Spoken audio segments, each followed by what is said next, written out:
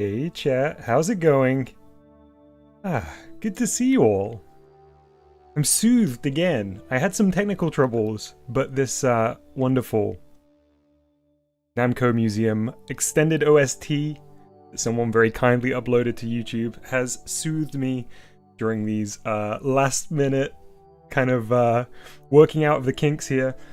For some reason, well, I know exactly the reason, but my controller wasn't showing up.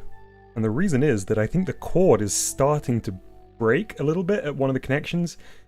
So I was frantically trying to find a sweet spot where it would connect. It's been a problem for a while, but it seems like it's a little bit more of an issue now. So, fingers crossed, I've found a sweet spot. I've taped it to the back of the controller to hold it into position, which sounds very dramatic, but don't worry, it's not too bad. Let's switch over to the PlayStation and get started. How's everybody doing? Who we got here today? I see PJ. Hey PJ. Some Toy Channel 2, good to see you. Voxy, have I tried turning it back on and off again? Actually, in the end, that was the solution. I just had to keep unplugging it until it got the sweet spot. So yes. Technical mishaps are part of the Namco Museum Nom Day experience, says Arch. Hey Arch! Yes, I mean, it's tradition at this point. Hey Movies XP, hey Timline. Who else do we have? Sorry, chat's moving automatically. Lucian, good to see you. Mr. O, good to see you. Mercury, good to see you. Bori.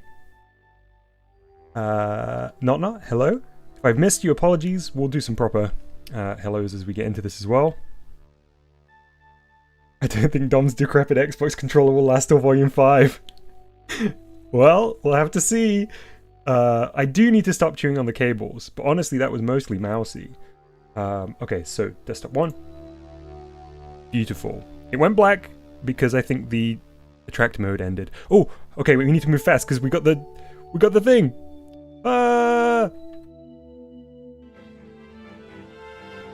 Okay, we'll let this run through again so we can properly see this. Turn off the background music. Give me OBS back. There we go.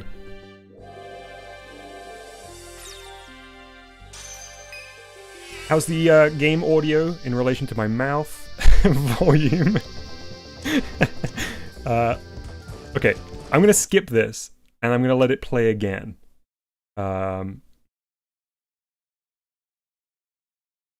No. Okay, I think I was tabbed out. Alright. We'll let this play again. Make sure the level, the quality of the audio is good.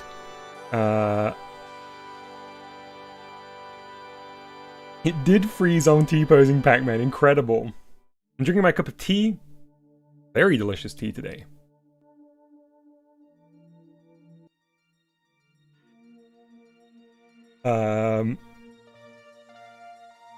Okay. Volume okay, chat? I mean, this is a little bit quieter here. Oh, it's going to give us a track mode again. We don't want any spoilers. Chat, no, game, no spoilers. Lucian, sorry, I did miss your message. Also, okay, hang on, Lucian, I will get back to that in a second. It was Pac-Man's birthday yesterday, I believe. Which is amazing timing, unintentionally so, but happy birthday to Pac-Man. And Lucian, thank you for your comment, it reminded me. Do I have any personal connection to Scatman's World, or was it just something fun that sounded like Pacland? I like that song. I kind of always... I think it always got treated as a kind of joke song back in the day, but it's... I kind of love it. And yes, it just worked perfectly with Pacland and Pac-Man. Foxy says, it is a good song. Yeah, it's great. Where's this intro? Maybe I'll just reboot. Okay, bear with me one sec.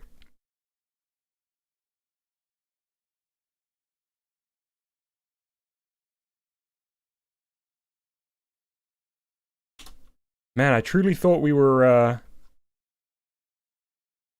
thought we were out the woods here in terms of technical issues.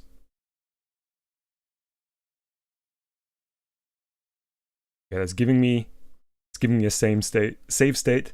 We got wobble dogged again.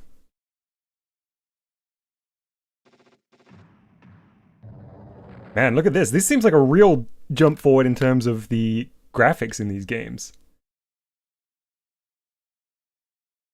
Alright, hold please.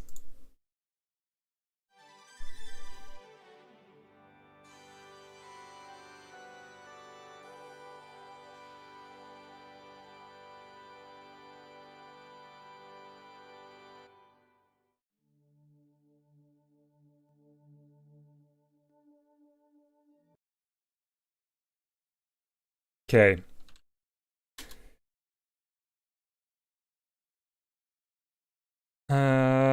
I will be back with you in a second. I truly feel like Namco Museum Mondays are the most technically fraught.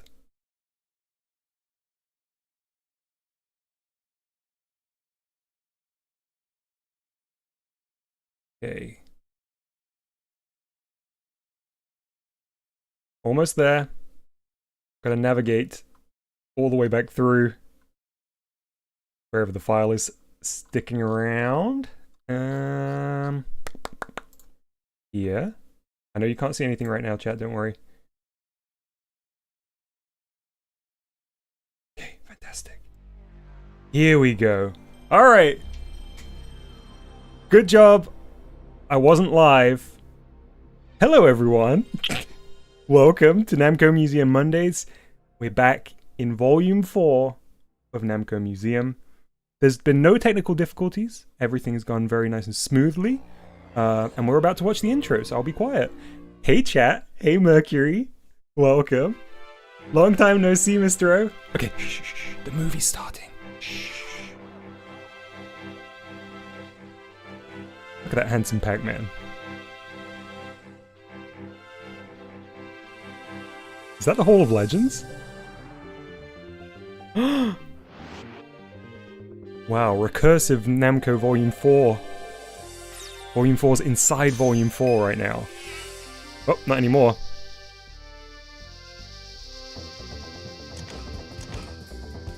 Uh-oh, Tekken characters.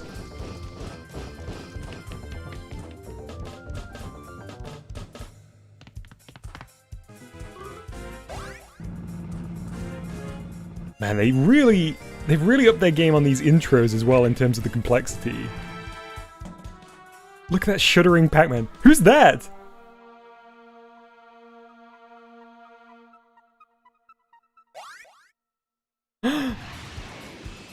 Pac-Man had so much to live for. I didn't say Namcod. Namod. Oh, Namco. It's Sue. I did see some talk about Sue earlier, but I was too busy trying to fix technical issues to realize that it was in reference to that character. Hey Doug, good to see you. You haven't missed anything, Doug, don't worry. Alright, let us begin. Into the museum we go. Look at this! We've gone from like a sort of little small town museum to that kind of crazy looking 90s strip mall museum, and now we're in the future. It looks like we're in like Shinra headquarters here from Final Fantasy VII, but no, it's actually just the Namco Museum. Hey Dente, good to see you. Okay, we're loading. Welcome to my museum, Pac-Man. It's me, Egg.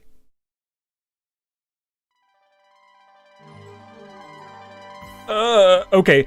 Well, I wasn't expecting to need to give that disclaimer so soon, but this game has lots of flashing images, both because it's a PlayStation game from the 90s, but also because it contains arcade games where the considerations about flashing images and potential photosensitivity and epilepsy and things like that were not really considered. So, if you're watching either this live or as a VOD, I'm going to give you a warning up top, but I'll try to remind you as we go along that there will be flashing images throughout. Very kindly, Arch had pointed out some spots where there will be even more egregious flashing images than usual. So thank you very much, Arch, for your info about some things that we'll be doing in this, and especially for the info regarding the flashing lights. Let's begin with that out of the way. Ready for the first secret? Is it so soon, Arch? Okay, I knew that it was in the intro. Let me pull it up on my phone.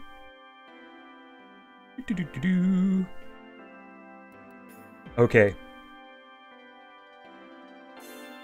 So we can put our name in first.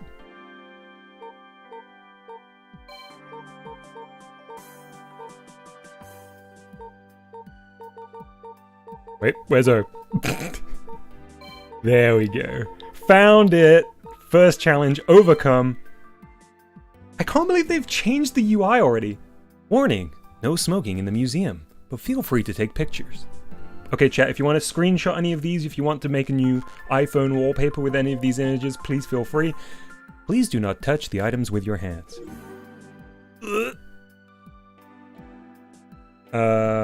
Okay, so there's a secret right off the bat. We've got a secret already. Also, this music. When Pac-Man is indicating you can interact with the desk, press and hold the triangle button until you're looking all the way up, then press X. Then use square button to look back down. Okay.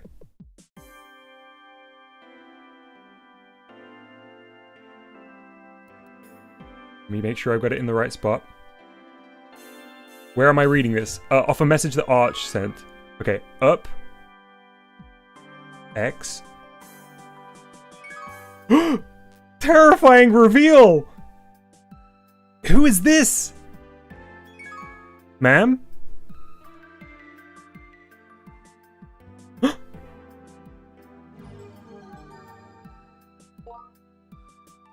Namco Museum information? What? The robot was a lady all this time! I turned into a woman, Pac-Man! You thought it was me, Egg. You were right!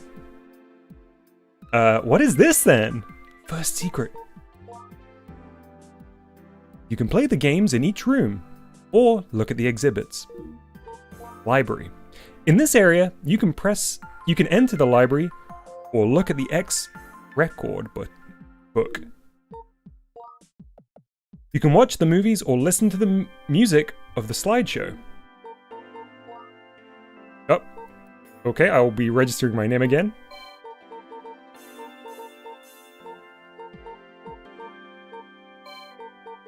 Congratulations to Egg, proud of her. No! Just call me Mr. Do. Okay, I will exit.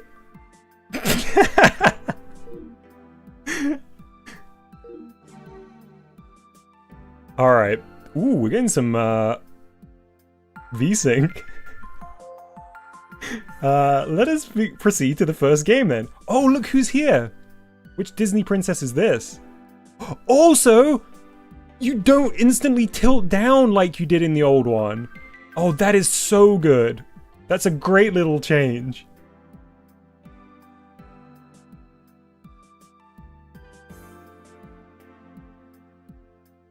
X Room. Okay, well I guess that's where we're going first. Some Toy Channel says, do some Namco. Let's head into the X Room. Oh, use the trigger bumper buttons. Strafing! Look at this! Look at that little Pac-Man! I'm strafing and turning, and Pac-Man's pirouetting. This is the best, not only the best volume of this game already. I don't care about what the games are. This is just the best game. Sorry to all the other games. But we found the greatest game of all time.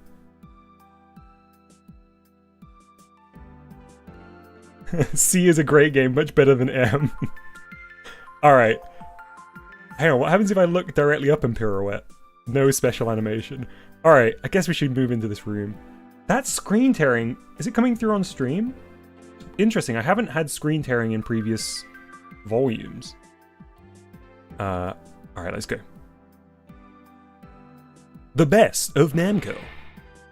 Oh, that's a scary room. Boxy says, I just noticed the melty tries. Perfect, then you're in the right place. No tearing on my end. It must be something to do with my screen refresh rate. What is this terrifying room? Hello?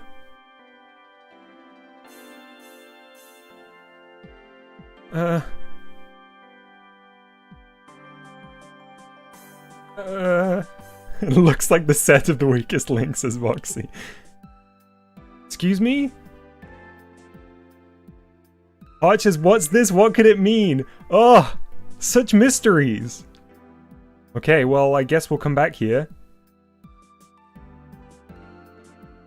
Doug says, it's the X room. I mean, yeah, I guess.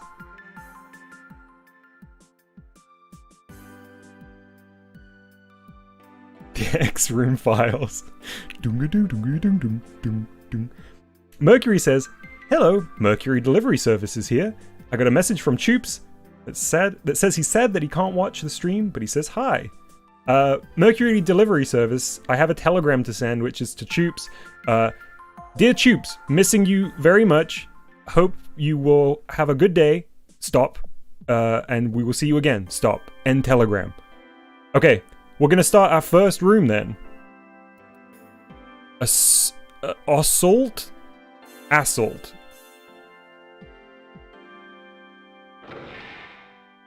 Ooh, this theming, they really stepped it up again. All of these icons are different too. Let's check out the PCB first. Let's mix it up a little bit. New UI? Man, it's crazy that they kept iterating on this. Like between each issue. You kind of would have guessed they would have found a format or at least changed it like once if they were going to change it, but cool. Let's check this Assault System 2 PC board front. And back. Very nice. Okay. It's gonna take me a while to get used to the new controls. Nice new sound effects too. Assault Instruction Card. Instruction card for Assault produced in 1988. Attached to the arcade game. It showed you how to play. Let's take a look. I don't think I've ever heard of Assault. Oh, but we saw this, didn't we, in the little sneak peek that happened before the stream. Okay, so this was a twin joystick game. 2 joysticks with a button on top. Interesting. What is that? Left on both joysticks tilts the battle tank up. Left and right is how we roll. Oh, did anyone have one of those? Did anyone have one of those RC cars that had like 3 wheels on each side, and it would flip over if it hit a wall or something? I had a friend that had one, and it was the coolest thing ever, and I just suddenly got a flashback to playing with that endlessly.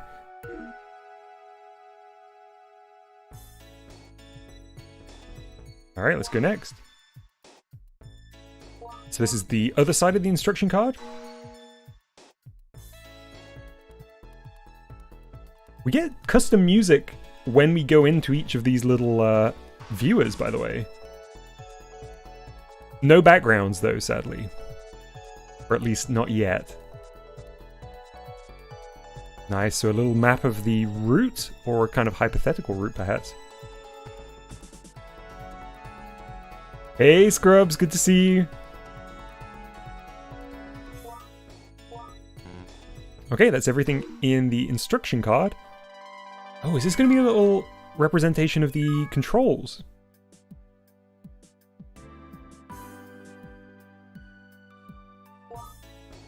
Yeah, here we go. Assault control panel. Assault uses a unique dual joystick control to move the player's tank. Yeah, it certainly looks unique.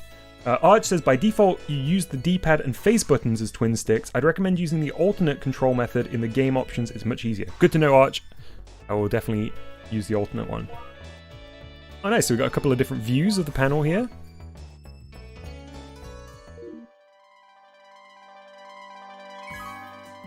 And what's this? Screen art? Arch is the Namco Museum curator. Yeah, definitely. Absolutely. Well-earned title. Oh, it's pop cards. Of course it is. Pop for Assault. Placed on the top of the cabinet to identify the new game. Can't zoom in on these ones, sadly, but we can see a map again on the back of this. Game tip for Area 1. Button for Assault. Press 1 to hold. Press 2 to hear the options again. Press 3 for Assault. Okay, what's this? This looks like a big promo poster to me. How many more things are in this room? Also, let's look up. I can look up easily now. This is such a Metal Gear looking space. Just a powerfully Metal Gear looking space. I wonder what BNR stands for. Is it something from Assault? This, okay.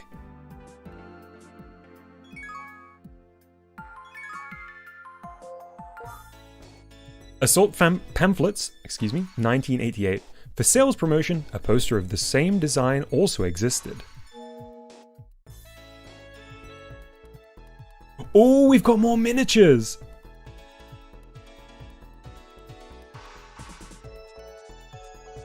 Oh man, those models look so good. Oh, look at this! Man, I would like to see these in a higher resolution. Like, if they're gonna give us some concept art in the lounge like before, I would very much like to see these miniatures at full scale.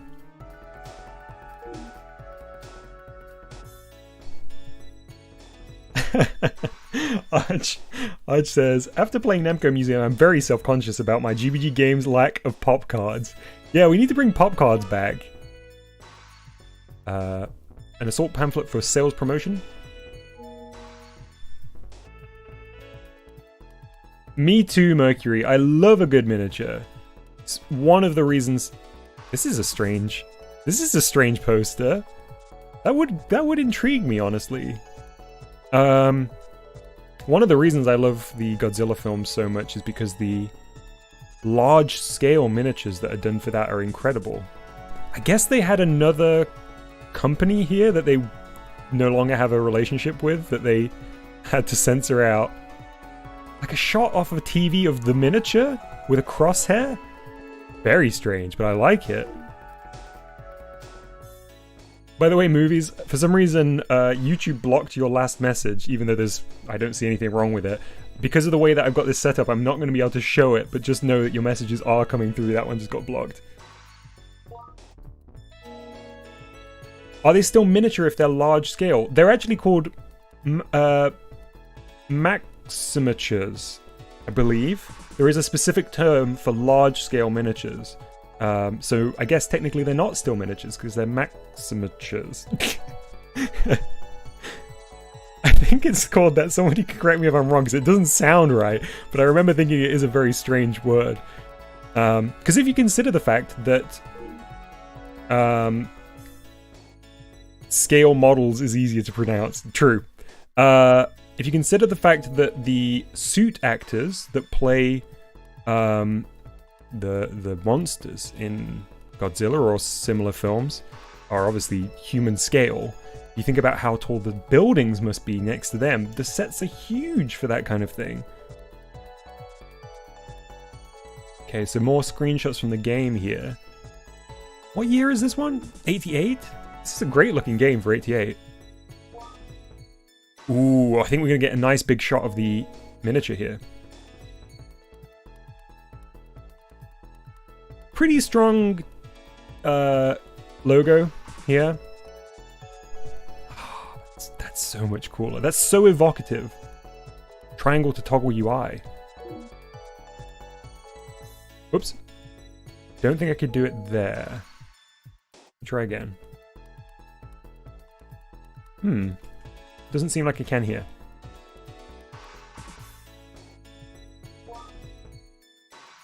Okay, some tips. Tips for the game. Messages. Yeah, that probably makes more sense, Scrubs. Okay. I love to try and decipher this. So it looks like we're going to be driving a tank. It can flip. It can shoot upwards. So there's going to be some parallax stuff happening, I guess. And presumably we have to make our way to the base here in the bottom right. Got it. Oh, it might be a Volume 5 thing. Man, they were iterating right up to the end. Controversial opinion. I don't think I like that new music as much. I think it's the fact that we keep hearing the start of it when I go into those. What is this? Planning data. Planned specifications for assault. Sample. Initial development phase specifications. These show several differences in comparison with the final game version. Ooh, okay, so this is a completely new element of the exhibition. We're going to get some early, maybe beta or alpha content, or early planning. That's very exciting. Let's take a look. Yes. I see. So clear now. Uh-huh. This is amazing, though. This is a level of insight... sorry, I accidentally flicked ahead before I went to the end of the page. This is a level of insight that you rarely see come out of official material. You know, you get... We've seen things like the Nintendo Giga Leak stuff, and you get, you know, a deep dive into development processes, but they are certainly not things that they intended to get out there.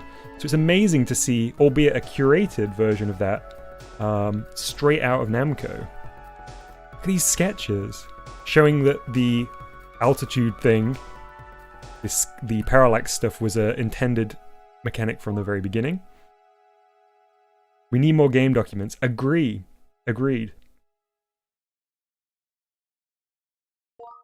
Showing different heights, different movement.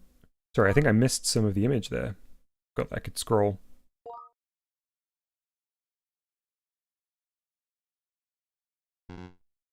Nice. That's a really, really cool new thing. Second part. Nice, there's more.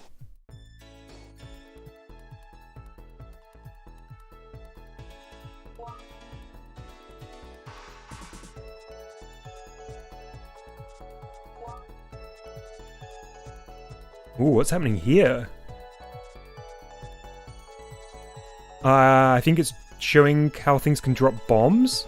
See that image on the right here? Perhaps? Yeah, knowing Japanese would certainly make this easier, but I do like the kind of piecing together the clues element of this process for sure.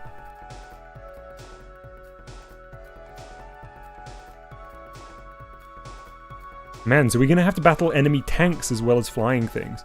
Wow, look at this. This looks like a CAT scan of a person. Looks like we're looking inside the human body. Enemy lift zone base round clear. Satellite station stone hedge. Area 1, round 1 of 2.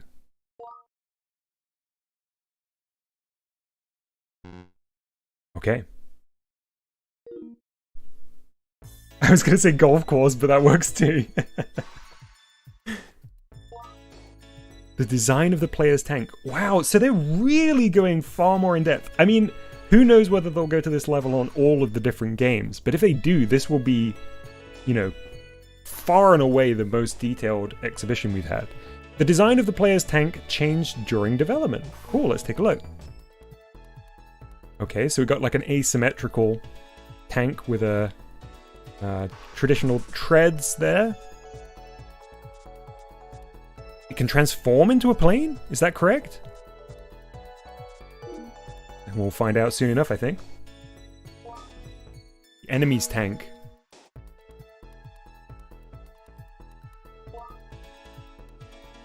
Man, I bet there's such fascinating details in here if you can read that.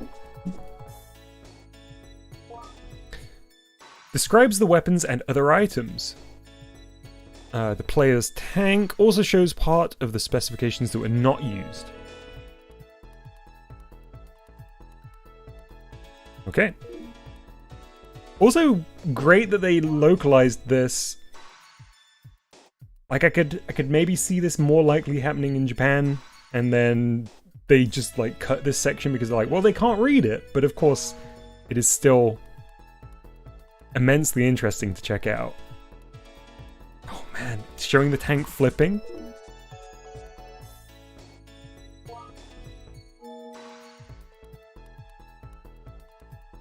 The assault has begun. Okay, that's everything in this section. Cool! The planning data stuff's great. By the way, does this... Oh.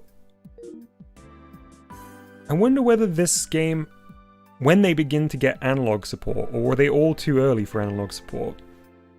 Because I feel like this would have been a great one to have analog support for. Okay, let's take a look at how to play.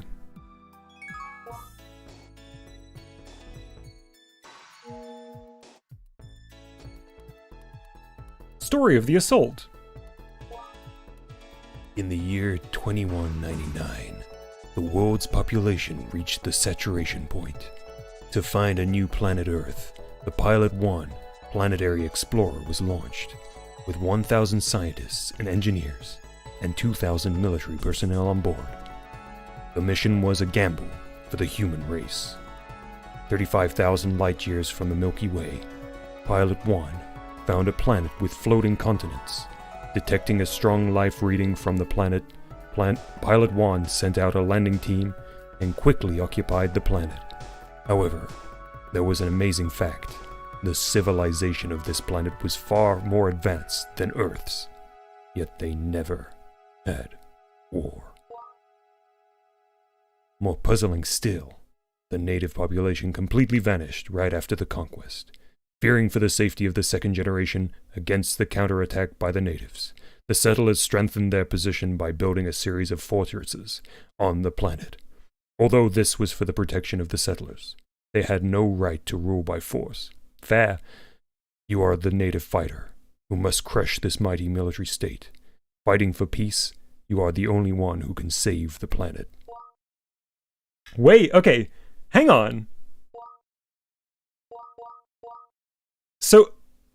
So people from Earth were like, oh, we messed up real bad. We messed up Earth incredibly bad. Let's put our best and brightest on a spaceship and send them to another planet that we've identified, and just take it over. We'll just colonize that planet. And we're playing as one of the people who lived on that planet that's like, no, excuse me, this is our planet. Did I read that right? That's a kind of fascinating angle for this to take. How to play. By controlling your own tank, you must reach the endpoint within the time limit while battling enemy tanks. Clear each round by destroying the enemy's fort. Your weapons consist of normal shots and grenades. There are 11 rounds in all. You lose all your lives.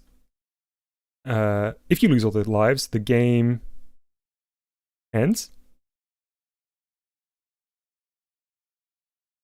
Why? It is weird that it cuts off some of the text. It does seem like I should be... Oh, it's L. L is to hide the overlay. Interesting, okay. The game is over. Version 1 and version 2. Two versions of Assault are available. The main differences are that in version 1, the old version, if you clear the stage when the time remaining is exactly 0-0, your time bonus is awarded a perfect score. This trick is essential in earning a high score. In version 2, the new version, this feature is eliminated, so that the player's high score reflects pure ability. Version 2 can be selected by the game select. Okay. Got it.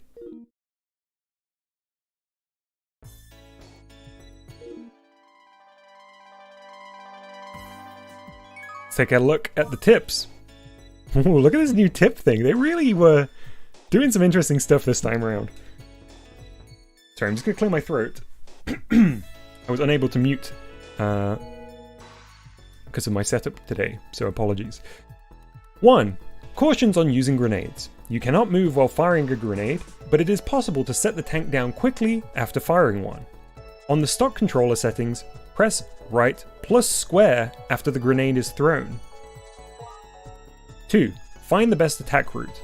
The enemies notice your tank when you reach a set distance or jump into the air, and they can attack you even if they're outside of the game screen. Ooh, okay, that's gonna be tricky. You won't want to be detected by large tanks armed with homing missiles. Pick a route that avoids detection. So this is an arcade game with a little bit of a stealth element, if that's anything to go by. Tip 4, defeat the wizard. 3. Dodge enemy fire by side rolling. While rolling in one direction, you can immediately reverse the direction of your roll if desired. When the tank is in mid-roll, it becomes narrower. Try to hold the tank in this position to dodge shots. This technique will become very important for avoiding shots later. So we don't have like invincibility frames when we roll. However, our hitbox becomes smaller when we're rolling. Interesting. Okay.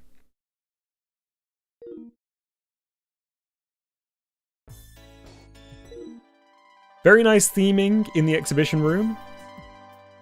It is now time for us to head into the game room itself, I believe. Let's do it.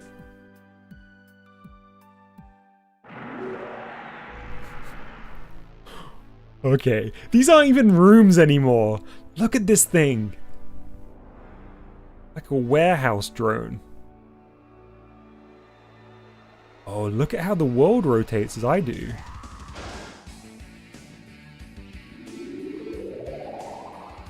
This is some rockin' tunes.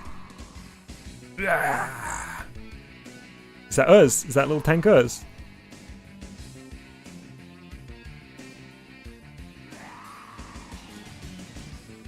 Too screamo for me. What if I said it was Pac-Man doing the screaming?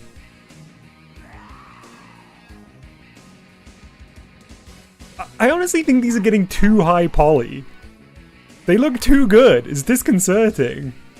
Okay, I'm going to use version 2 because it seems like the one that allows us to get a greater score without having to worry about the 0-0 stuff.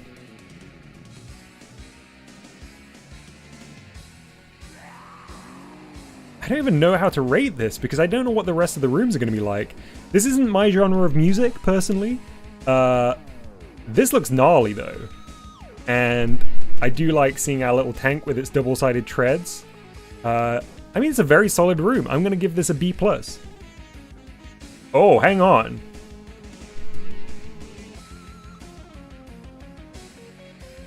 I like the scale that this is in. No dip switches. We'll find out later, Voxy. We are trespassing to PS2, sir, says Mr. O. Yeah, it really feels like that, doesn't it? Early PS2. If it wasn't for the wobbly vertices, we would be definitely... Oh my goodness. Oh, the music. Alright, let's play this. Ah! I don't know who this do fella is, but I'm going to play as Dom. Leave memory card. It's going to be really interesting to see how much of a difference there is between the arcade version of these later games. Because I'm presuming this loading screen was specifically made for this. You know, this is not... They were trying very hard to emulate the early titles as arcade accurate as as possible, excuse me. But I wonder how much we're going to deviate as we get later through the years.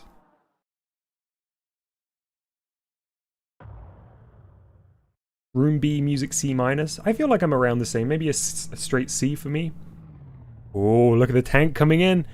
Okay. I'm going to insert a coin. Push 1P button. Got it. Oh, wait. How do I... Ah! I didn't think to change the controls. Okay, well, I'll... Ooh. Okay. I definitely do need to change the controls. Shall I bad day? So I can go back and change the controls. Tank, please. Defeat me. I wish to be defeated.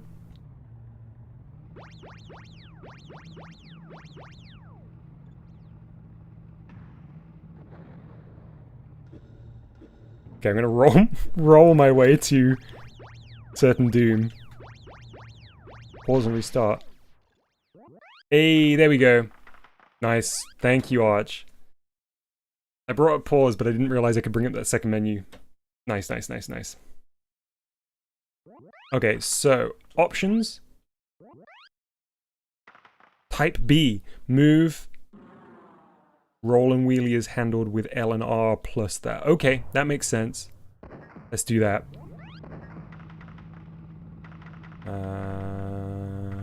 Okay.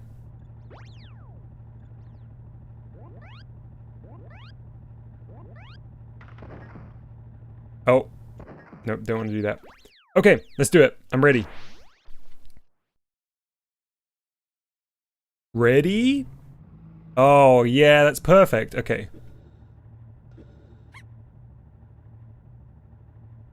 Hey, Dino, thank you for subscribing. Ooh, that shake when you roll over the blast zones.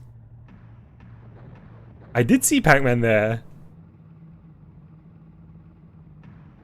Sound is leaving a little to be desired. Very low, very kind of muddy. Oh, we've got our first actual enemy.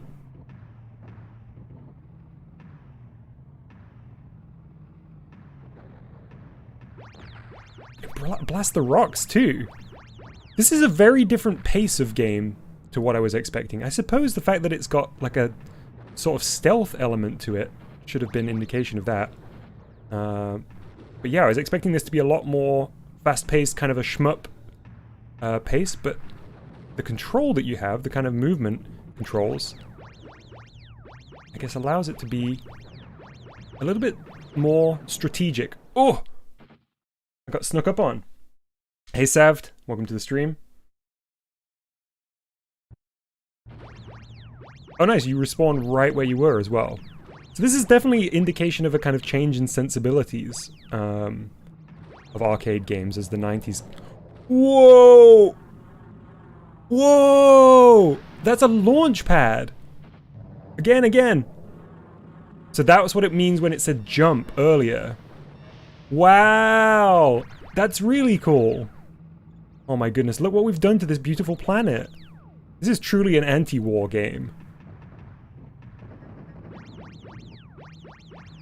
Oh, I love that crashed ship too! The artwork in this is amazing! The first stage doesn't have any music unlike the second stage. This is the quiet, quiet before the storm perhaps.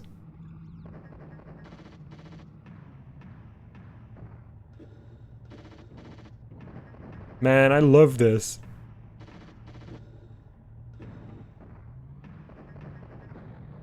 Those little brown tanks have not fired at me even once. I feel so bad shooting at them. Oh no! Don't touch me!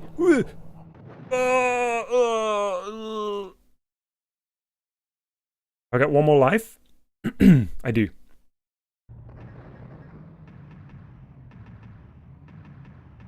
I shouldn't have felt sorry for that little tank. It was the thing that got me in the end, really. Okay, stage 1 clear. Here we go. Oh, we've got kind of an armoring up sequence. Are we going up or down? Oh! Oh! Alright, let's go. Let's do this. It's serious now.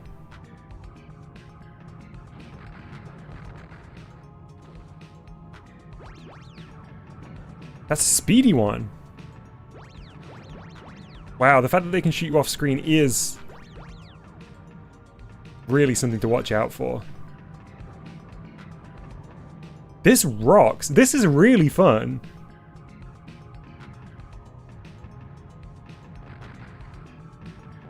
feels very intense too. Like, you really gotta pay attention everywhere like that. Oh, game over. Can I put another coin in? No!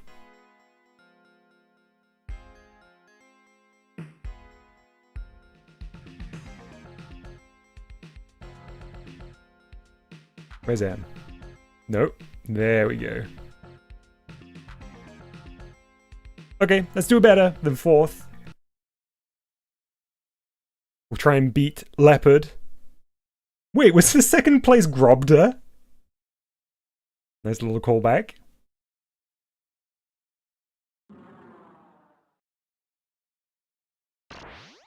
Alright, we're gonna storm through level 1. I'm gonna see how, like, pacifist I can do this. Do I just need to get to the end? I guess my points will be bad, but... Wow, wow! These little tanks just going about their day. They've got little turrets, or what look like turrets, but they don't seem to use them. Ooh, that on the other hand does. Very much so use its turret. Oh, I think I just saw an orange one fire there for the first time. Look, I'm stealthing. This is so Metal Gear.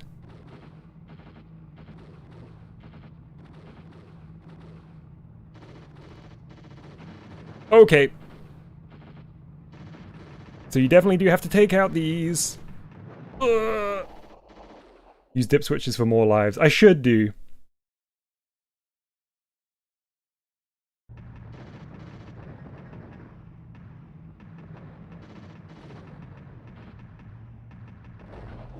Control Schemes 2 is much, much easier to get a grip of.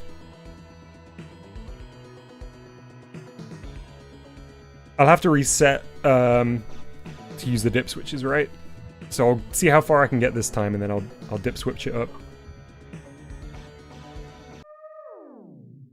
I love how I now have 3 names that I can put in the high score section. Got, of course, Dom, but then also Do, DNA Dot. Ooh yeah. Okay. Good job you can touch them without exploding. Can I go over the water?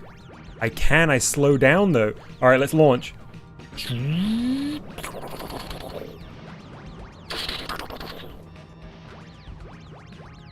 Where even is the base? I don't like these little Sarlacc pits that open up. Oh man, imagine how fun this would be to play with 2 joysticks. 2 like super tall and super skinny joysticks too. Ooh, that one heat-seeked me. Yeah, Archers, I want to try this with 2 analog sticks. Me too. I guess playing it in MAME or something, you could map anything you wanted to the controls, right? That would be a really fun way to do it, I think. Oh man, those big tanks have a lot of health. Here's the base though. Oh! Humans are really making a mess of this planet. I know! Game over. Alright, we'll dip switch it up this time.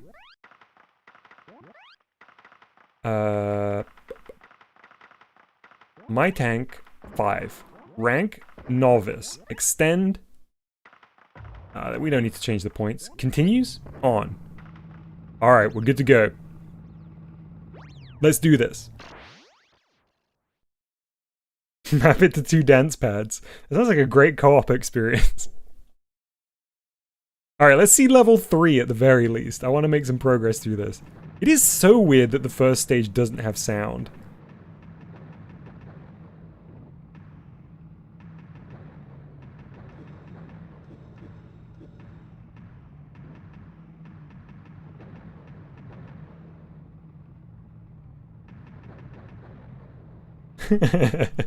Nonna says, what do you want to be when you grow up? Dom. I want to imitate rocket sounds. Oh, Nonna, you know me so well. That's very cool. Always getting got. What a fighter we know and love always does. That I can guarantee. Look, that one's for you, movies. Oh, I'm right near this tank on my new life. That's a lot of these little guys.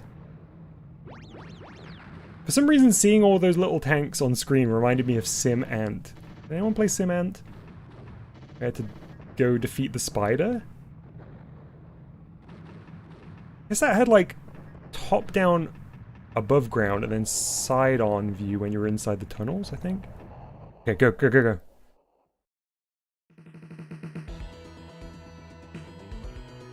Oh yeah, Bori. There is definitely some Contra 3 energy in this, for sure.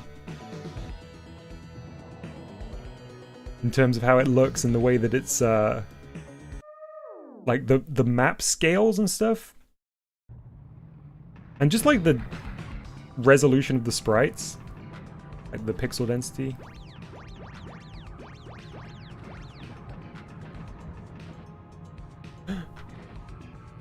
Alright, let's launch!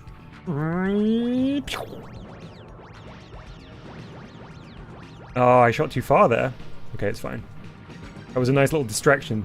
We could sneak around the back here, through the trees. You'll never see us in the trees. Yeah, this feels really great, gameplay-wise.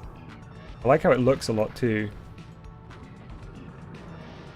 Honestly, the music's kind of in the background in a way that I actually quite appreciate, because there's so much stuff going on here. I think if the music was, like, really bombastic, it would perhaps be a little bit too overwhelming. Some say that this is MCM, but with guns and enemies.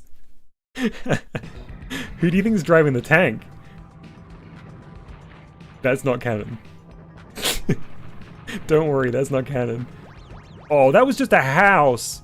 That was just like a... That was just a grocery store.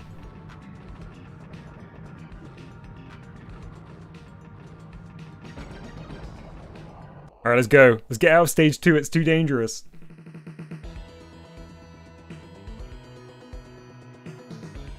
Mousy doesn't have a driver's license. That is canon.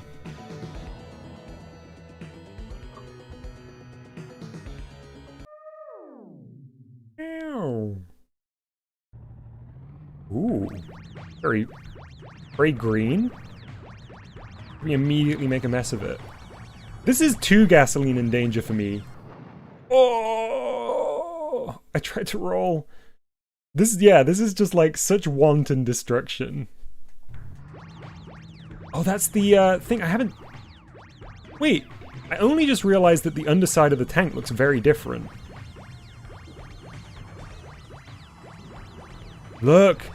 Whoa! Okay, so you do the big blast when you... Like when you're in the air, when you wheelie.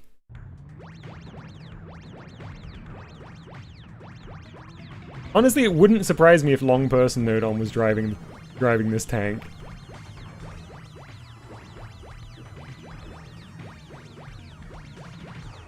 Move! Okay.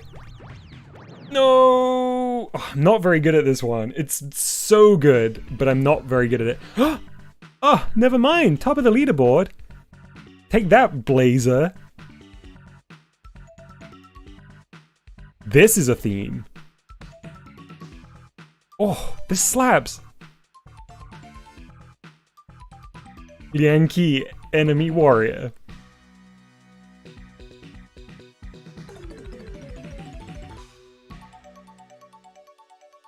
Do you continue to play? No, I think we've seen it. I think we've seen enough. That was great. That was really cool. Man, I do genuinely love how much we've, or how much I've learned in these Namco Museum installments. I knew nothing of Assault before. Now I'm number 1 on the leaderboard. It's truly incredible. Ready for Secret 2? Oh, absolutely. Now let me get my secret list. Shh. Okay.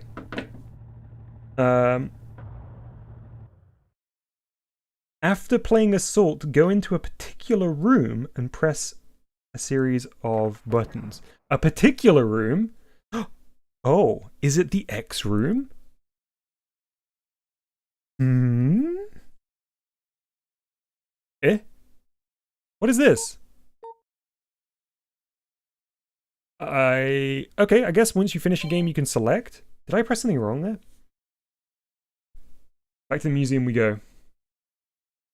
Yeah, nope. Not that says don't put the secret on YouTube, okay. Yeah, chat, don't share this on YouTube, alright? It's a secret.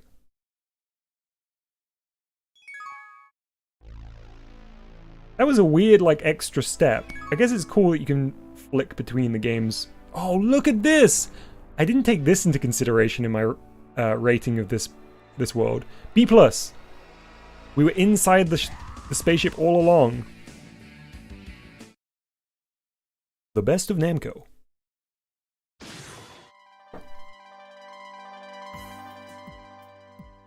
Alright, so I'm gonna beeline it for the X room, because I guess that's the particular room that I need to navigate to. That is what it's called, right? X room, yeah. Okay. Exciting. So, once I'm inside, I need to press R1, R2, L1, and L2 up and triangle at the same time. Okay. Where am I? Who's this? Is this the assault tank commander? Boris says, Scully?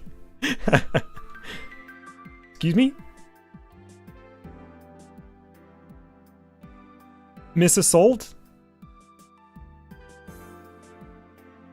I like her shoes. I wish I had shoes like that.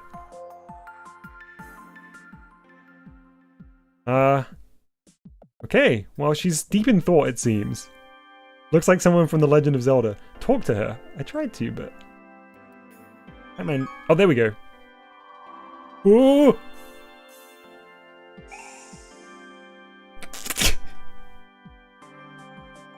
She became chibi. What are you doing with her finger? Did she just make a rude gesture at me? After becoming chibi. Ah, that's very flashy. Okay, hang on. I'm going to turn very quickly and click that button so the flashing is on screen for as little as possible. Oh, we're in VR! Is this the metaverse?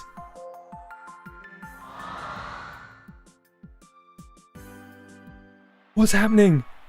Where am I? Football! Huh?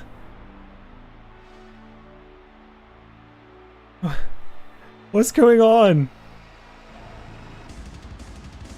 I'm not ready to fight a tank.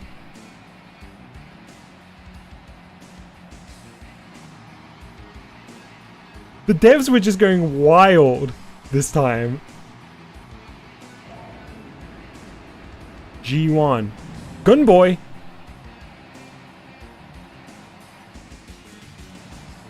The black object, gun body evil.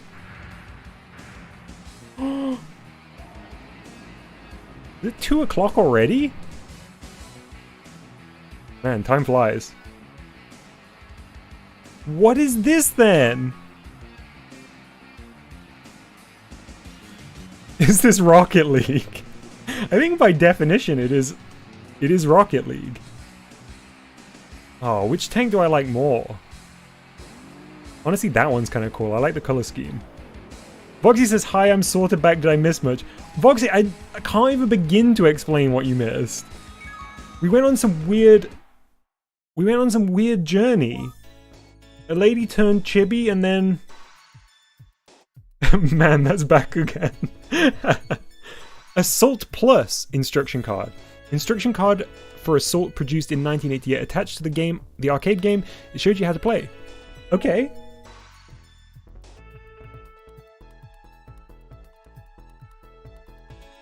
Assault Plus. Man, so they released a follow-up the same year? Oh, her shoes aren't as cool here. They were really cool in the 3D version. Oh, it's got the Namco original seal down at the bottom, which is good. I like to see that. Wow, I can't believe they hid this. A whole nother game. Okay, we got the PCB as usual.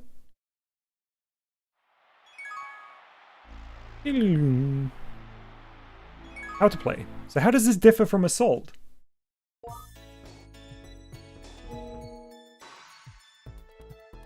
By controlling your own tank, you must move in the direction indicated by the gyro while battling enemy tanks. Clear each stage by destroying the forts blocking various hatches and gates. The world of Assault. You see deserts, lakes, rivers, forests, marshes, and cities from above. The floating continents are connected by elevators. Each continent is heavily fortified by the colonial army. Black holes spread all over the continents. This planet is not made of a single sphere, but has a core composed mostly of black holes, with a very high level of gravity. The continents float at a position far from the core, with nothing between the floating continents and the core. The atmosphere is, continued on the next page, denser than the Earth, with a hydrosphere similar to Earth's. Outside the level of the planet lies a concentration of spiritual energy, called the Realm of Consciousness. The attractive forces between this spiritual energy and the core are finally balanced, so that the continents can float. This is a level of lore I didn't know I needed. All bodies with a mass are thus held on the surface of the floating continents. When the life forms on this planet reach the end of their bodily state, they change to an existence of pure spirit, and move to the realm of consciousness. The spiritual power of these beings can be continued on next page. What? Wait. The spiritual power of these beings can then grow with training. This planet is expanding. Wait, okay, so hang on. Hang on, we need to do some revision here. So the realm of consciousness is the green layer. The floating continents are the yellow layers contained within the pink atmosphere. And then the core is in the middle. Okay, I'm following along. Voxy says, so is this still Assault? It's Assault Plus, I guess. We got it. It was very strange. Okay. Incredible. Tip.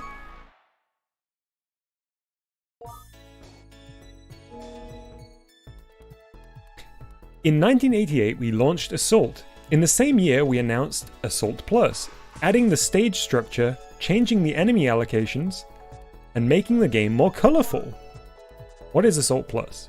Plus means the scenario is now split in two, setting the Rehearsal for Core as the Easy Assault mode, and Battle for Core as the Super Assault mode. Assault consists of 11 levels, while Assault Plus consists of 5 levels in Easy mode and 10 levels in Super mode. Super mode is set to a much higher level of difficulty than either Assault or Assault Plus Easy mode. Woof! Okay. Well then.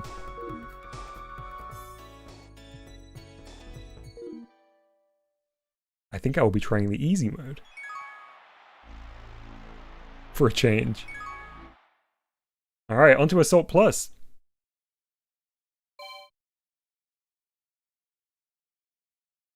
Not a good tip. A great sign, not a great tip.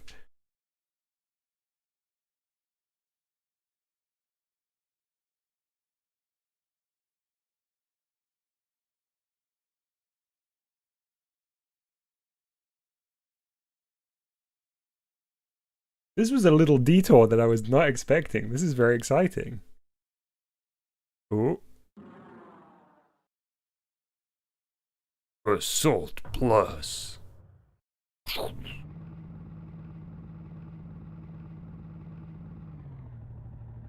Okay, let's do it. Easy Assault. Okay.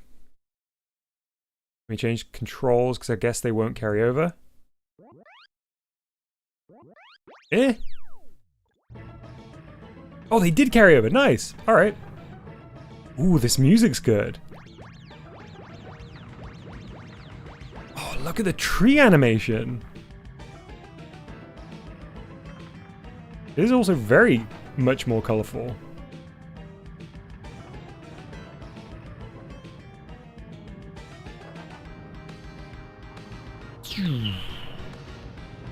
Oh, nice. The blast took him out. Now in the blue tank.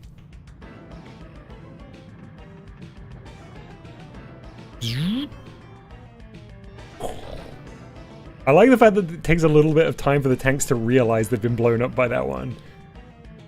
Alright, let's jump. Oh, that's a lot of tanks! It's a world of tanks, you may say. Which is today's sponsor.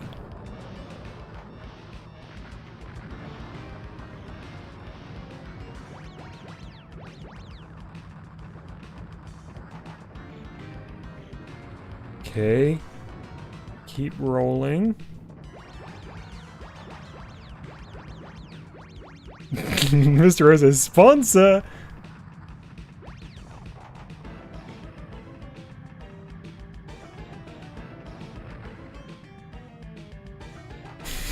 Raid Shadow supplements.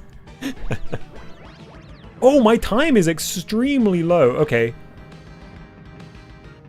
Got less than a minute to get to the end. Oh, okay, we're good. I like what they did with the slightly altered sprites here. They do look nice and high contrast. Why does the entire tank tilt instead of just the gun? Purely for coolness factor. Whoever designed this tank was like, I mean, we could. Imagine how much cooler it would be if the tank tilted.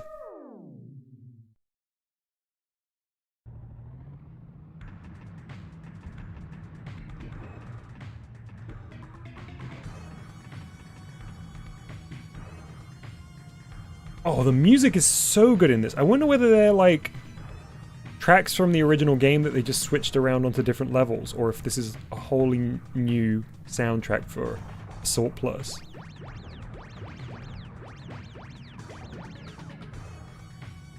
I think I would have thoroughly enjoyed playing this in the arcade.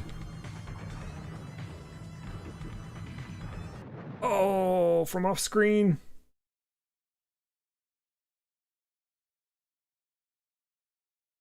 Okay, I'm going to turn and get that one right off the bat.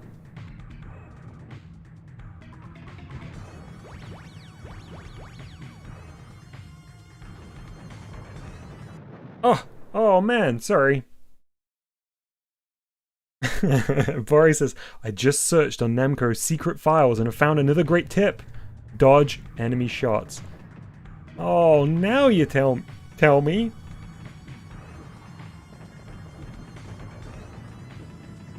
I know, Arch, I feel like this might be the longest installment to date. Once I bad day here, I'll have to move on, because otherwise I fear that this could be here all day. Especially because I'm just so good at Assault Plus. Oh, nice! I like the fact that we continue on without going to a separate screen as well. Did we do that in Standard Assault? I can't remember.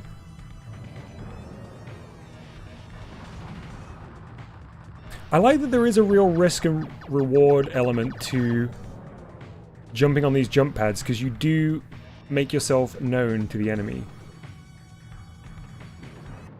Oh, he got me after he got bad dayed. Oh wow, you have a lot of lives. This truly is easy mode. Oops, oops. Oh, okay.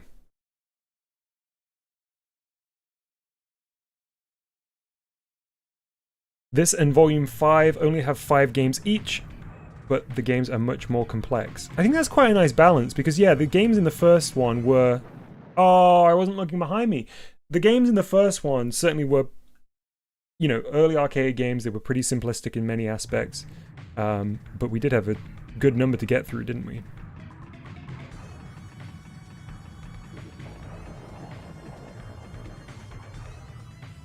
I wonder how you... I was about to say I wonder how you rolled, but it was both sticks in the same direction, right? In the original arcade. There we go. And I'm top.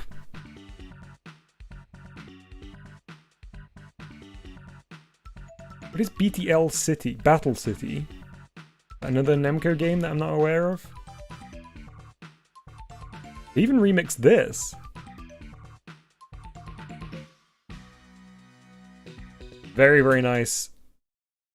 Oh, I think I like Assault Plus even more than the original. Top gamer, cool gamer. Okay, let's exit.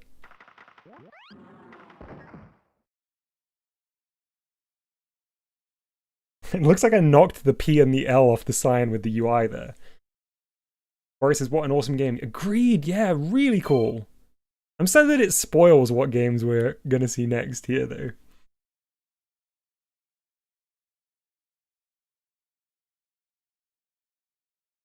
Oh, Baby Town City. How could I miss that, Mercury?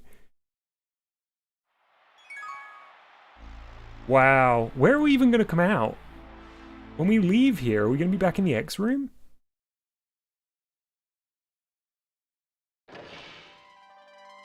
Eh? Yeah. Okay, cool. Right, let us move on to our next game, which is The Return of Ishtar. Let me just double check to make sure. Okay, no, we haven't got any more secrets for a while now. I don't need to worry about that. Oh, this looks good. I like it when they do dark environments in these.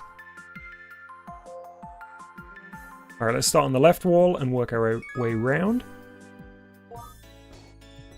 The Return of Ishtar. Instruction card. Instruction card for The Return of Ishtar, produced in 1986. Attached to the arcade game, it showed you how to play. Let's view it.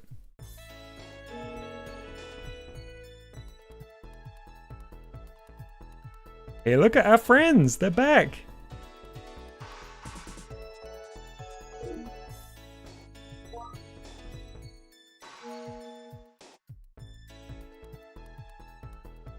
There's the wizard! Evil wizard!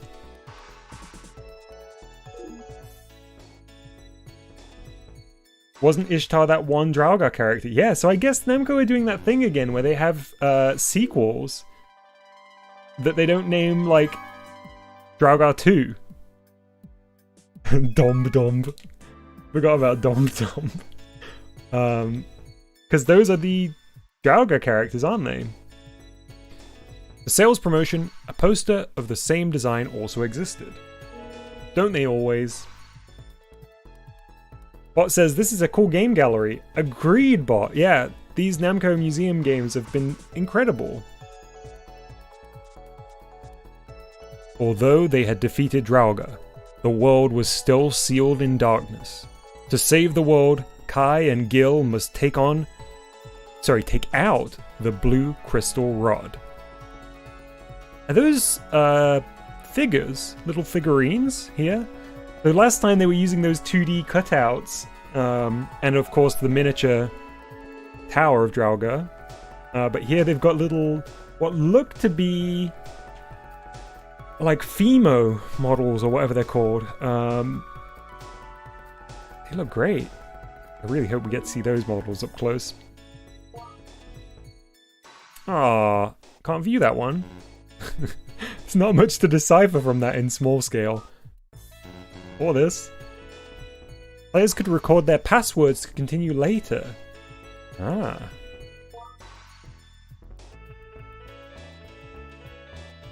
Passwords for the 128 rooms on the front. Password form. Wow, so there was an expectation that we would keep coming back to this. See you, Voxy. Thanks very much for hanging out. I hope you have a good rest of the day. Yeah, polymer clay. Yeah, exactly, Mercury. Nice.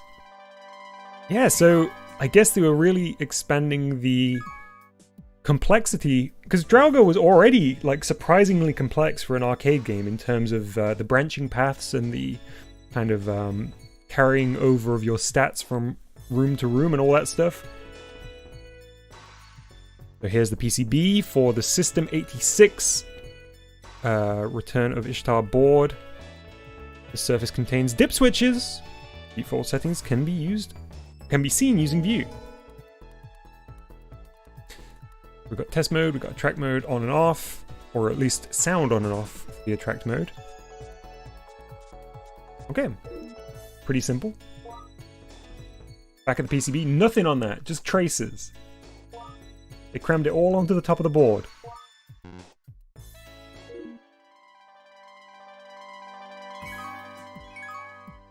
That's a much better representation of the PCB than in previous installments as well. A door. I love Minecraft. Okay, let's come back to the how to play. Let's continue looking at the other pieces of the exhibition.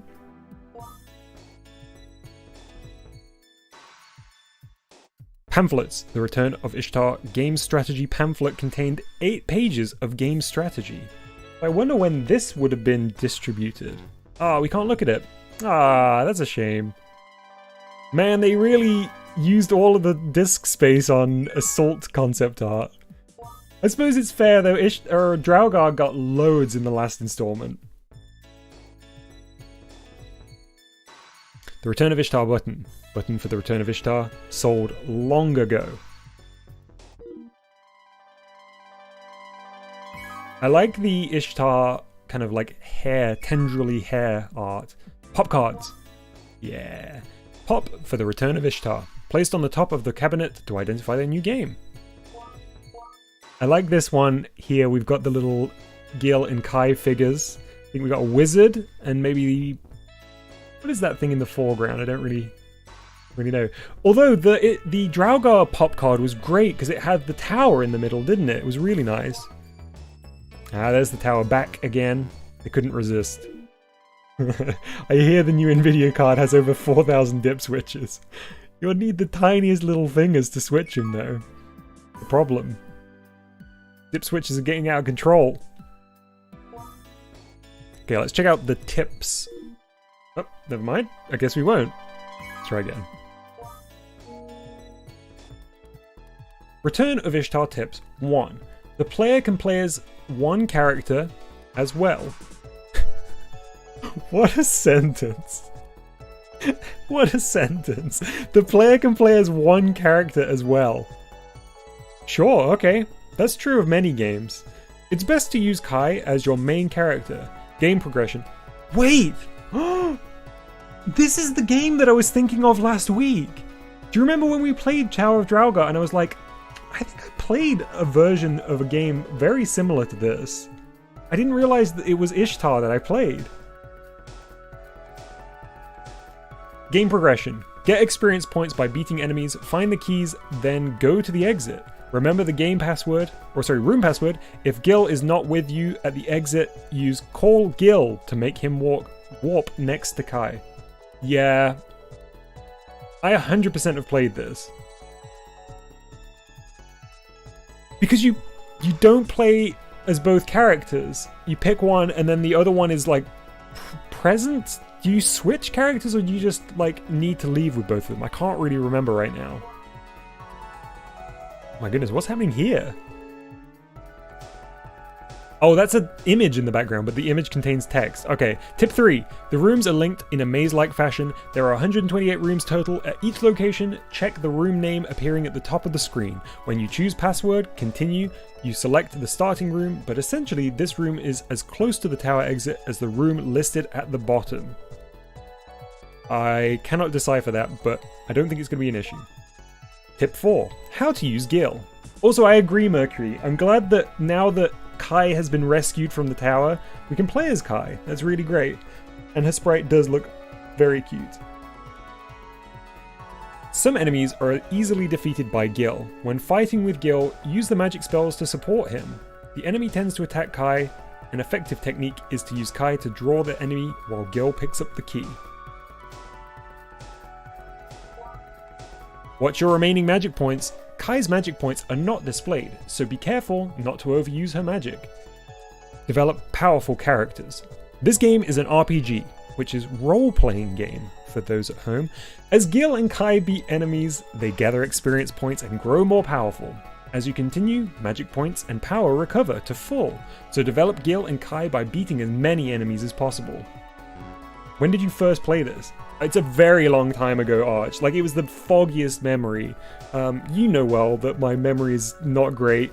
But yeah, like, what system was this on? There must have been a home system that had this, because I definitely have played this maybe on the Famicom. Exit.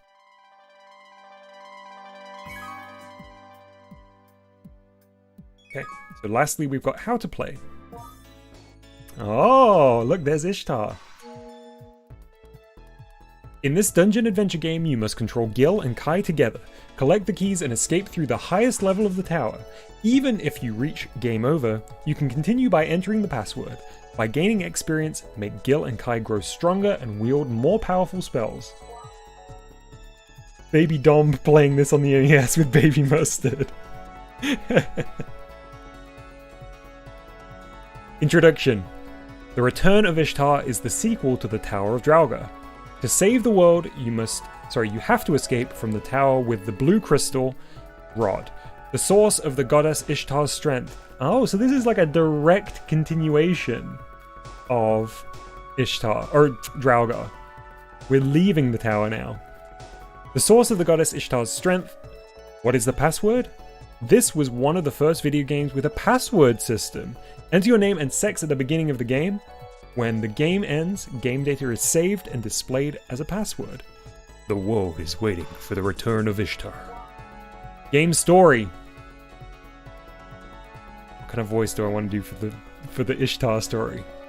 The goddess Ishtar saw Gil fighting, and compassionately provides Gil with powers to defeat Draugr. Take out the blue crystal rod. After riding through many adventures and striking down the splendid Tower of Draugr, Gil, the Gold Knight, succeeded in restoring his girlfriend, Kai, to human form. The tower becomes out of control again without Draugr's magic. The monsters are even more brutal, and Duo can no longer find the way out.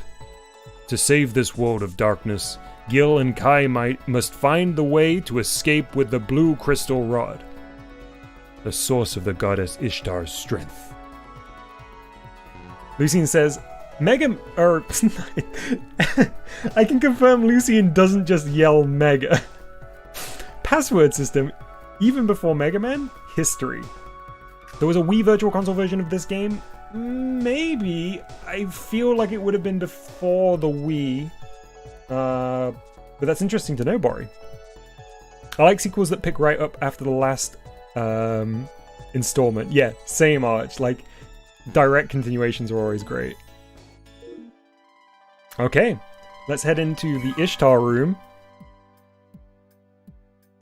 Look at this texture. This looks like it was imported with the AGTD tools into GBG.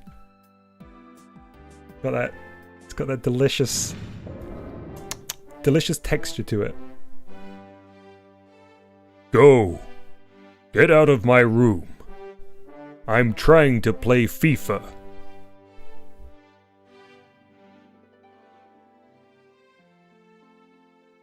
This is nice. I like the theme.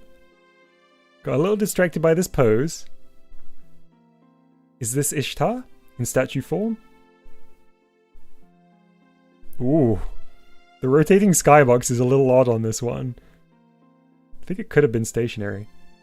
This is very minimal. And I don't mean that as a negative. This is just like, it is what it is. It's very beautifully themed. It's nighttime now. Is anything going to happen at night? I do like the dynamic. Wow. And this is a photo we took at Pisa.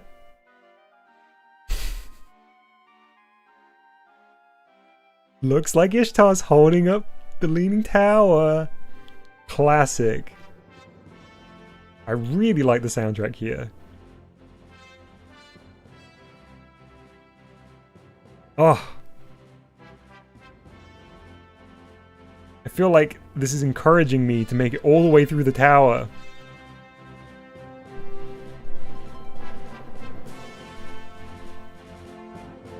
It's rousing. This is a rousing score. Next part of the series, Gil, Kai, and Ishtar go on vacation. Yoshi!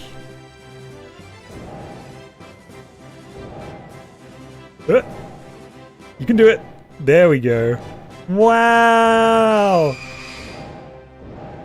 My feeling too. Oh, see ya. Oh no!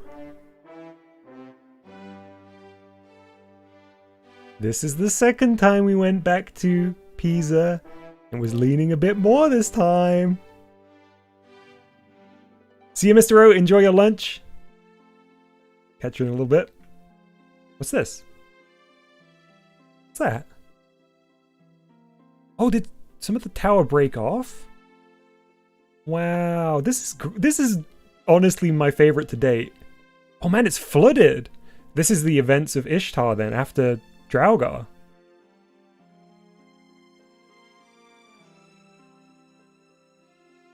Music A, room A. Yeah, I might have to go A+ on both of those, Arch. Now the columns are fixed. Oh yeah. So is this earlier? What got fixed? The columns or the tower? Are we in the past or are we in the future? No way to know. Let's play. Man, they really outdid themselves this time, huh? I genuinely thought there was nowhere left for them to go after Volume 3.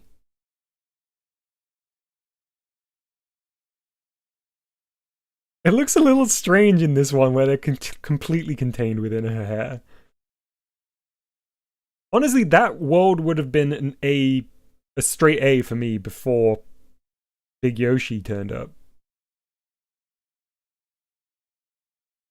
What is the name of that logo? The background of that logo, it looks like Devilman, the manga character. Gil, use sword. Doesn't it look like Devilman? Oh, I recognize that tune. Okay, new game. We're not going to use any passwords right now. Well, let's do. Let's do Dom and Do. Okay. Oh, L1. I should have read.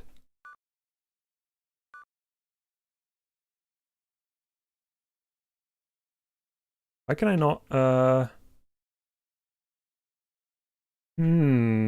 can't move the second. Wait, did I pick a 2-player mode? Oh, right. Okay. Face buttons with the D-pad. I see.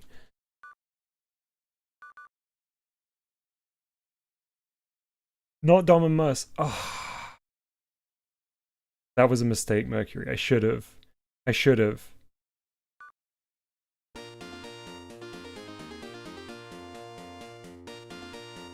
Fireball. Yeah, I'm controlling both directly. I'm having to use both halves of my brain right now. Man, this music... Is this a reorchestration of the Draugr one? Or am I just remembering this from when I played this? I think this looks different to how I remember. I feel like if it was a port that I played, the graphics really got kind of squished.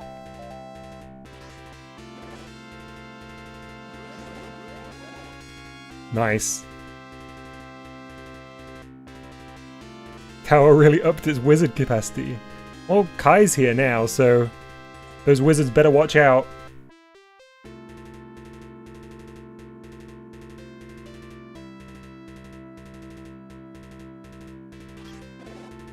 Nice.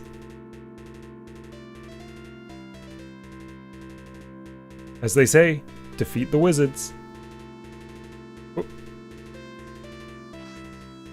This is very challenging, playing with two. Oh, am I out of magic? Wait, hang on, I've gotten confused. I'm all confused, what's going on? How do I change my special? Okay, I think we need to get out of here. Probably been spending too long in this room. Nice one, Gil. Come on, let's go. I wish to leave. Oh, we need a key though, right? Am I controlling both characters? Yes, I am. And it is, challenging. I'm finding it very hard to do both and talk. Oh wait, look, we're trying to defeat X number of monsters, aren't we? Oh no, there's the Will-O-Wisp! I don't like this panic noise. Gil, watch out! Key! Okay, let's... Wee! Gil! 1 life? 1 life? Maybe on the MSX, but I'm not sure if you've played. I've never played on an MSX. The closest to playing an MSX I've ever had is playing a port of the MSX Metal Gear games, but I've never actually played on real MSX hardware. That was extremely brutal. Alright, let's do this. Kai, hang back a little bit, because I don't want to use up all the magic straight away. Let's defeat 15 enemies ASAP. I like that I don't have to press a separate button to swing the sword, because that would make things even more difficult.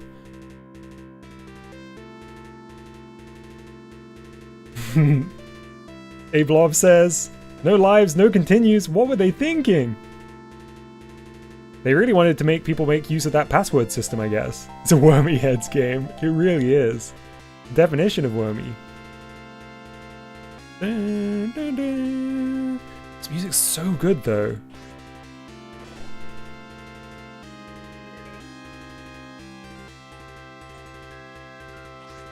What are these, like, pink Chewbaccas? I really don't know what these monsters are meant to be. Phone's ringing.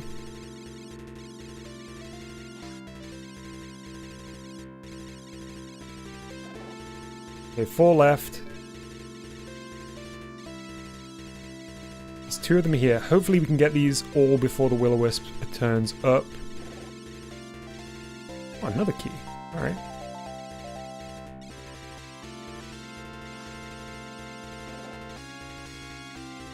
Ah, so we are going to have to go through this door because I couldn't get through. Password is CWY, by the way. Oh, the attract mode briefly called them vampires, could have misread though. Interesting. Man, that music's so good. The harp music? Okay, Kai, keep your eyes peeled, because I feel like there are things that can throw spells. Treasure chest. Let me treasure chest. Do I have to do something here?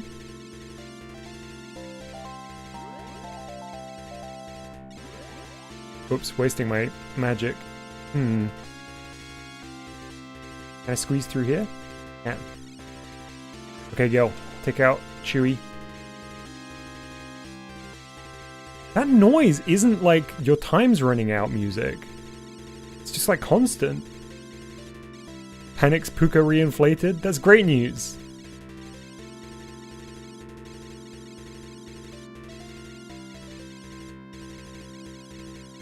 Bear with me one sec. Let me just see if I can... Okay, here we go.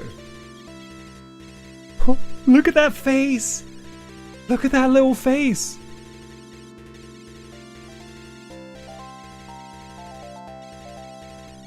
How do I sleep?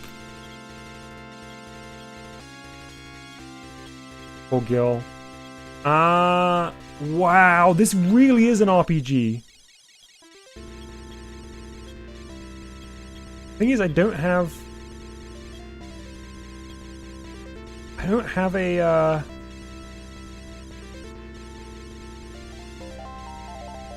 a key in my inventory.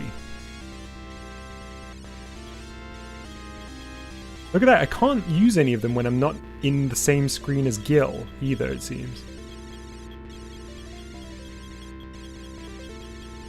Uh-oh, okay, I took way too long. Okay, I'm just gonna run as Kai. Oh nice, there's a door here. Okay, so Cole Gill. Thank you. Let's go. Gilliam. Oh. I did just grab one, but I don't know how to actually access it. Mercury.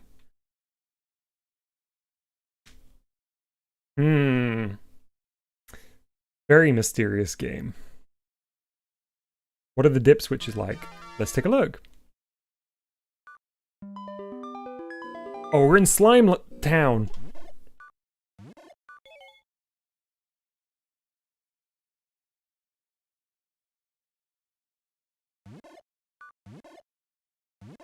Config. Ah, so we've got some... That's a... Ah, so you can like toggle who you play as. I think honestly here though, the type B, that was the default one, is kind of preferable. Correct sound on. Not really much options. We've got the board test here.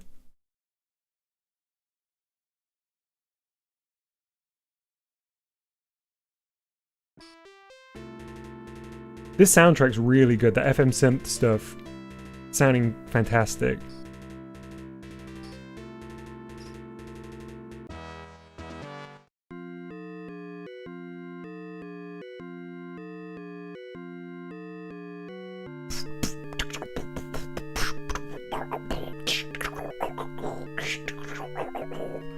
Nice.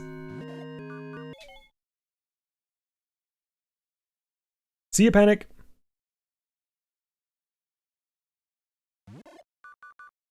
Archer's FM synth is my aesthetic. Oh, it's so good.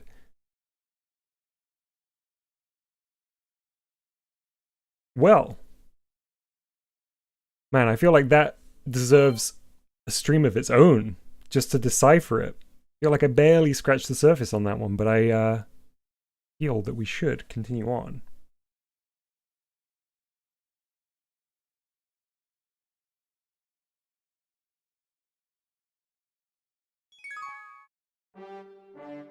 Wow. Was it red last time we were here? It wasn't, right? So we're in the Draugr themed version of it. I'm sure that's much redder than it was before. Anyway, we must press forward on our quest to make it round the museum. These are starting to get like real museums where you genuinely feel like you're missing stuff because it's such a big place and you've only got one day to check it out. It was red at the very start. Okay, thanks, Mercury. Alright, what's next? Aha. Aha. There's a little shot of it. I know that Arch has been very keen for this one.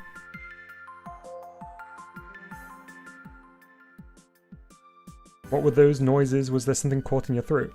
Oh, those noises weren't from... Oh, you mean the drum beat thing?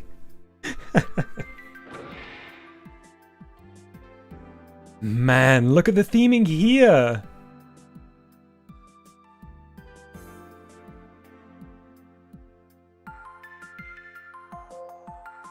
This is very nice already.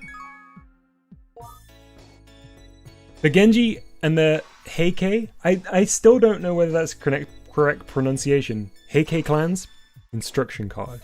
Instruction card for Genji and Heike clans produced in 1986. Attached to the arcade game, it showed you how to play. Wow! That's a really interesting aesthetic for the illustrations here. Here's a little dragon.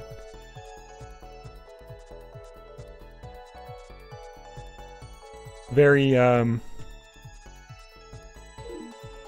very much of an era in its styling.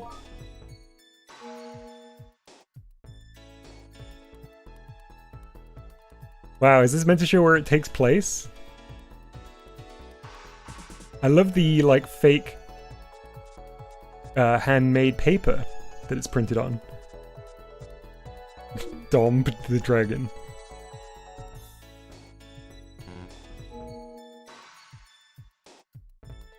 Oops, sorry, I didn't mean to go back into that one. These are so cool. I like the promotional material for this already. Ha! We've got a kind of flag or banner as our pop card for this. Pop for the Genji and Heike clans. Mini banner on a sucker cup. Other types were hung from ceilings. Another, or the reverse of the pop. There's another banner produced for sales promotion. Size 176 cm by 45 cm, in case you'd like to manufacture your own at home. Button for the Genji and Heike clans. Not sold for many years.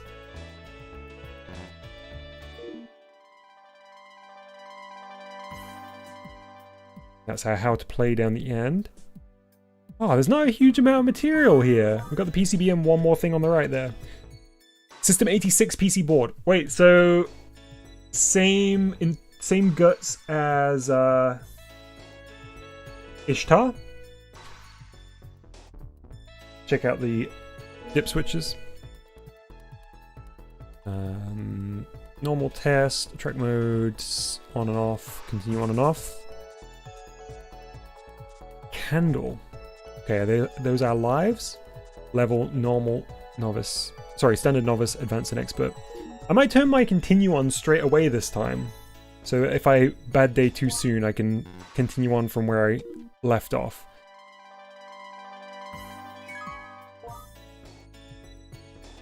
Genji and Heike clan pamphlet. This, for sales promotion, a poster of the same design also existed. Wow! Ooh, this is darker and more brooding than I anticipated. Who's this? Is that their face or is that a mask?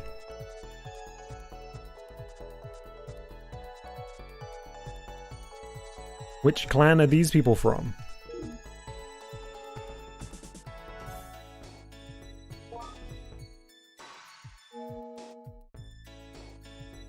I would recommend easy plus more health right away. Thanks, Arch. I will definitely do that.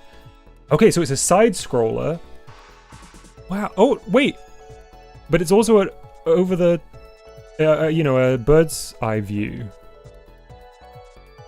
Those, I think, are definitely lives. The candles. Mirror, sword, and stone.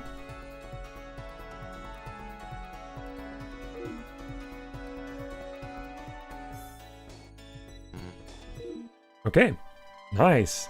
I feel like I haven't gotten much of a sense of the gameplay yet from what we've seen in this exhibit so far. Genji and the Heike clans. How to play. By controlling Kage Kyo, you must move from west to east and find the city of Kamakura and face the evil Minamoto no Yoritomo. Clear each stage by passing through the Tori. Collecting the jewels will increase your sword fighting skills, money, and life force. Collect them in the various kingdoms along the way. Introduction. Enjoy the blue. Yes, enjoy the blue. Enjoy the beauty of ancient Japan. The main character, Taira no Kagekyo, is based on a true historical person. The protector of the Heike clan. Kagekyo survived the Battle of Danyora and headed to Kamakura to kill Yoritomo. However, just before his arrival, Kagekyo was captured and thrown into a dungeon. Yoritomo urged him to surrender, but Kagekyo rejected this, refusing all food and water until he perished on the 20th day of 1196. The story scroll of the Revenge of the Heike. In the year of 1192 AD, the evil Minamoto no Yoritomo conquers the earth with demons. Ah, truly a historical document. Fighting valiantly, the Heike clan is wiped out at Danora. The Lord of Heaven is concerned about the world and asks the old lady from hell to choose one of the dead of the Heike clan named Heike Kagekyo. Kagekyo returns as an undead warrior seeking revenge on the Genji clan. The old lady says, "To beat Yoritomo, the king of evils, you need 3 sacred objects: the jewel, the sword, and the mirror. Have a pure heart, and don't forget to have faith." Okay. Based on a true story. Nice, that is an exciting premise.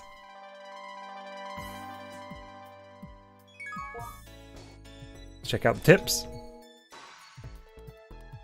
Swordplay. Increase the sword's power by collecting purple jewels and the swords shown on the maps. Okay, so we're charging up the sword itself.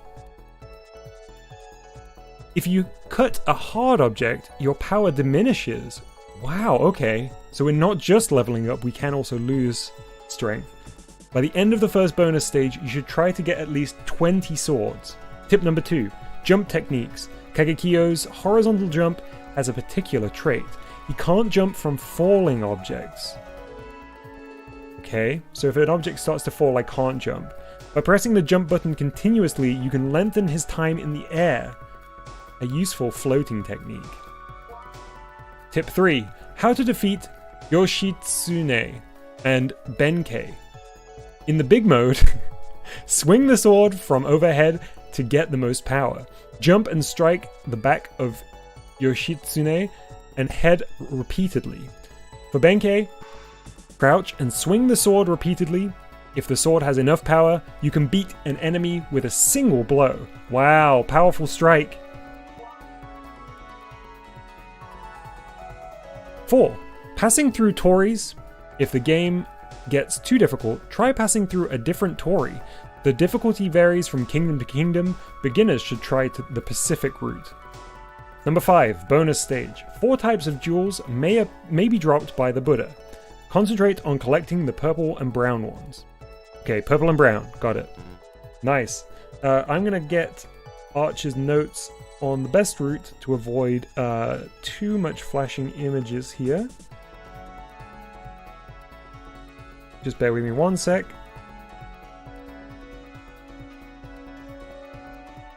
So I think I want the middle exit, but I will double check before I get to that point. Okay. So before we jump into this one, I should say that there will be some flashing in this, even when I take a route that will deliberately avoid the most severe flashing. So, as usual, if you've got any photosensitivity or don't like flashing images for any reason, maybe come back in a little while. Let's head into the room.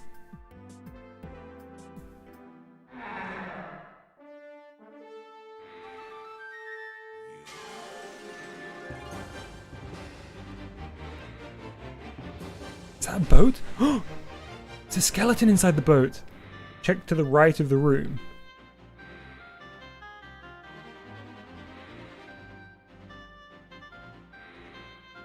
Like this? Look at this dude.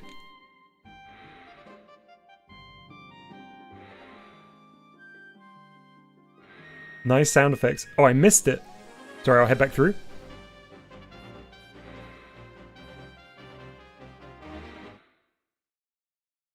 Look.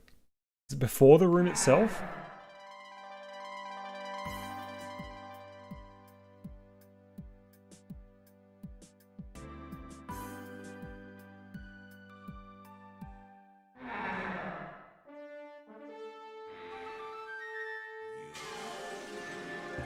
So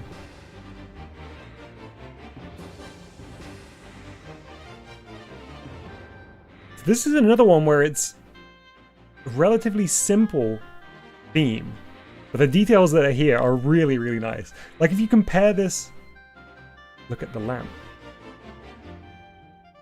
If you compare this to the rooms that we had in the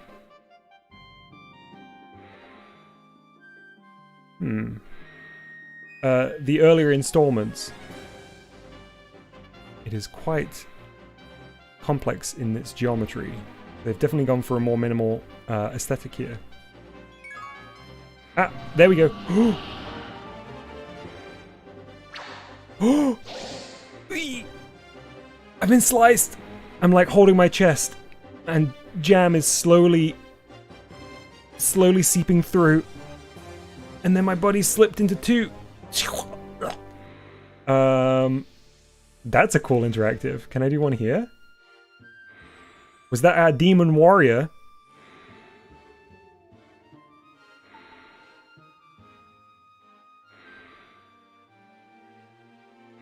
Secret Nintendo lawyers. Yeah, they were waiting in the shadows for me.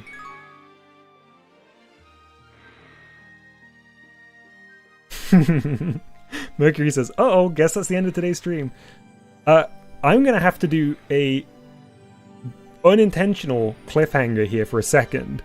I really need a drink. You might be able to hear my throat's a little bit dry. So I apologize to leave you hanging before the game itself, but I will be as quick as possible. Let me see if I can tab out to bring up the drink break screen. Better to do this before we get started, and I have to do it mid-game, I guess. I'll leave you with the cool tunes here. My throat got sliced. I guess so, yeah. Drink break on. I will catch you in a second. See you in a little bit.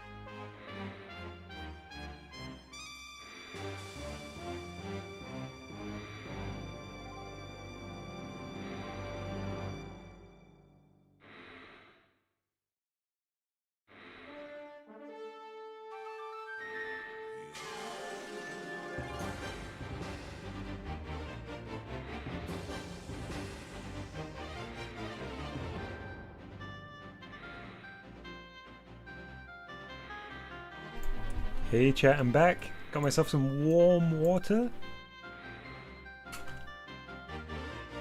I was very much needing it.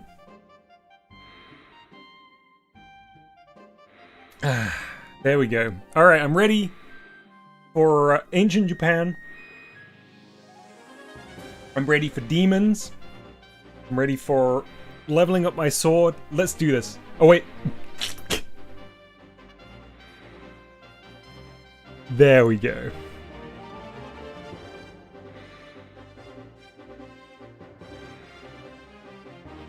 There we go. Pac-Man fell asleep while I was getting my drink. We do all love being hydrated. Hydration is important.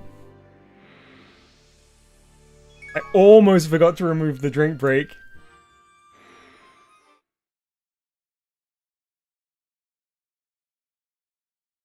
What do I feel like today? Let's go dumb. Look at that glint in the eye. The ruby red eye.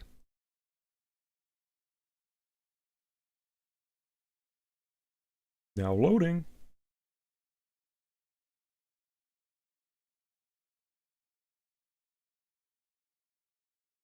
Ooh.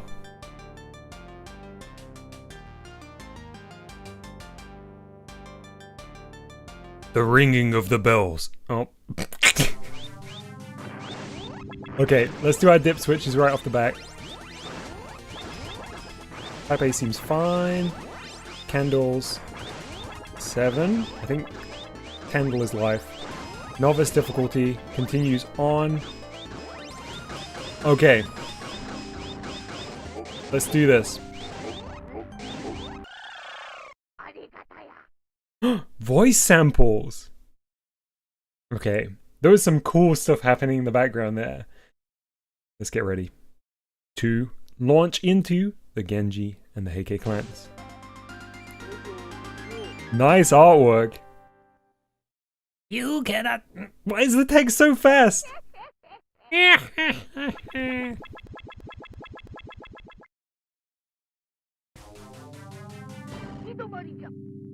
Ooh! Wow, okay, so the sprite scale is, ouch, very different to what I was expecting. Oh my goodness, there is so much happening.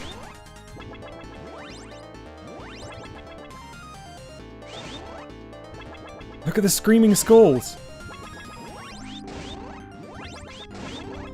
Okay, I think I'm getting the rhythm. Can I stand up? Ow! Dropped a bell on me! Can I jump on the clouds? No, okay. Hey, there's the skeleton in the boat. That's who's dropping bells on me. Spider's webs. Oh, nice. Did you see that? I deflected the bell.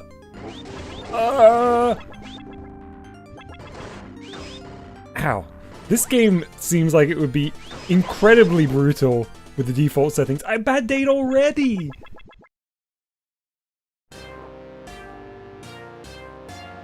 This is big mode. Whoa! Wait, are they doing some kind of...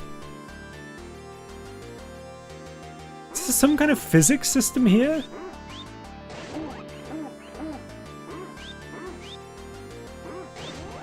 There's some kind of...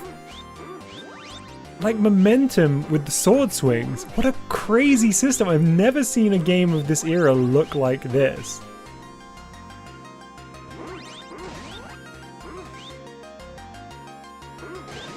Kind of reminds me of the Super Castlevania wobbly whip, but my whole body.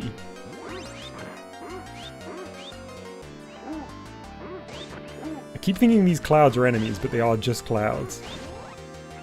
Man, look at this background. Wow, you can swing just with the... Oh! Big skeleton! Get out of here, big skeleton. Is that chicken? Oh, I think I'm so low on health. Got 2 candles. Yeah, the movement is incredibly Super Castlevania in big mode. In terms of the way that you attack. Okay, this is my choice, isn't it? Oh, maybe here? These calabashes are throwing beans at me. There's so many. This is basically 3 different games.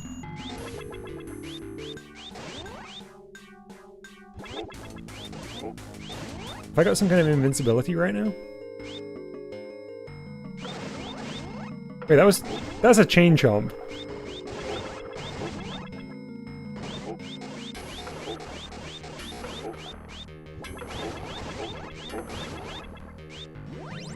Oh, I can jump here.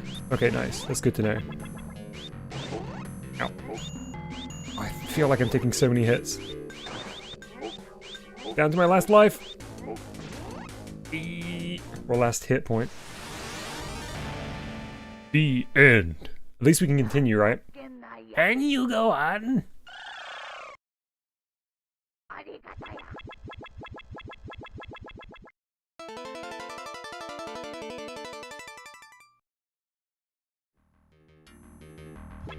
This was...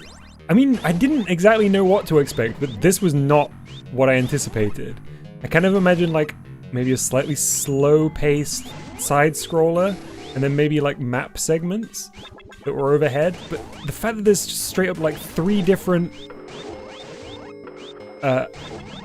like, brawlers, essentially, with really interesting combat mechanics. I don't know how to get past that thing. I'm just gonna dodge it.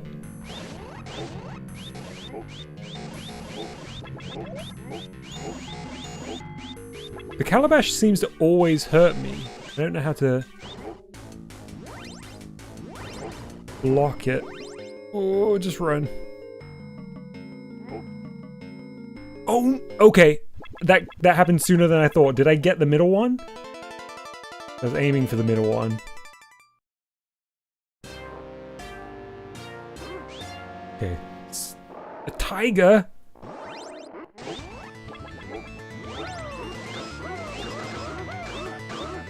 We're facing off against a swordsman here. Got him. Look at my swing! The frog. A mushroom? Uh-oh, I think it was a poison mushroom. There is so much going on here.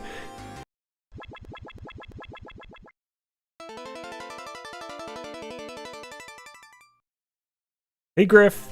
Welcome to the stream.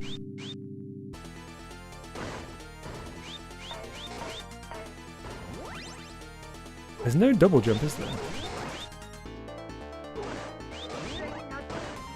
Man, this got tough fast as well. I'm very glad for continues.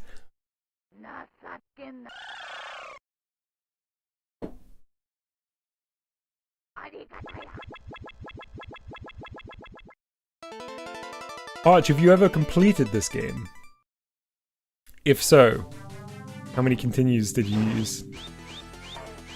And how many stages are there total?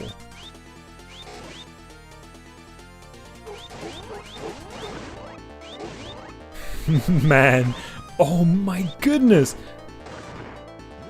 This is intense! Oh, here's that first platformer section. Okay. Okay, ow. Ugh.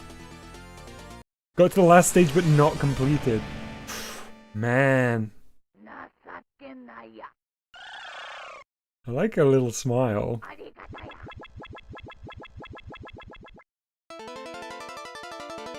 The theming of this is really, really great. It is wild that they went for such disparate segments. Like, really could have been 3 different games.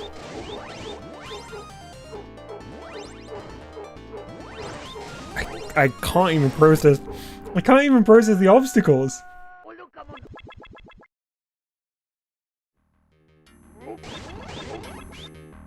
Yomi.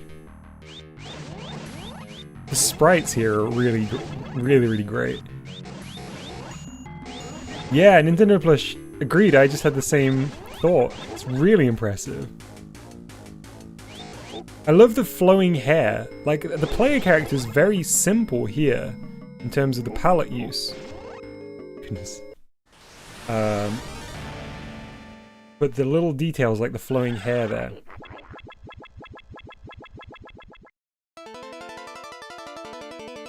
So will this take me to the top down or the side scrolling? Wow, okay, so you go back to the side scrolling. Okay.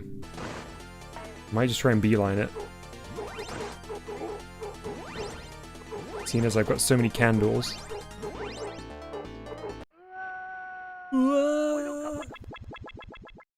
Fell into the top down world.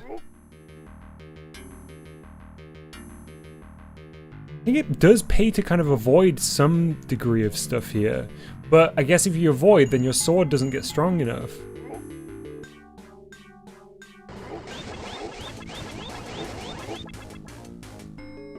You are the dead. Oh. Oh my goodness, big head. Top one.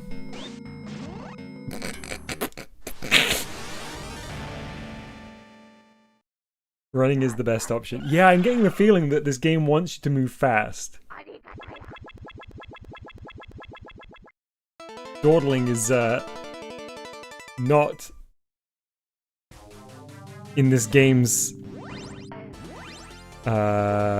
dictionary, I don't think.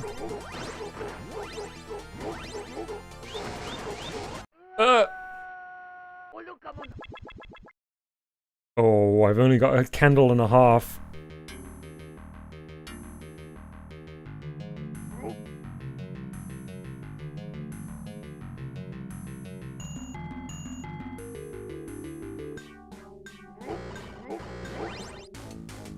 Okay.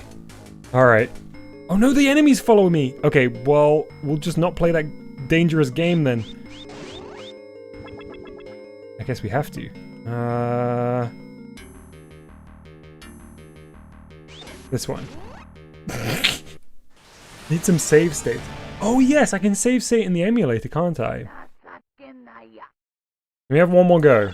I think I'm getting better, honestly.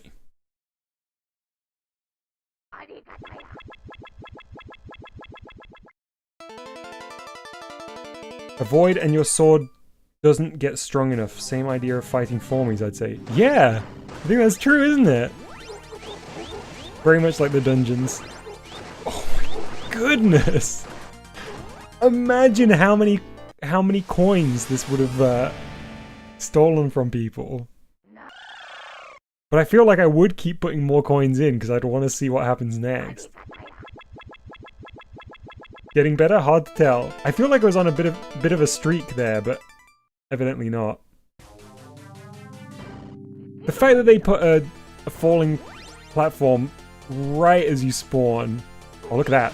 Oh, look at this. Okay. Oof.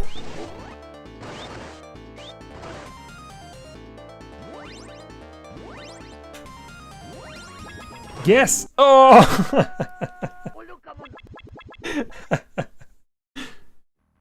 Man, I want to see somebody... Oh, are there, like speedruns of this game? Not even necessarily a speedrun, I just want to see like a pro player play it.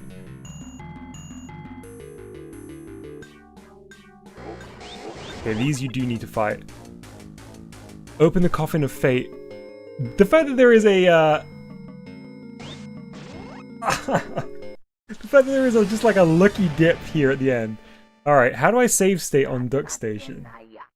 Let's try Command Control S. Nope. Nope.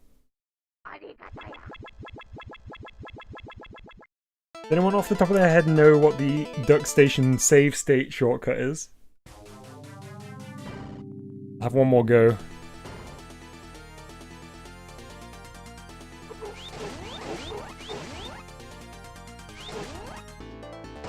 Ow.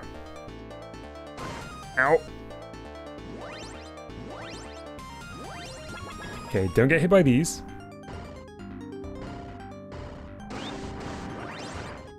It sandwiched me! Just wild boars here. My goodness. F1 and F2.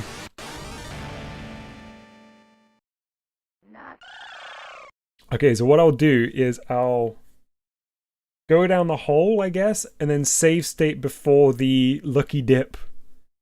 Welcome back, Doug. Oh. Hang on, wait. Oh, that's save. Okay, alright. F1 is load. Okay, got it. Well, I'll have to make my way back through.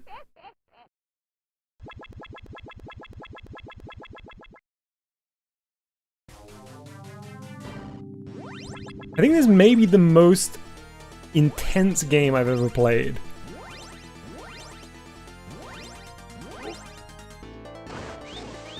I'm speeding through, but I'm not going to be getting much sword level up action.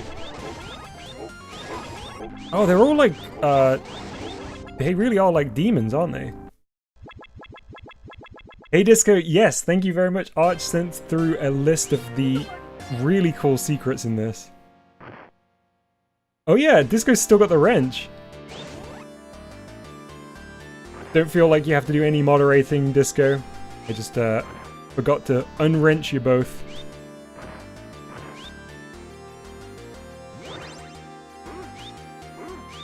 I like that strike that you do with the button here.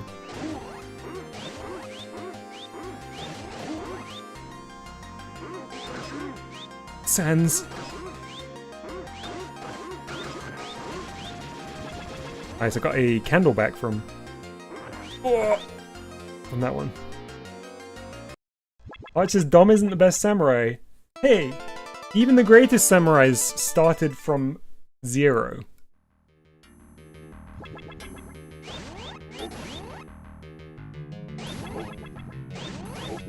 These things take time.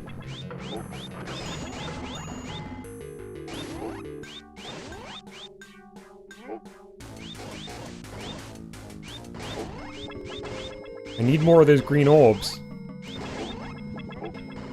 Okay, I'm kind of low on... Okay, middle one. I'm gonna... save here.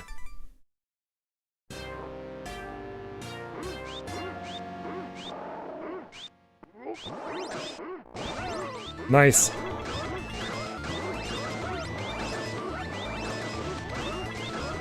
Give me those orbs.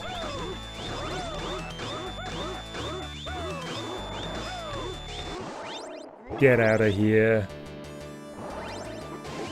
Not the best samurai. Ow, the frog hurts. It's on me. Get it off, get it off, get it off. Phew. Okay, 4 candles.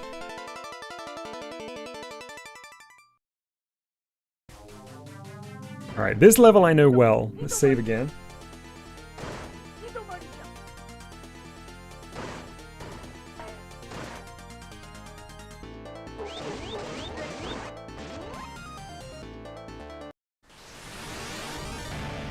We use to continue here.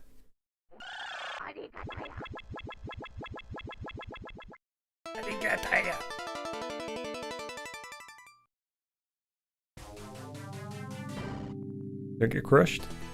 Don't get crushed. Don't get crushed. Very nice. Slice the dogs. Okay, I took a hit, but I'll take it. Don't get crushed. Jump. I think I want to fall down the hole, honestly. Get the floating candle in the air for full health. That requires jumping on the falling platforms, right? I don't think I'm good enough to do that just yet.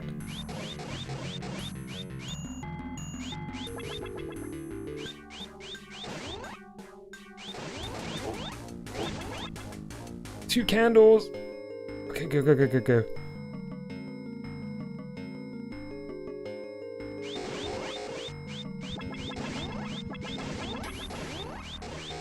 Destroy it, destroy it, destroy it, destroy it. Nice. Okay, save state. Alright. 12 o'clock. Unless I have to slice. No, okay. Yes! Alright. Very nice.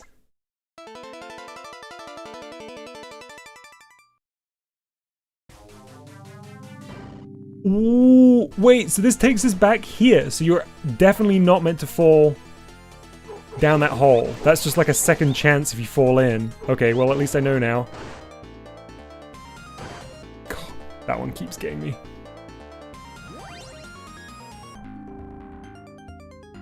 See if I can get that candle. Yes.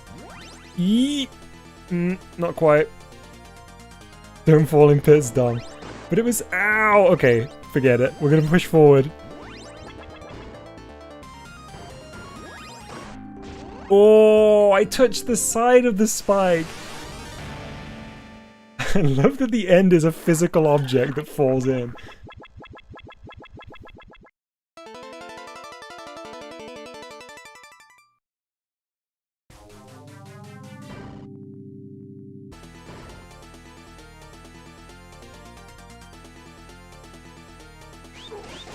Dogs. Another dog.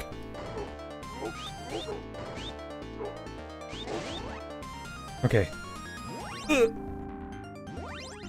Okay. Very nice. Keep going.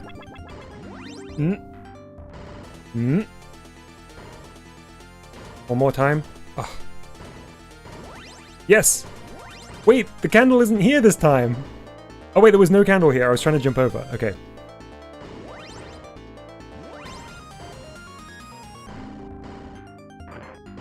Ow.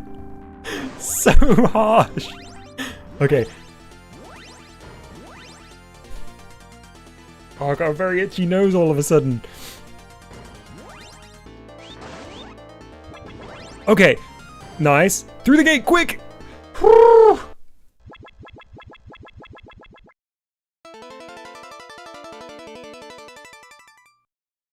This is if Inuyasha met Castlevania.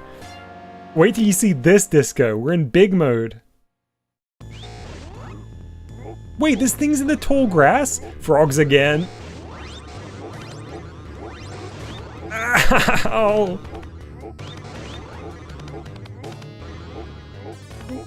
They're like nipping at my ankles.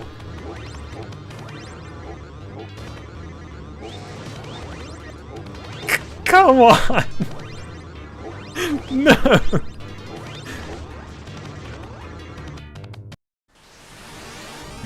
Mega mode.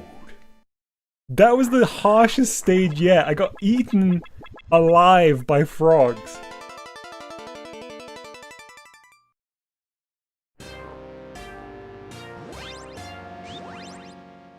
Think I should just run through him?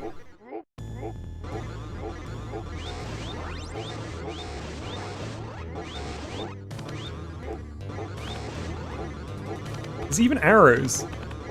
It's truly the Dark Souls of Namco Museum. Big man! The frogs are still attacking me. Get out of here, big man.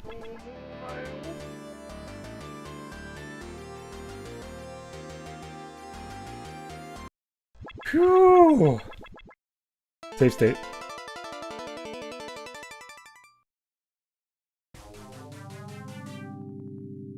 Okay, I'm getting better at those blasted falling rocks. Ow, never mind. No! Pitfall.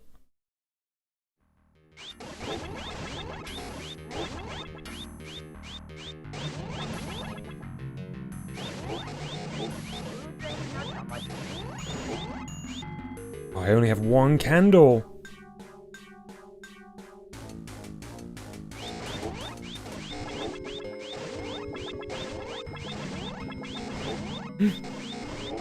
No, no, no, no, no, no, no, no, no. Okay. Whew. See, Mercury. Thanks very much for hanging out. Hey, it knows when we save state and it gives it to us.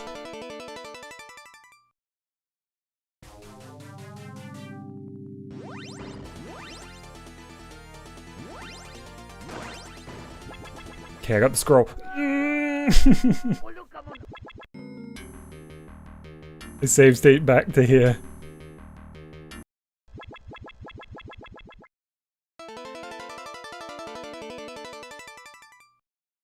Okay, I'll have one last attempt at this and then we'll move on.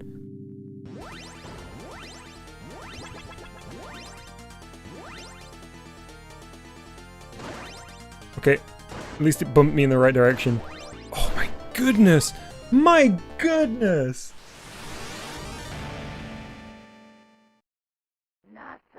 Okay, one last go for realsies. That was so fast. I mean, they'll give us 7 candles here.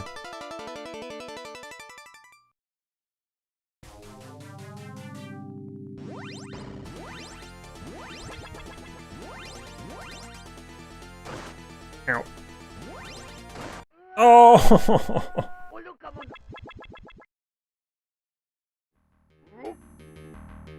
Oh, I don't think I'm gonna make it through here. Just bad day me.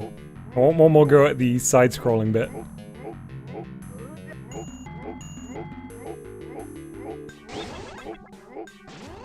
Oh, like that took me a lot longer to chew my health down than usual. Okay, let's go for realsies, for reals, for reals. If I fall down the pit, it's over. Disco says, I take it back, this is like if Ghosts and Goblins met a harder version of Ghosts and Goblins.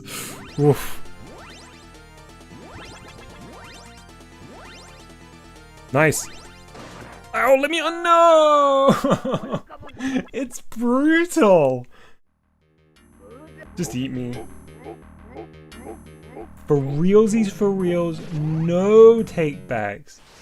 There shall be no backs that we can take after this. Last us go. No, Disco, I don't want to hear it. Just because you got a wrench.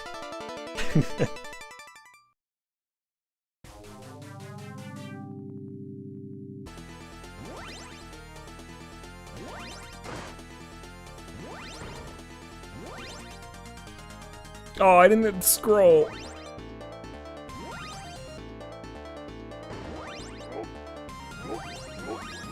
Come on. Oh, look at the lion dog.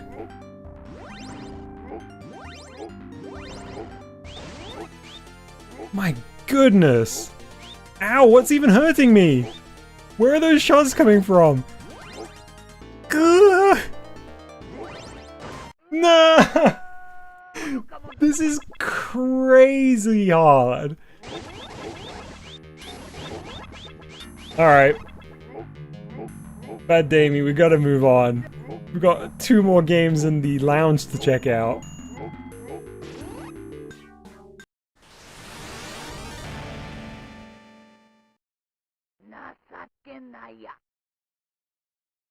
I cannot go on. Tried my best. Turns out, Feudal Japan is much harsher than I could have even imagined.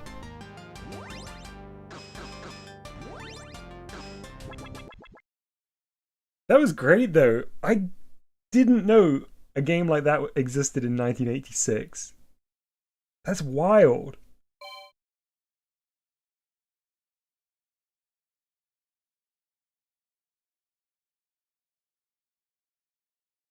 I'm sad that they did that one a little dirty in the exhibition though. The room was really nice.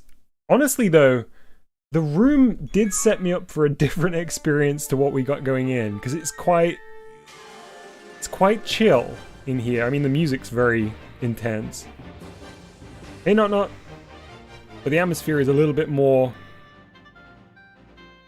I don't know, slow-paced than the actual game is. But I'm sad that the exhibition part was so minimal for this.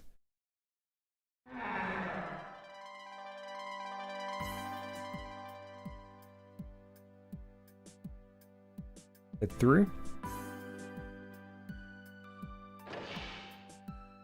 Alright, on to our next one, which is... Oh, it's Pacland!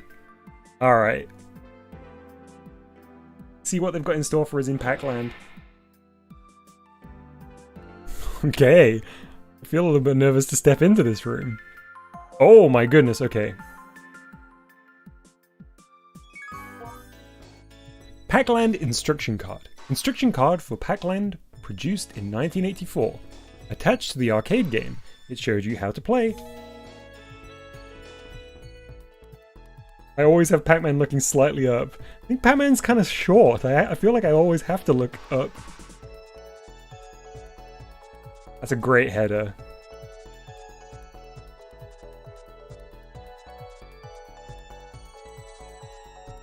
So the Pacland controls are pretty unique. We don't really control Pac-Man directly in Pacland.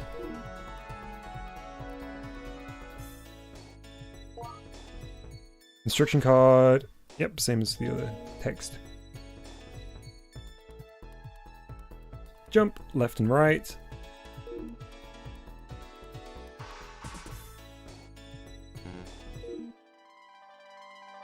Very Yoshi's Island in here, actually.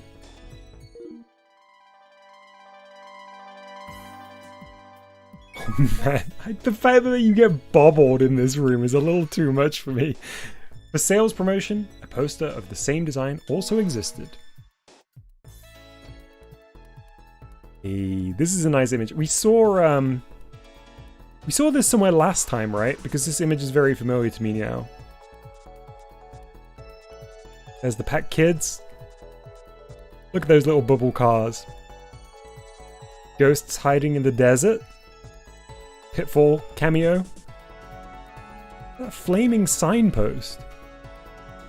I like Pac-Man's little Robin Hood hat. Little felt hat. Very nice.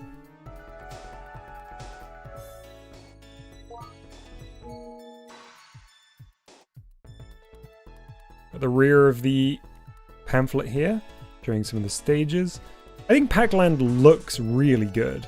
Look at that, which surrealist artist is it that did the door with the clouds? Oh yeah, they're meant to be the flowers from the fairy, aren't they? Very nice touch.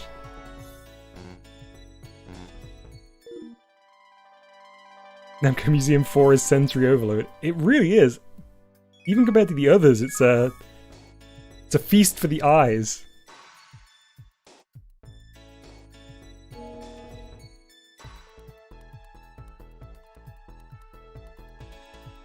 We can adjust lives, attract, extend. I wonder what extend is for. Is that timer? Ranks. Yep. Oh, we got dip switches movies. Do not worry. It doesn't say it, but do you reckon that this is the same 84 board? Single-sided. Same connector. Is this on the Ishtar board, do you think? Yeah, let's check the other side. Oh man, there's so many things moving in different axes here and different rotation. Pacland uses unique 3-button control panel. Jump, move left, and move right.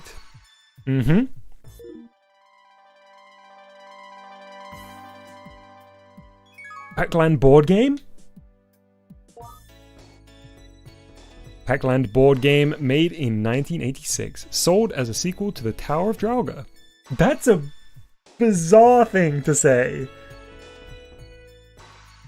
Pacland board game can't really be a sequel to the Tower of Draugr board game. The successor to, I guess? Sure, I'll take it. Players explore each area of Pacland. The object of the game is to reach Fairyland without being robbed of one's own fairy chip. Leaflets for the board game Pacland. Oh, we can view this one. Nice.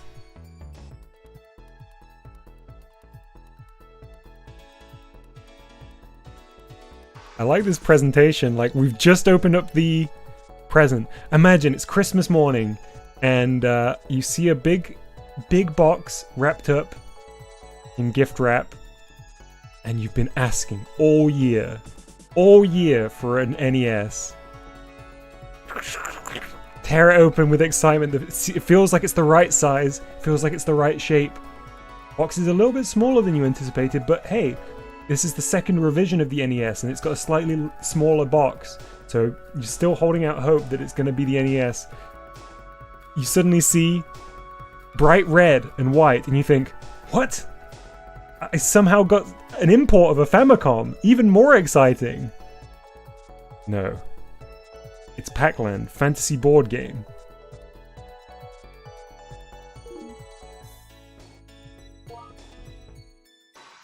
Got a Pacland button. Very nice. Small button for Pacland.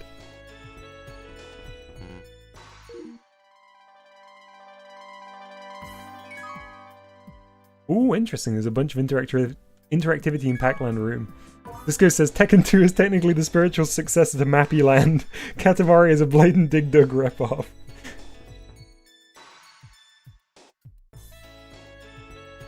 Pacland Pop. Placed on top of the cabinet to identify a new game. That's nice and simple. I mean, all that you need to show is that it's Pac-Man. So it's doing its job.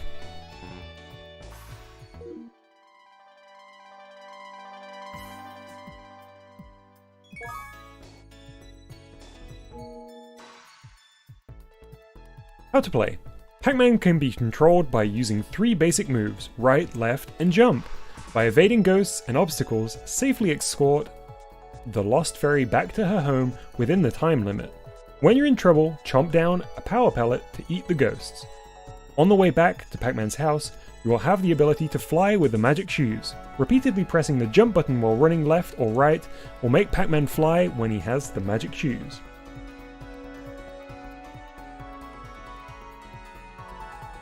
Okay. Control Pac-Man by using the jump button and left, right, run buttons. Pinky's got a hat. Blinky's got a hat. Clyde has a very nice bowler hat. Inky too. Sue doesn't have a nice hat, sadly. Introduction. Pacland is a side-scrolling action game launched by Namco in 1984. The lovable characters make this game popular with kids and adults alike. Can you get Pac-Man on the roof? You can even ride the ghosts! Story of Pacland. One evening, a pretty little fairy wandered off and became lost. Pac-Man decided to escort her back to the land of the fairies. Pacland is a land of many dangers. Climb steep mountains, cross dry deserts, deep rivers, and most perilous of all, the ghosts that block Pac-Man's path. And so, the adventure begins. We've got the Fairy Queen on the left, and Pac-Man on the right.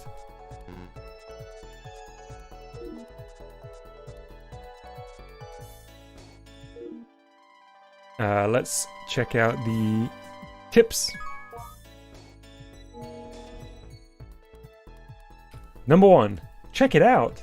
There are plenty of action games on the market, but not many that can be controlled with just 3 buttons. It might be a little tricky to control at first, but the game's enemies and traps aren't that hard to get past. I'll be the judge of that game. 2. Pac-Man's jump strength can be changed. Be especially careful when riding an object that moves up and down. Look at that great pixel art of the little double-decker bus there with the ghosts inside. 3. Can you find the secrets? Bonus points, warps, invisibility, etc. There are lots of hidden features. Take a look around.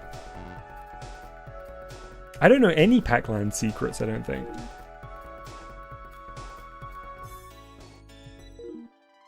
Alright, let's head into the highly interactive Pacland room.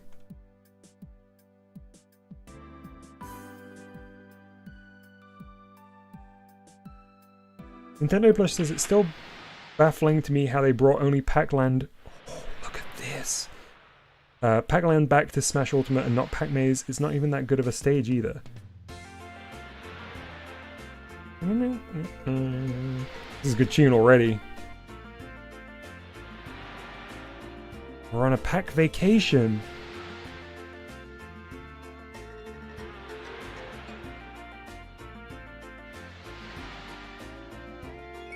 Look at that little face. We spotted you. Oh, I love how the water's done here.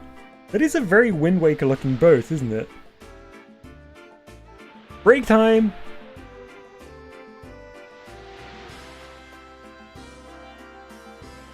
If it doesn't have singing Ms. Pac-Man, I'm gonna be upset, I'll be honest. Oh, these two are very cute though.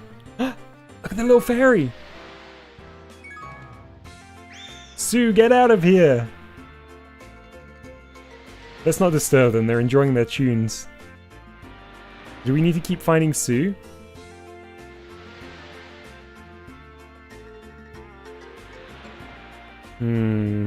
There's Sue.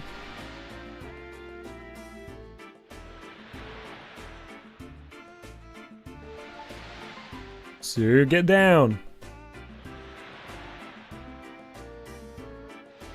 Where do I need to be? There. Don't disturb the Pac family. Whoa.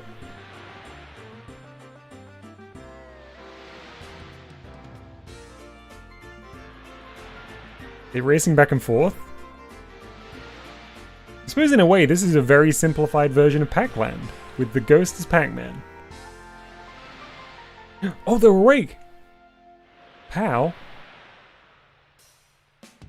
Do I need a coconut?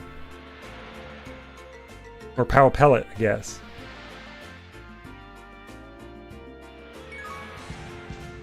Yes! Oh, that definitely fell on my head. Don't worry, Pac. I'm coming.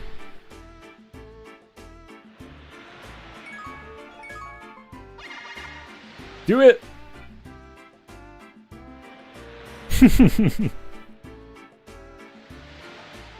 Uh-oh. You're in trouble.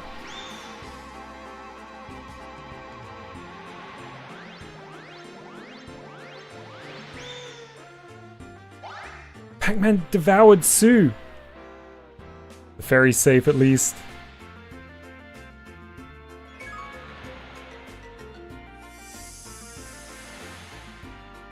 Oh!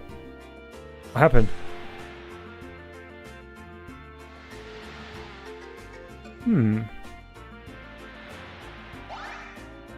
What? Since when can I jump?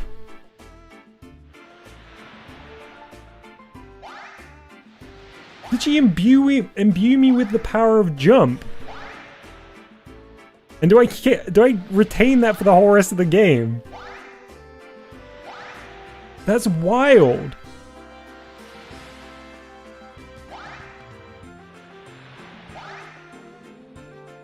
Jump sprite's a little strange. Get that kind of white outline around the feet. Unfortunately not, that's sad. Wait, how is Pac-Man there? You're Pac-Man though. Maybe we're Pac adjacent. That's so good. Alright.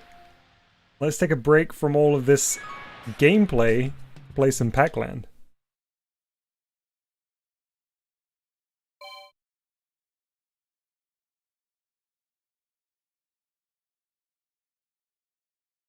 There's the Pacland map. Familiarize yourself with it. We're going to be navigating through. I'm Pac-Man. He's Pacland. Let's see what options we got here.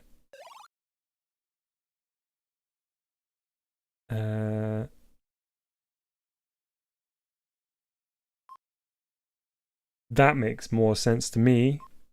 Yeah, let's do the slightly more traditional setup here. Let's just keep everything else the same.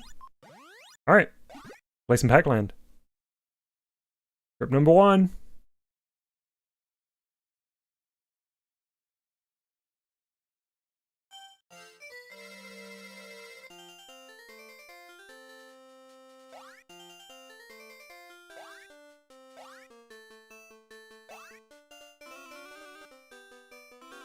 Watch out for the cute little ghost cars. Go fast, go fast, go fast.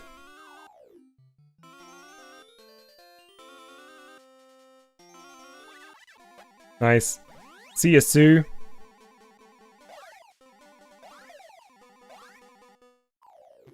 Planted a little flower. Ghost planes are dropping small ghosts.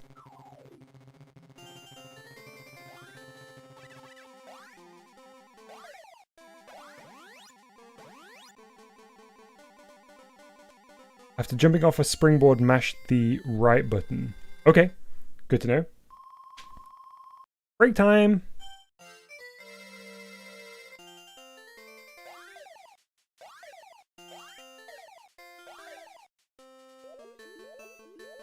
Oh, look at these UFOs! Oof! Oh, headbutted one.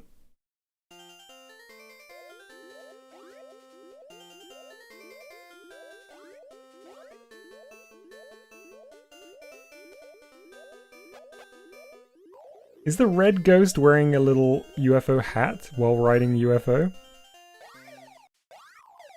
I need these cherries.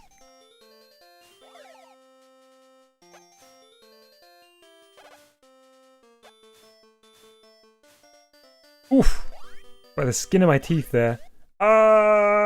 Jumped right into it!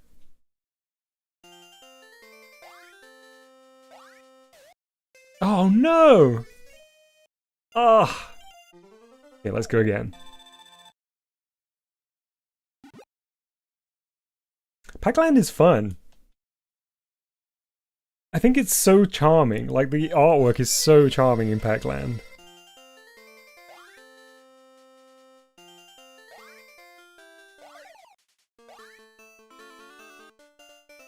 And it's a good tune.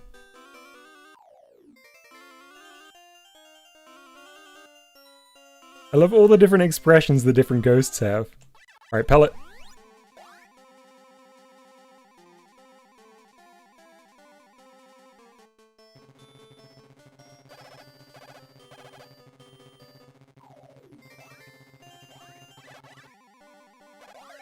Oh, come on. Nice. The music is really good.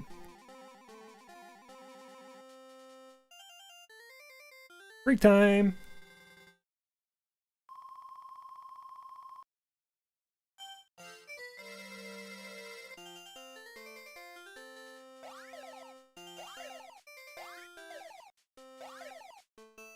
They're dropping their children out of the planes. That's a good point. Wait, was that a ghost I could chomp? No. Ah, got confused because of the color. Oof, this bit's very tough. Okay, I'm gonna take it slower here.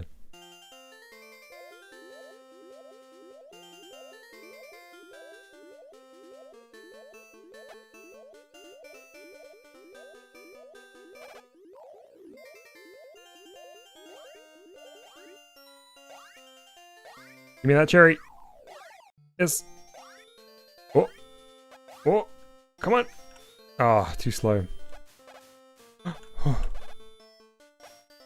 Oh. I bet Baby Tan has plenty of break time billboards. Oh, you know it, Arch.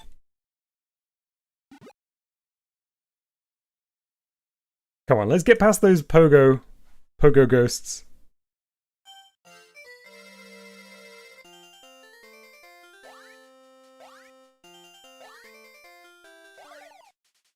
Do do do do do do do. Beep beep. Get out of the way, you old-timey cars. We jump on this roof. I don't think I can jump on top of the ghost. Oh, I can. Okay. Oh, I might have run out of road here. Yep. It's worth it for a little bit of experimentation there.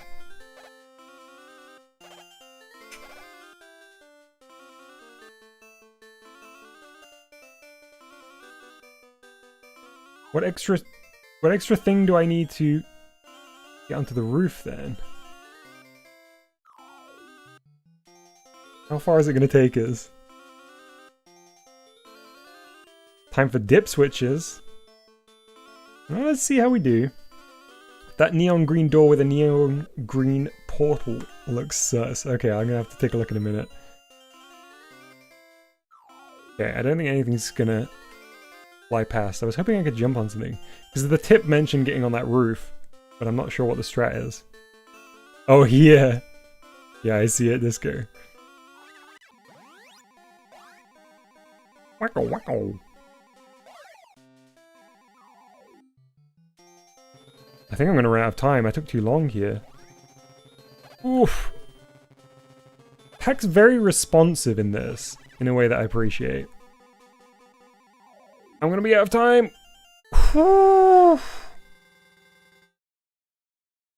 Thank you.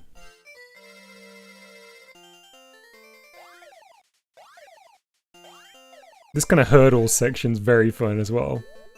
Okay, nice and slow. I can do this. Need to not do that. The timer is the little circles at the bottom.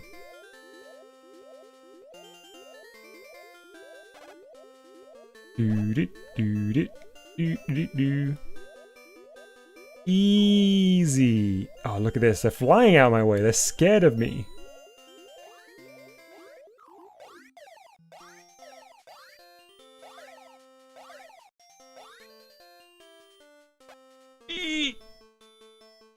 The rate at which they descend after the bounce is terrifying. Whew, I'm through. Oh no, there's still one. I'm kind of glad that the layering's a little bit wonky here. Nice. Go, go, go, go, go. Break time. Might save state here. Up the mountain we go. Oh. Can we talk about Pac-Man's fit though? Drip. Yeah, it's a good look for Pac. Get down, Pac-Man!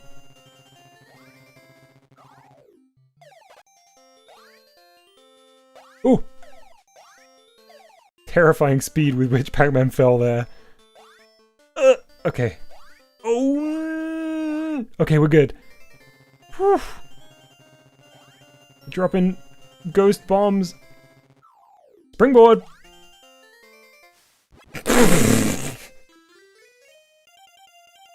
Okay, hang on, let me save state here. Or revert.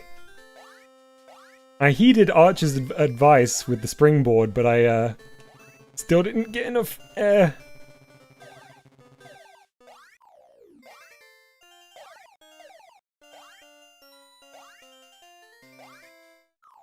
I'm such a pack professional here.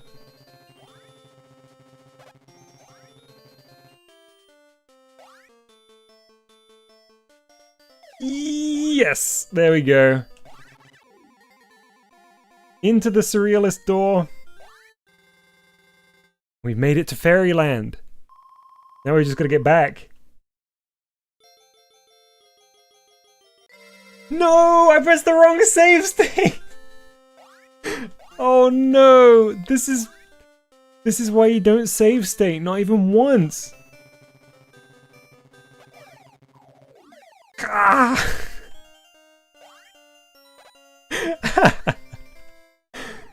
Oh, my save states were my undoing! I'm okay at this section though.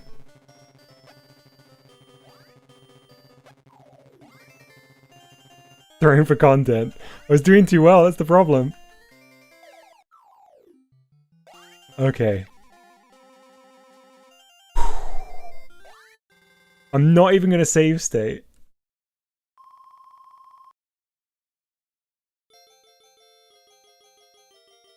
There she is. Super boots. What are they called? Not called super boots. Man, I wish a fairy would give me flying boots. Also, I like this kind of more ragtime version of this theme. Got more of a swing rhythm to it. I need to go a bit faster here. I'm going for all the cherries, but I might run out of time if I'm not careful.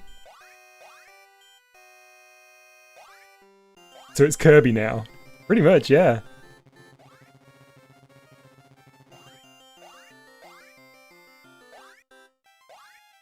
I want those cherries, but I'm not gonna get greedy. I need to just go.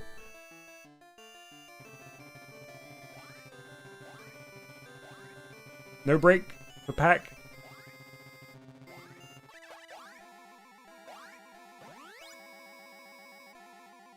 We made it! Miss Pac-Man! Pac-Baby! I'm home. Alright, let's attempt trip 2 here, but I'll move on if I bad day. No more save state shenanigans.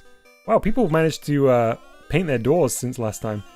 Let me on! Let me on! No! Don't hydrant me, please. There we go. Oh no, there's another one! Eee! Squished. Sold as a sequel to the Kirby board game. That was great. Pacland holds up. I don't think there's anything especially interesting in the test mode here.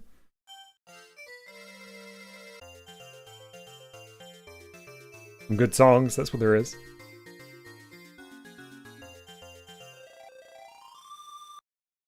Alright.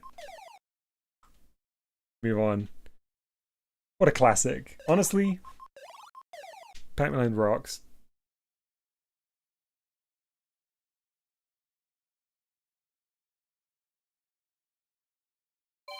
Back to the museum for our final game. But we will have the lounge and some more secrets once we've played all the games. So we're far from at the conclusion of Volume 4 here.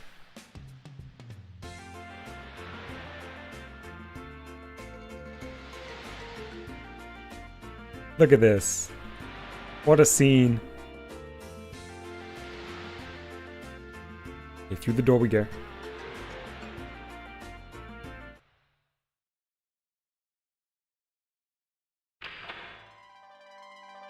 More like Chibi Tunes Day.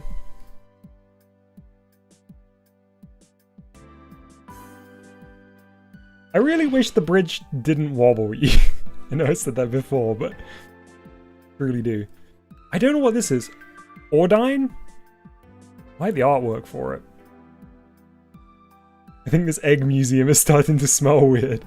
It's on a natural sulfuric hot spring. Wow! This is a nice changing up of the theming. I like the light tiles and I love this view. We in an airship?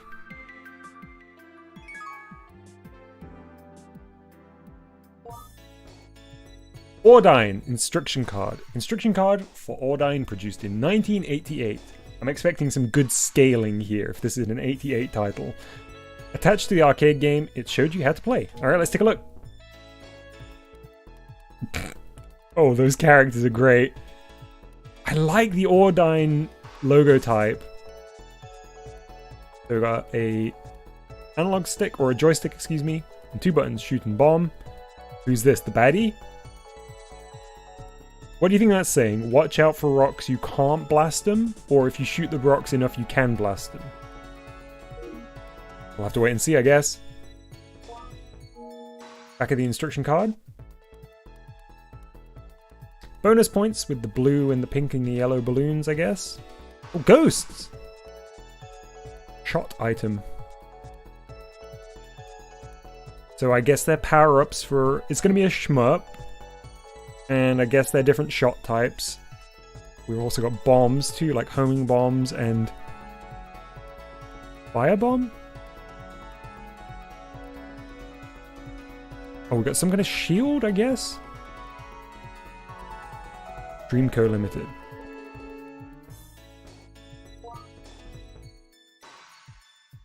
Were all these Japan exclusive? I don't know, Disco.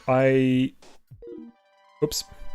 These were all certainly before my time and before I was going to the arcades. And also our arcade selection in the UK was very bad for this kind of thing. So I'm probably not the best person to ask.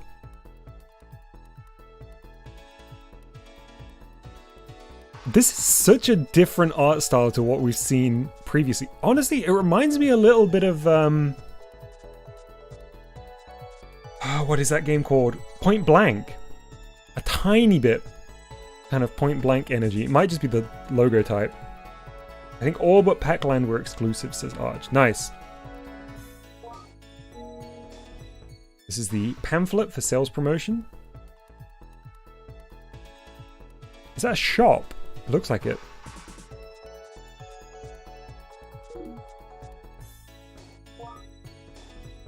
Leaflet for sales promotion. A poster of the same design also existed.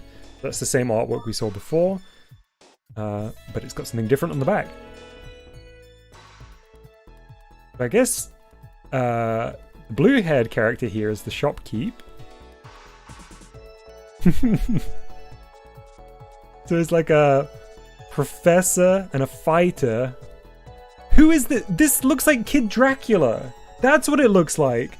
It looks like that one artwork of Kid Dracula. Like exactly like it.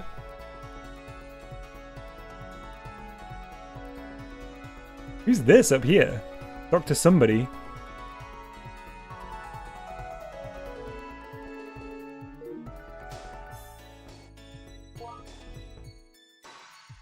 Simple pop card, but very nice. Back of the pop. Back of the pop. I'm glad these games are preserved outside cabinets. Aren't there arcade games that don't have any ports or available ROMs? Yes, Arch. There is a huge number of particularly early arcade games that we just don't have.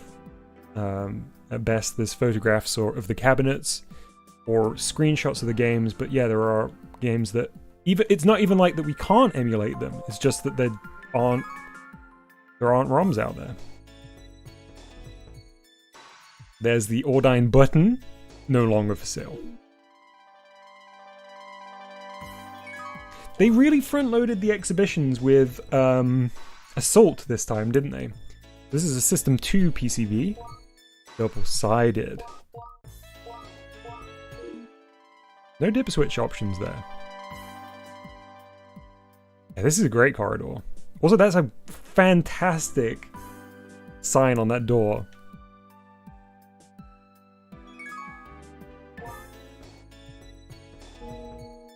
Nice, another look at the... Oh, no, I thought we were going to see another look at the artwork there, but it's the how-to. Marble Madness 2 doesn't have an available ROM.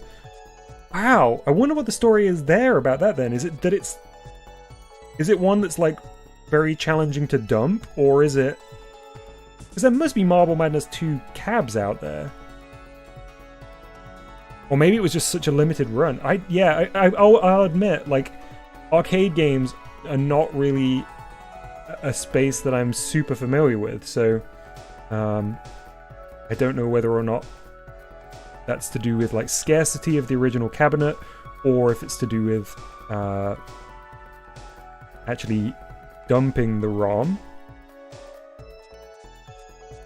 Side-scroll shooting. Shoot down enemies with two types of weapon. Shots and bombs. By collecting the crystals that appear when you shoot down enemies, you can buy more powerful weapons at the shop.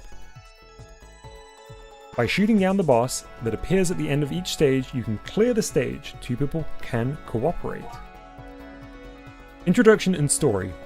This game is a comical shooting game that Namco is famous for. The scientific genius Yuichiro Tomari has completed the Ordine, an atomic conversion device. But the evil Kubota stole it and captured his bride-to-be. To recapture them, Tomari goes to Kabuta World. The characters are funny, but the game is tough. When you completely destroy an enemy formation, you earn crystals, parentheses money. You have to use this currency wisely. There's Dr. Tomari and Felix. Yoichiro Tomari, 27 years old, inventor, chain smoker. Not in the museum, please, Mr. Dr. Tomari. Favorite food, tuna spaghetti. Felix, age unknown. Tomari's assistant. Favorite food, shrimp with chili sauce. Shrimp with chili sauce any day over tuna spaghetti. Absolutely. Felix with the tasty dish there, I'd say. Kana Aihara, mentally 21, kindergarten teacher. Favorite food, pudding a la mode. The evil Kubota, ageless, no job. Favorite food, Japanese gyoza dumplings. I'll take the dumplings over the pudding a la mode, thank you.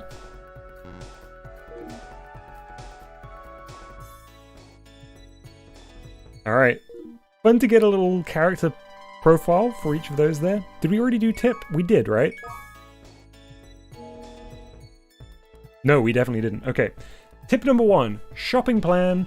You can beat the evil boss quickly if you're carrying a strong weapon. You need crystals to buy weapons. Make a shopping plan to remember how many crystals you need to buy new weapons. Oof. 2. Win a prize. Enter the Dream Corporation's flying ship to try and win a prize. To win the prize, you want fire... Oh, hang on. To win the prize you want, fire a missile when its number appears on the right at the 3 o'clock position. You may feel dizzy at first, but once you get used to it, it's easy to do. Just 2 tips for us. All about shopping and gambling. Hey RGC. It would be creepy to be in an endless arcade with no exits. Alright, let's head into the... What is this game called? I've already forgotten. Ordine, of course. Head into the Ordine room. Big fan of the theming of the exhibition here.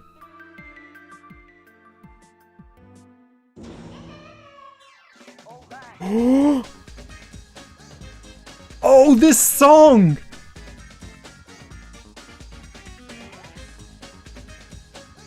Nice, I like the flying ships outside. This might be my favorite room so far. What's his name? Can't remember your name. Kyle or something. There's the doctor. Chain-smoking doctor. Hi. I don't have any coins. Oh! That was expensive!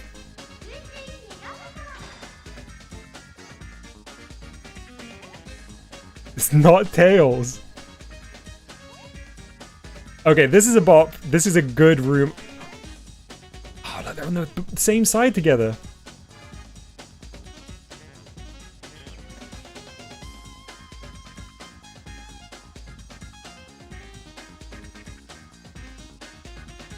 Okay, Tails, we're gonna have to pretend to be Namco characters. It's the only way we'll get into the Egg Museum. Okay, Sonic! What are these? I love the little voice samples in this one. Whoa! Big shot.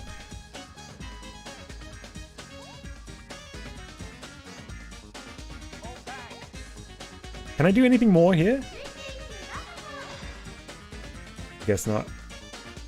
Ah, man! I think this is my favorite room and my favorite song. A star. In both categories.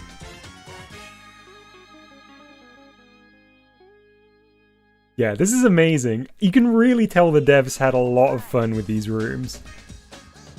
Okay, let's go. Play Ordine.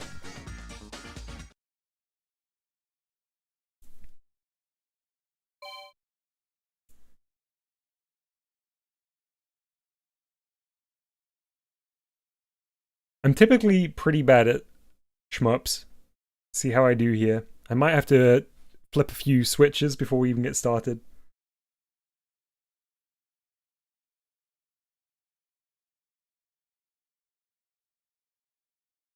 Ooh, this is an interesting RAM test. That's a lot of RAM. We got a good ROM, we got a good RAM.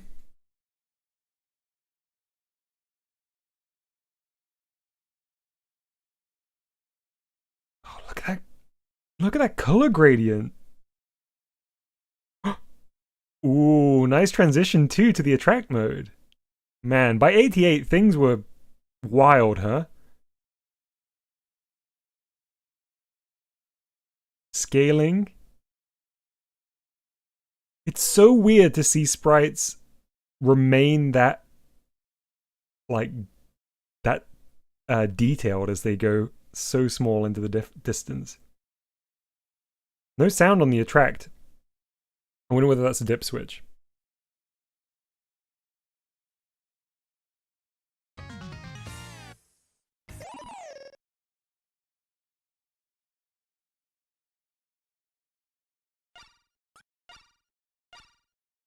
My ship. Let's give us one more. And drop the difficulty down just an ever so slight bit. Oh, there is sound on the attract. Okay, let's do this. Final game for today.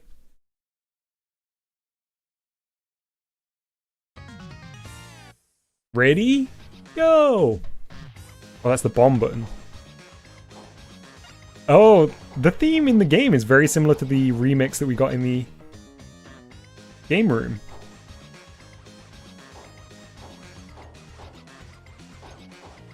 I like the clown horn instrument noise.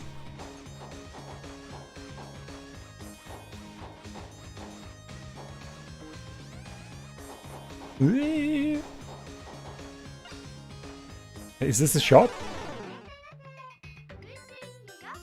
Sampled speech in-game as well.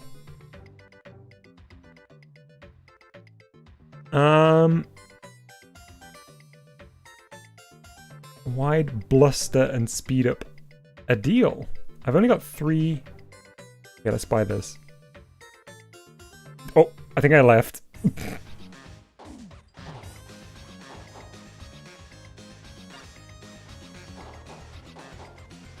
Nice, nice, nice, nice, nice.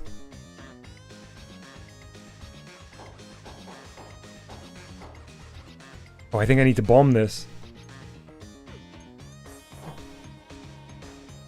Watch out for the dolphins.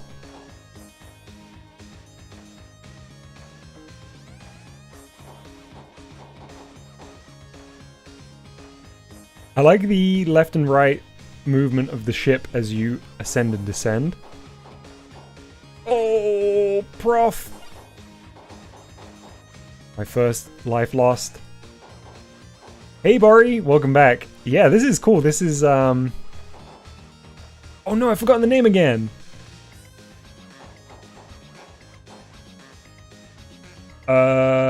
No, sorry, I've completely forgotten the name. Okay, let's go back into the shop. I've got more coins now.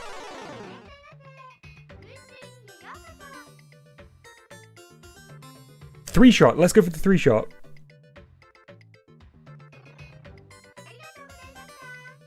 Did we buy it? Yes, we did. Nice. Ordine. Thank you, A-Blob. Wow, look at the lightning. Oh, I'm glad I purchased the three shot. We're going to need it here. Oh, does it carry over on a new? No, it doesn't. Oh. Man, this got tough fast. That first stage was a really lulled me into a false sense of security on this one. Oh, yeah. Okay. Sorry. Oh, too busy checking I was still alive after that close shave. Good music. I hope this game has continues, because I want to see more of this. Hey! Bullet bad day. Oh, I love these gradients! That actually reminds me of the Raspberry Pi BIOS boot.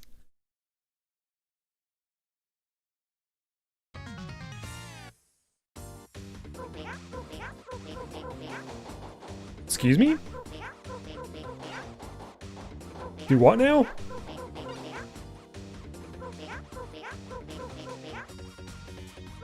Is that the enemies making that sound? I thought it was part of the song originally. Ooh, multiple hits. Man, I love this sprite work. Ooh.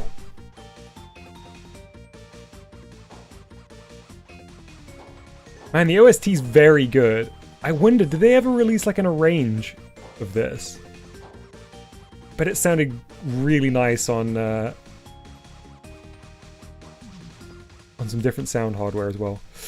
Goo! Okay. To be honest, it already sounds great. Uh-oh, I think I went too fast. Okay. Whew. Okay, I'm through. Nice. Ah!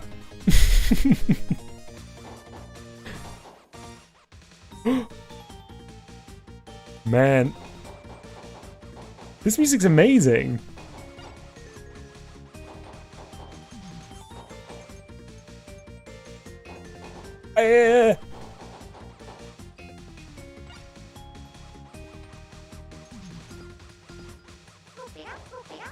Yeah, it's definitely those enemies that make that sound. Boopida, boopida, boopida, boopida, boopida.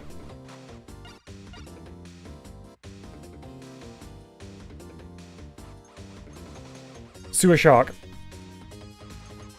Let me in the shop. I'm so scared. Ooh, big coins.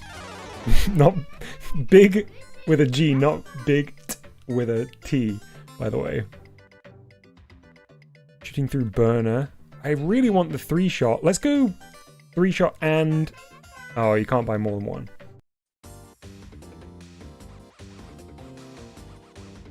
Oh, one of these again. I feel like they always put the trickiest obstacles right after... right after a shop. Is that a fairy stuck to the middle of this? Please let me continue. I want to see more.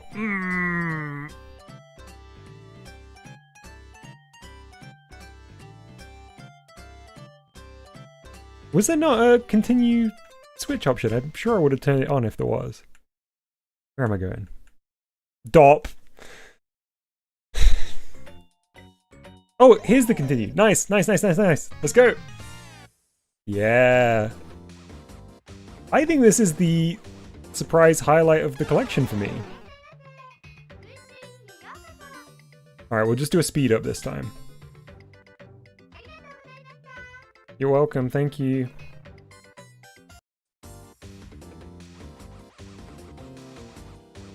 Imagine going into a shop and saying you're welcome, thank you, after you buy an item.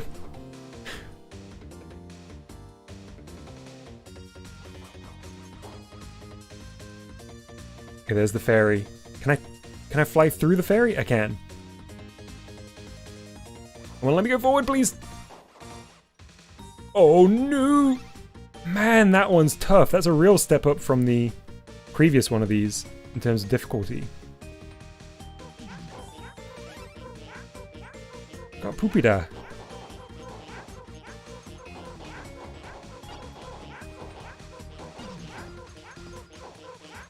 I don't think I'm going to be able to get into that shop. No.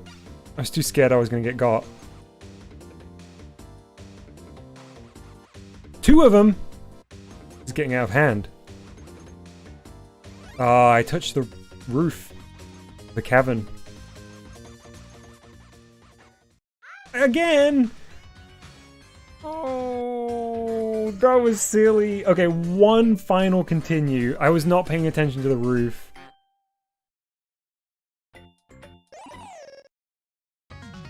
Dop switches, says movies.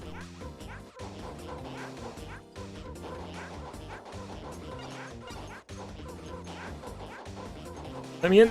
Okay. Oh, look. Extra ship running shot. Wide beam from the front. Let's do it. 9,000 crystals on a Slimer looking thing.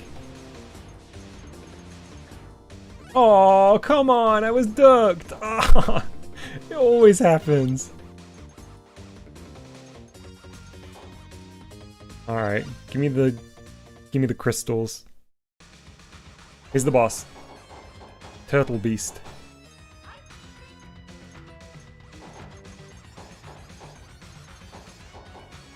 At least you can shoot their shots, that's good.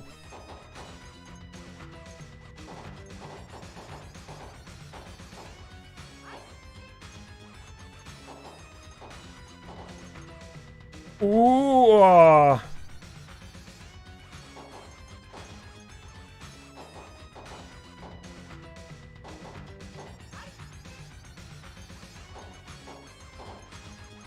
Oh man!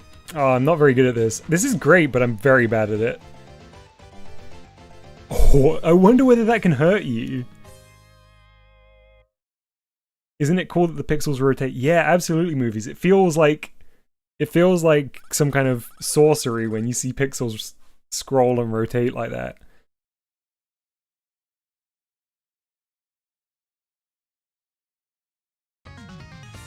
Okay, we continue forth into the ocean phase. This is just turning into Bishi Bashi music now. Wait, what are these? Okay, they can be destroyed. We can go out of the water too. Alright, let's go into the shop.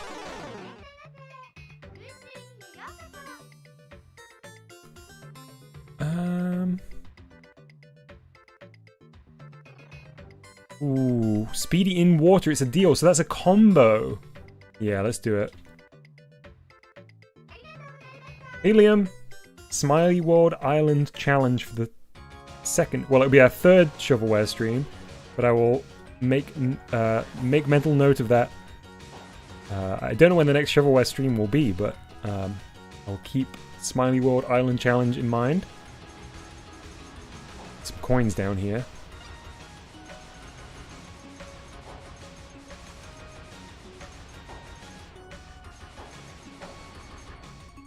Bombs from the bottom of the ship. Should have known. It's a classic. This is a great game. I'll finish up here, but this is, yeah, This is another one of those where I just didn't know this at all. And I'm glad I do now. No continue, thanks.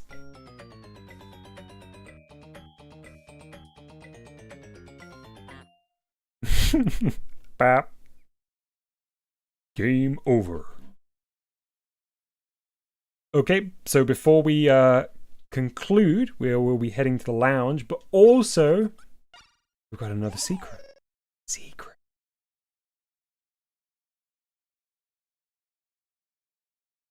Let me check out the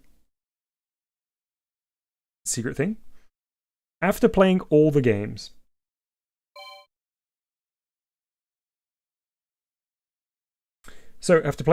we will go to the exhibit hall of the Return to Ishtar and press a button combination very quickly. This is hard to pull off, but you'll know when you've activated it. Okay, so... Oh, this tune! Oh, the reverb on that was such a good touch.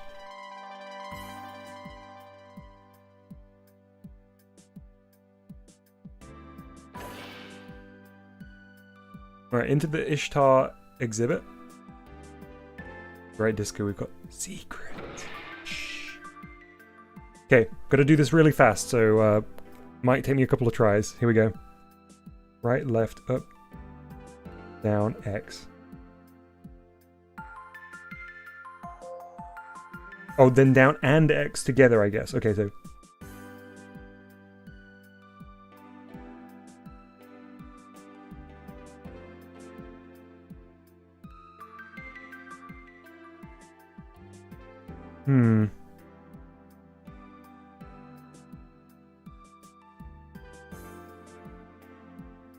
No first try for realsies, I don't think.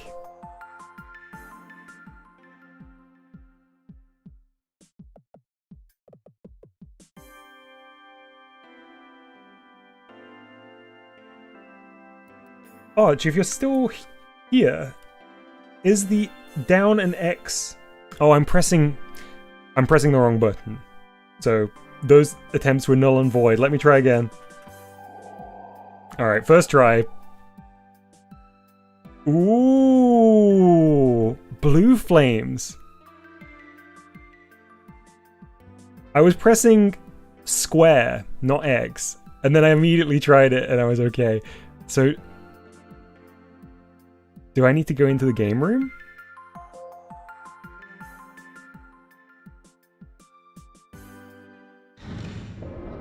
Wait, was that door opening animation?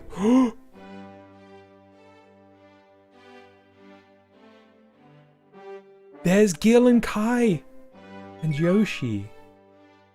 This is a hidden game. That's such a cool scene.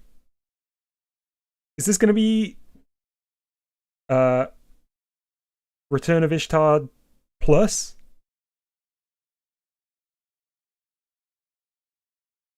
Man, the secrets in this one are so cool.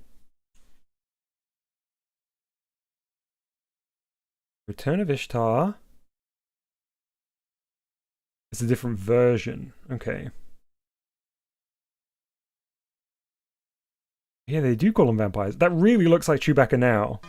It's a harder version. Oh, good. What a great little vignette. Gil, quick! Quick! Thank you. Yeah, I'll have a little run through here, but I am going to have to move swiftly on, I think.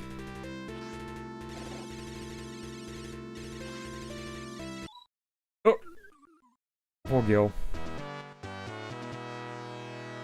The Drago games both had secrets in them. That's neat. Yeah, really cool.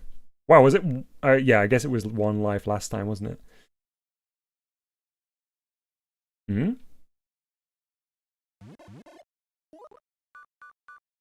Nice. Well, I don't necessarily need to play that, but That's a really cool secret. This is the best value one, I think, of all of these. There's so much here to play. Just look at this. Kind of amazing how much they squeezed onto this disc too. I wonder what the size of this one is like compared to the others. I feel like with the others, they definitely weren't filling up the entire disc. But who knows, the artwork is like really high resolution for PlayStation 1 in terms of those 2D elements.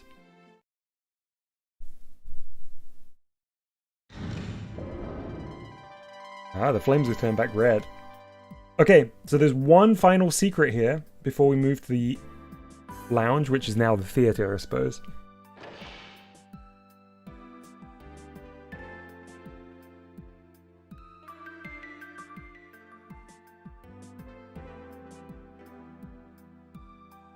Aha, okay.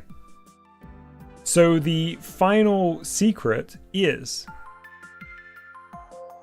that when you boot the game, you can hold R1, R2, L1, and L2 until the Namco logo animation stops to see part of a promo video. You can watch it in the theater room too, but in a much smaller window. I would recommend watching the full promo on YouTube instead. You can do this after finishing playing Namco Museum 4 or anytime you want.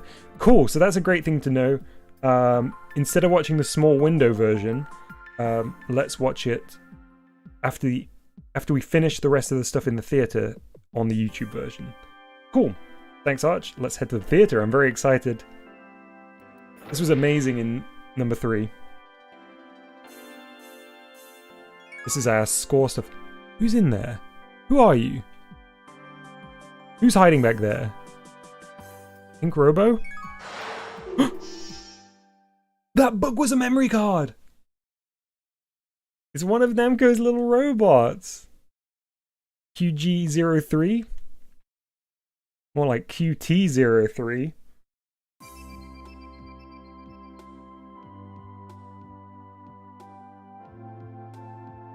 But yeah, there was one of these in all the issues, previous volumes. They have some, like, usually some pretty interesting stats.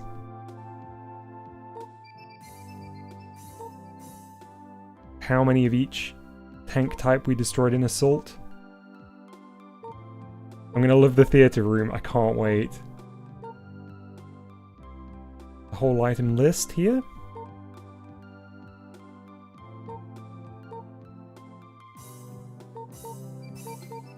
What Pacland stats are there?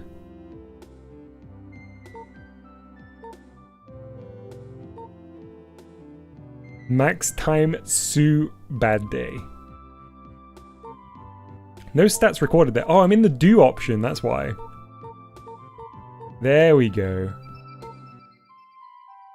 5 break times reached. Number of fruit eaten, 15. See you again!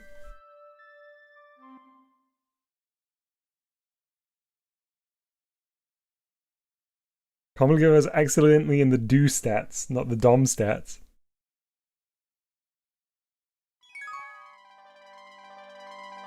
Alright, so we've got the theater on the right and the library on the left. Let's go to the theater first, like we did last time. Looks like a lift. Oh, it is, look! I'm guessing we need to press this. Going up. Oh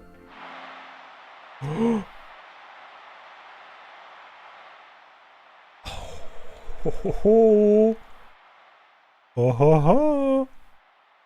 Is that on the exit this time? Somebody else completely. Oh, this music. Okay, hang on. I will get a good view of everybody here. What does it say? Is that pick pack? Live performance! That's the dude from the original exit sign skateboarding down there. Look! I love the displays showing the characters, but like as illustrated characters. I want to look around and look at all of these characters up here, but I don't want to miss anything. Oh, that's our drummer. He looks like a Gundam.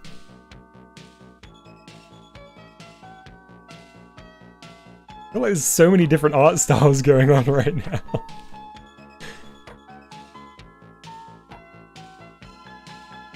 What a tune. Oh, they're all robots. That was like a guitar solo. Okay, let's... I don't want to miss anything, but I want to check out all these fellas up here. Mappy! Mappy family! Only Mappy Jr. knows how to groove to the rhythm.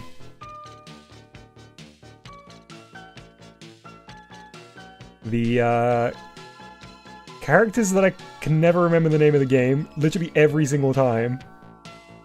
But I really liked that game. Pac Jr.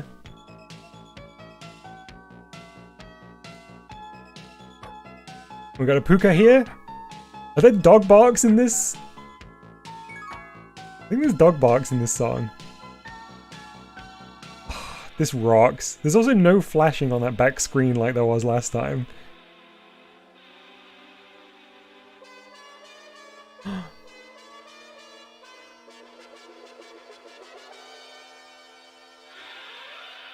This is like a whole concert. Are these the Namco robots? Ooh, that one's a bit scary.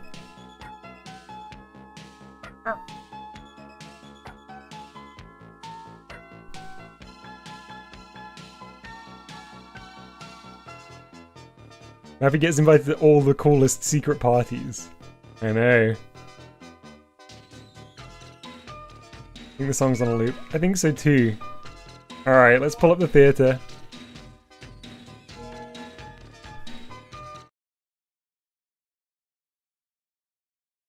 Robot band. Oh man, that's the backing musicians, I guess, and the conductor down the front. This rocks. I've never heard of Pick Pack. Okay, so we've got our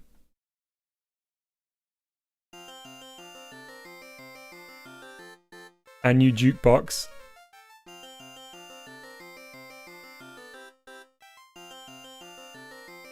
I don't know how to make them play this time. I accidentally made that other one play.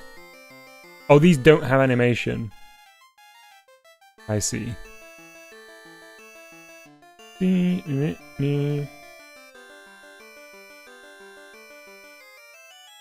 Door to Fairyland. Yeah, I can't believe I've never heard of Pick Pack Arch.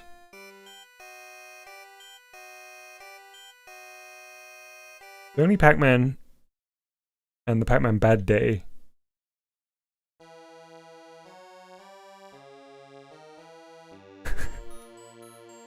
Perfect music.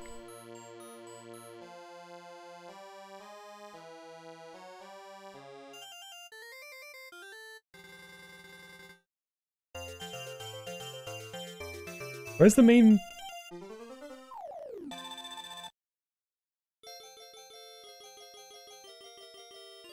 Huh. Oh, there we go. There's the main theme. Very, very nice. Check in on the others. More loading screens in this one. Also, there's just Mega Man on the left. Definitely just Mega Man on the left.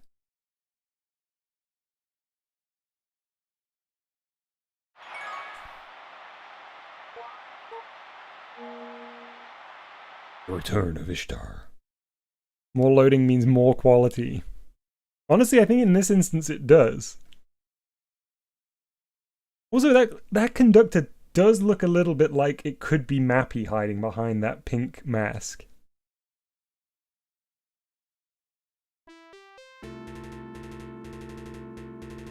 There's Kai, bravely striding through the halls of the Tower of Draugr.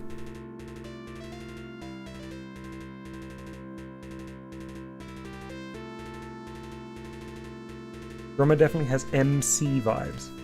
What would MC be there? Minecraft? Master Chief? Oh, there's the quote-unquote vampire. Slime, bat, snake, ooze, mage, sorcerer, druid. They've kept the same beard designs from Draugr. Roper, oh yeah! Blue Knight, Black Knight, Mirror Knight, Hyper Knight, Lizard Man, Red Knight, Akind Knight, Will-O-Wisp, Land Urchin, Ishtar herself, Dragon. Dead End. Oh no, the programmer fell onto the ground. Oh, main character. Master of Ceremonies applies too, yeah. Nice. I do prefer the way that they showed these rather than having the sprite sheets in the exhibitions.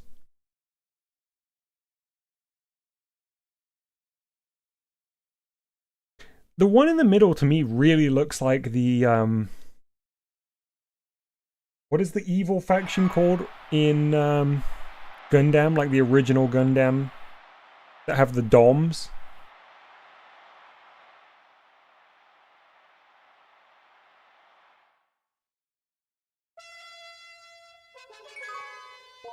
Oh, I went all the way back. Oops. Hope Volume 5 will be better. They've set the bar incredibly high here. The DOMs? No. There's like a... There's... It's been so long since I watched any Gundam. But there's... That one faction has the robots called Dom, right?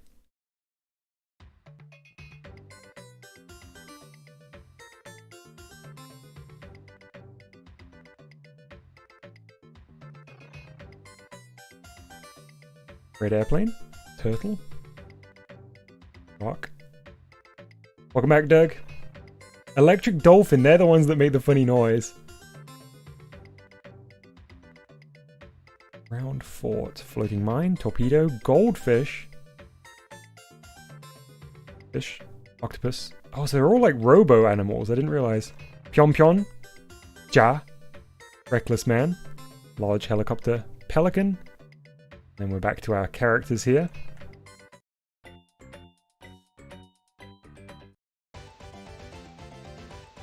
Pick-Pack Robot Band was made by Namco for amusement spots. I can imagine that would be really great. Oh, I hope there's some recordings of Pick-Pack out there.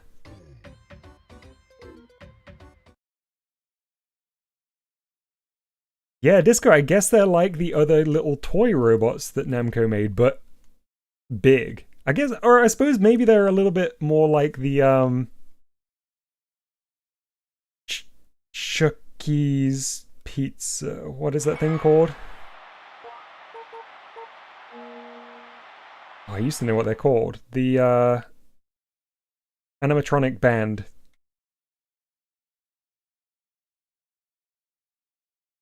Yeah, like the Chuck E. Cheese band. Yeah, animatronics, yeah. I was specifically trying to think of what the, Ooh, look.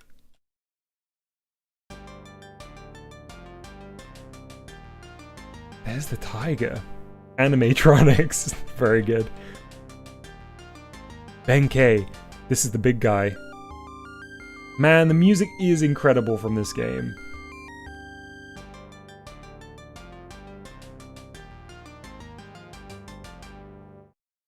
There's Kagekyo. That's not big mode. Andaba. Enmadio. Demon Princess A. B. C. Izu Yasakani. So they're the collectibles. They're the things that we were meant to be getting, right? You get to listen to a vocal version of a pick-pack song in the museum portion of the theater. You'll have to let me know which one that is, Arch, so I can go straight to that. Unused character. That looks like it would be a boss. God of Thunder. God of Wind. Sorcery. Buddha. Biwa Hoshi. So that's the original. Oh wow, Doug. Man, I haven't thought about Dynamite Heady in a while. What a good game. We found these random sprites in ROM-dump. Enjoy. God of Wind is doing a Excite Dom phase, doing the Pog phase.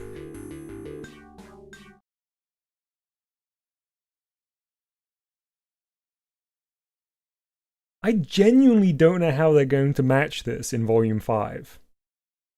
What if they just were like, we kind of gave it everything we could in Volume 4. We're just gonna just get it out there.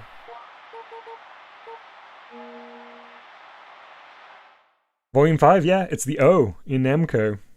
Volume 5 is the final one of them that has the museum portion. It's also funny that they quite clearly arbitrarily picked 5 volumes because of the fact that they were doing the, like, they'd obviously originally planned the Namco cover art. And it's like, oh, there's 5 letters in Namco, let's do 5 installments. The artwork in this is really good. It is crazy though how much better the Plus version looks. Arced Tank. Wait, I think track 2 is my favorite, if it's stage 3's theme. I don't know what that is.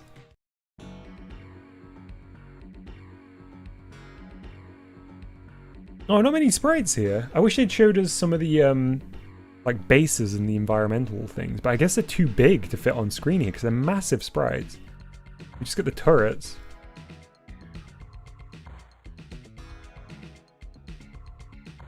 Those tanks are cool. This is a tune. Nice little progression.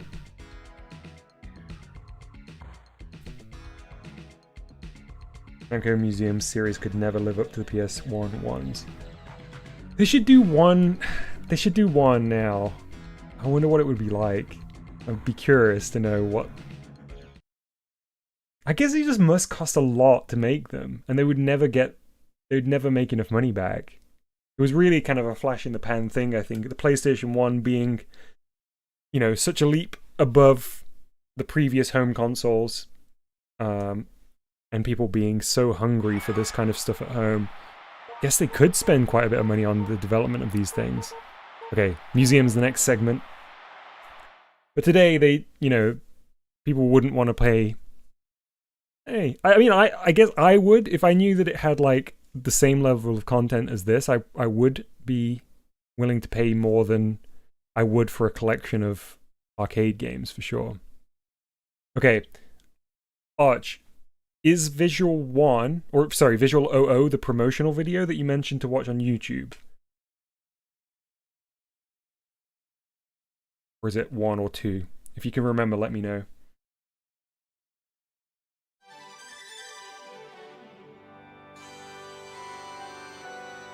Visual 2 is the one that we should watch on YouTube. Okay. Yeah, they should have spelled out Namco. That would have been really funny. There is like an encore version, like a volume that came after 5, but it's got no museum portion.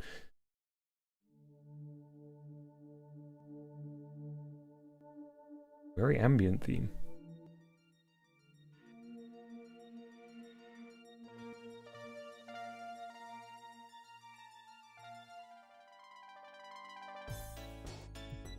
Trying to search for the vocal pick-pack song.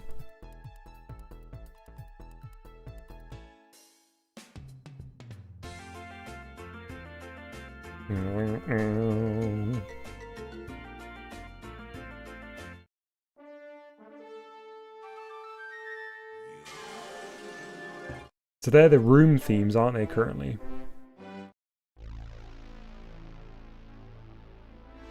It just sounds like the PlayStation startup sound.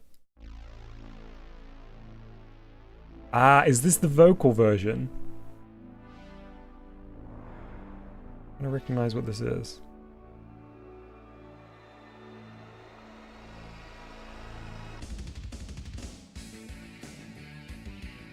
Oh, was that from Assault?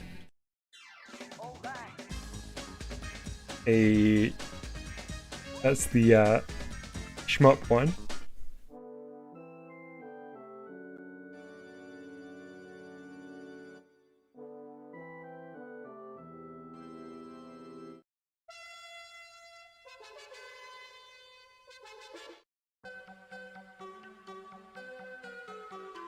What is this? I don't recognize this one at all.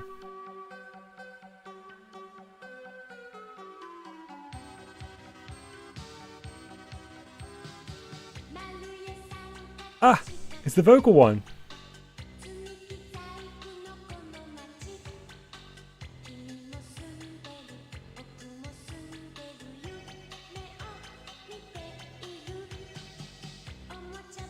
This is, I love those little drippy synth sounds. Oh, this is another song. Okay, let's go to 12. That had real, like, anime closing theme energy to it.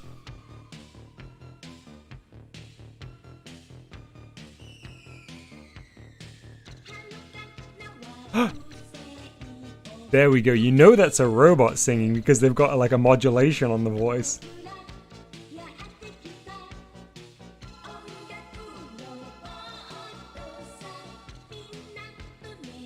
Amazing.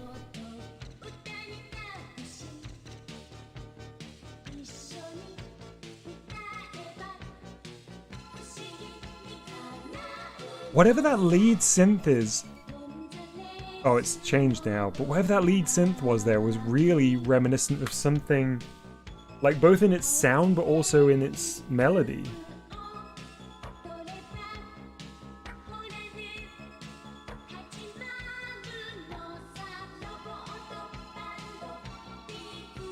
Oh, tune.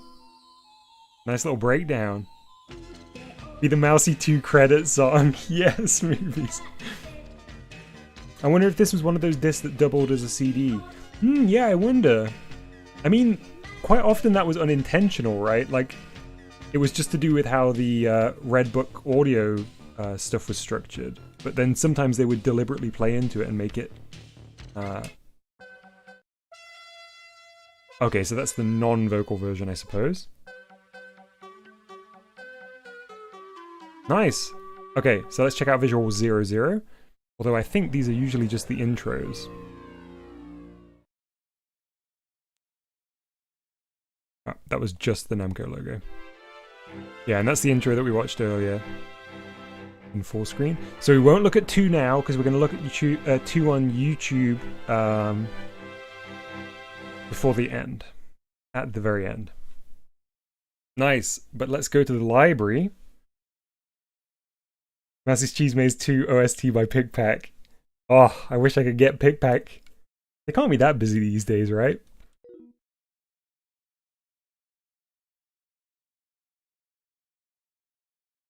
I'm gonna be sad when I, like, go down a rabbit hole learning what happened to the PicPac band, and there'll just be, like, photographs of half-dismantled PicPacs, right? I did do the X-Room Secret Disco. It was really cool.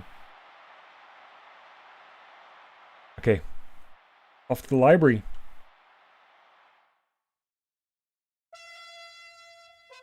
For some reason I couldn't press that button. Come on, Pac-Man, you can do it. Pac-Man? There we go.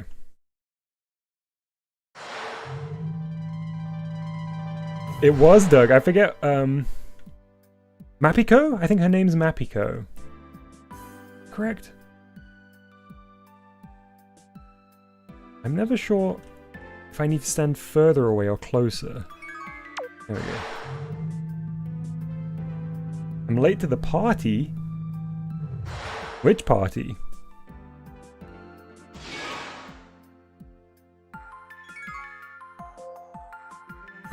What's going on here? Oh, look at this! It's the penthouse view from the top of the egg. This is the party I'm late to, I guess. Look at these fellas.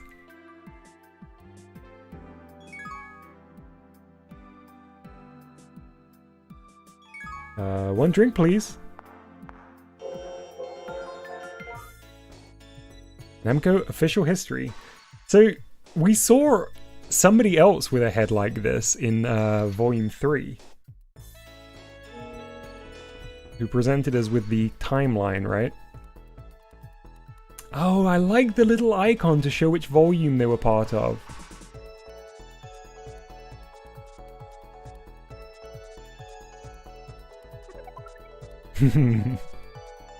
Pac-Man thinking of that great outfit.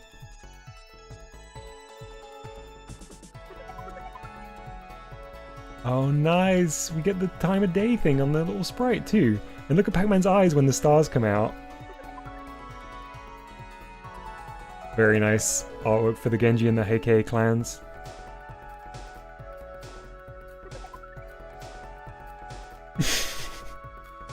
The tank shot us. Beautiful. Run to the bottom. Have they finally put the...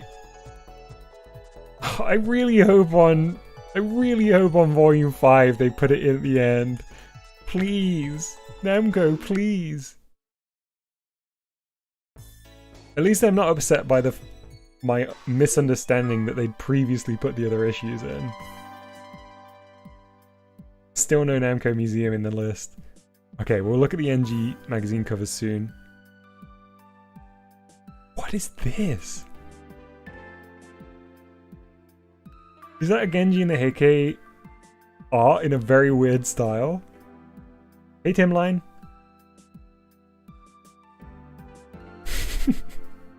I wish I was more familiar with the whole Namco roster because I think these little cameos would be even more fun.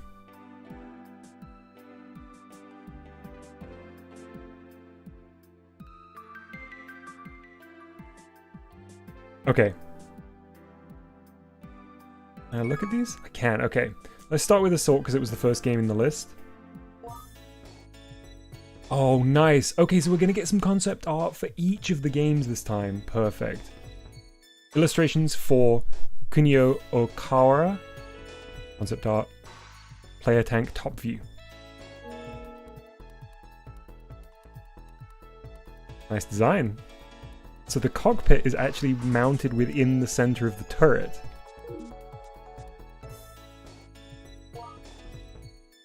Player's tank bottom view, so this is the flipped underside. Old anime spaceships are so satisfying to admire. Agreed, Disco. I wonder what actually happens to the pilot when it flips upside down. Maybe there's like a VR view, like it switches over to screens and they actually stay mounted upside down. Certainly looks that way with the red visor. Oops. Sorry, I accidentally backed out. Oh no.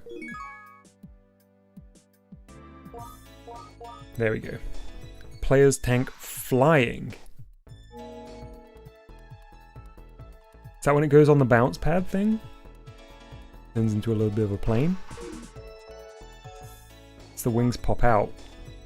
Settler ship. Oh, this is what we saw crashed. I really like the shape of that one. Generator mobile. Nice.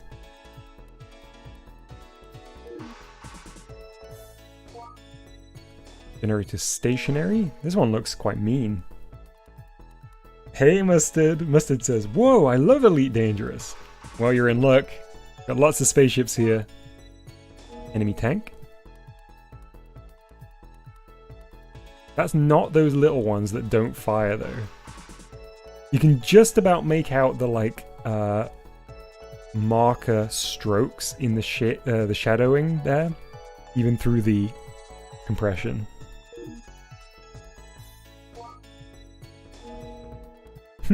That was very cute.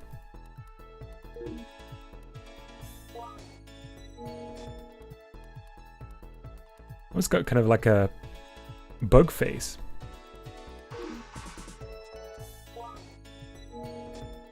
Ooh, I think this one's my favorite of the enemy designs so far. This one wouldn't be able to flip very easily though, because it's got the fins on top. Lucien says, I imagine the tank is gyroscopic, the cockpit probably stays upright. Ooh, yeah. Lucien, I could definitely see that.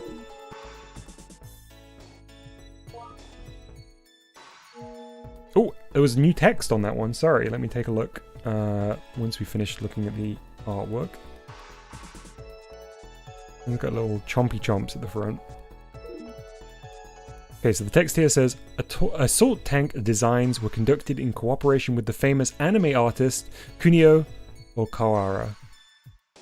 I'm not familiar. Anyone in chat either know or are able to do a quick Google search as to which animes Kunio Okawara worked on?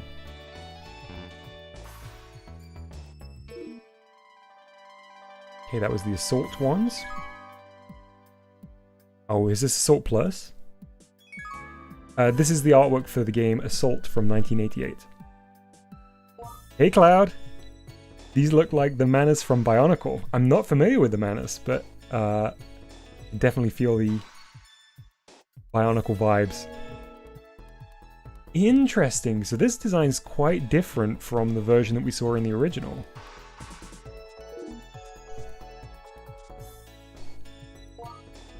Top view of the player's tank. Is that a person at the top there? Popping out the cockpit?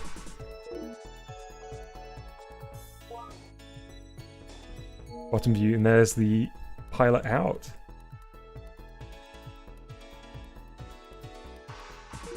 They simplified the design of this player ship here. Concept art of the player's tank. Ooh, a bit tough to see what's going on there. Is that a crater to the right of the tank? Like there, right?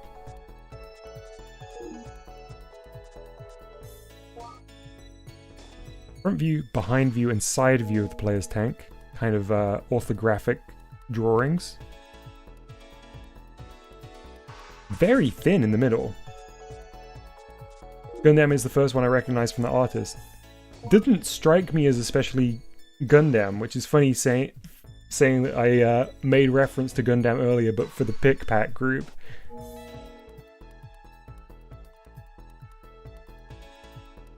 Exposed treads seem like a bad idea on these tanks.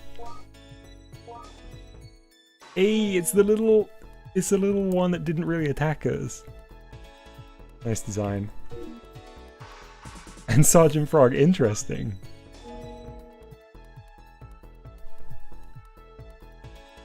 That one's a little bit kind of spider-like in its body, I feel.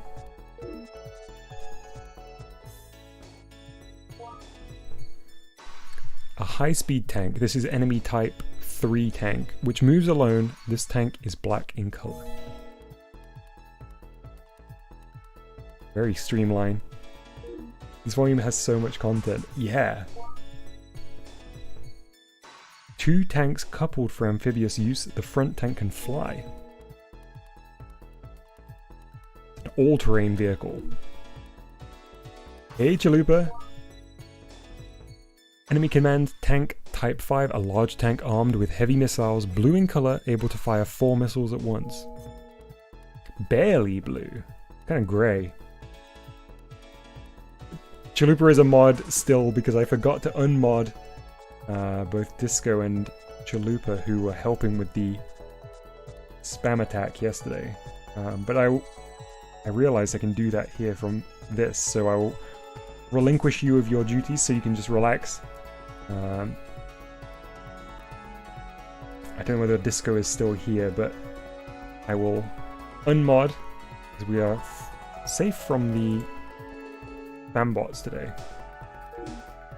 Yeah, spam bots have been striking on Saturdays lately. This is the enemy tank type 6, a heavy destroyer tank with continuous fire from a high energy cannon. Turtle shaped, moves slowly. Hiding from Dom's wrench stealing magnet. Yoink.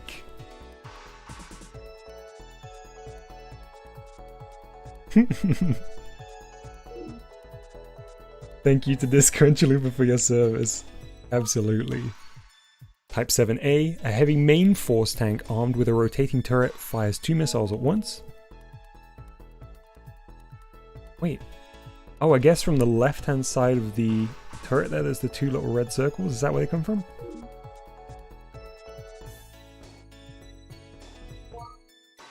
Ooh, I like this design. Mainly appears in urban scenes, a small armored car, yellow in color. That was just colored in crayon.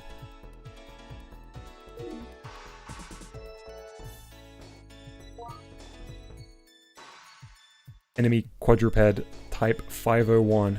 Close combat jumping vehicle, moves in long distance jumps, then fires a missile when it lands. Usually appears in groups. Yeah, great designs, aren't they, Mustard?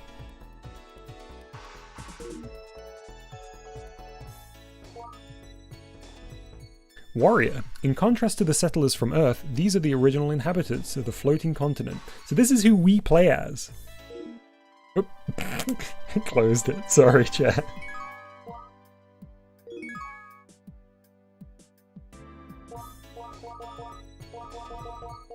Oh man, I got to go through so many. Here we go. So these are the ones defending against the invaders from Earth. Kind of reverse scenario to what we often see. I'm gonna need your badges and your Nerf gun.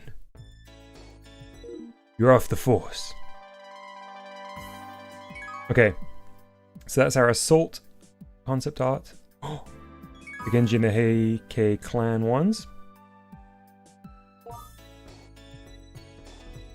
Kagekayo of the House of Taira initial design. This is such a contrast from the last one because the art direction is so different in this game.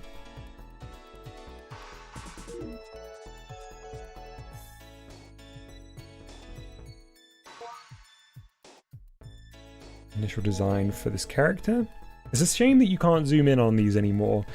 I do appreciate that it's a compromise, because before there was very few pieces of concept art, and now we get a lot more. They have lowered the quality. They're much more compressed than they were before.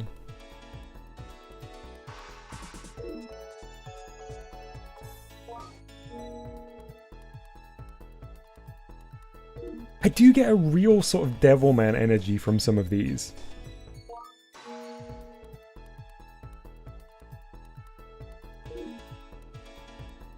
Nice armor design.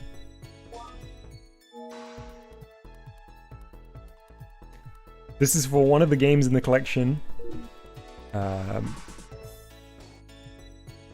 on, I'm gonna have to back out because I always forget the name. The Genji and the Heike clans, which was from 86.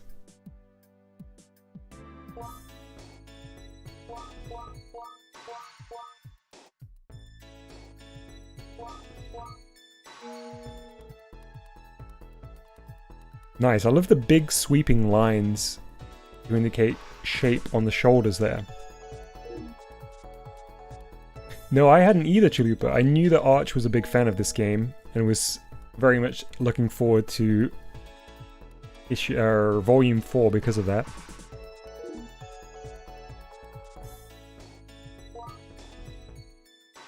Yoritomo of the House Minamoto. Ooh, look at that evil purple magic. My Poltergeist 2 looking wild.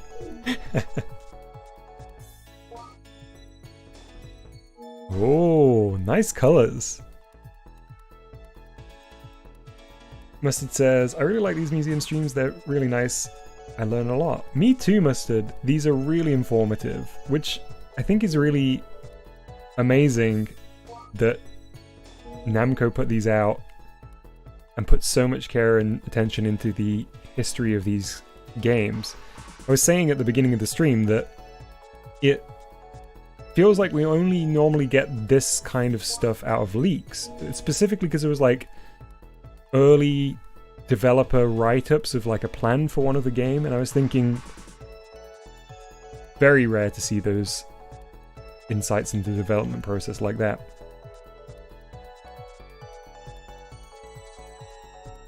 Lucian says, as much as I enjoy these streams, I'm looking forward to more Poltergeist streams.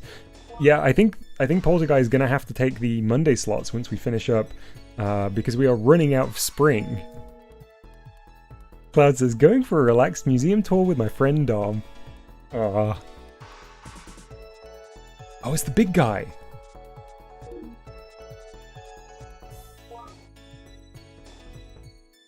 Ashura?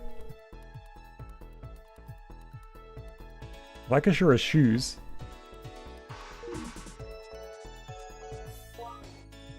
The nun?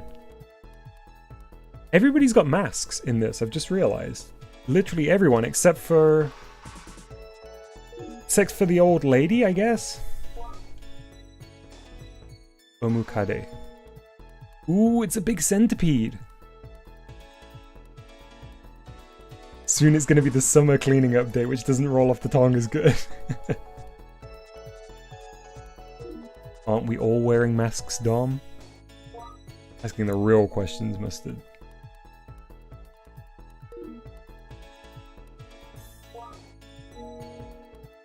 Wait, was this character's name Justin? No. Jushin.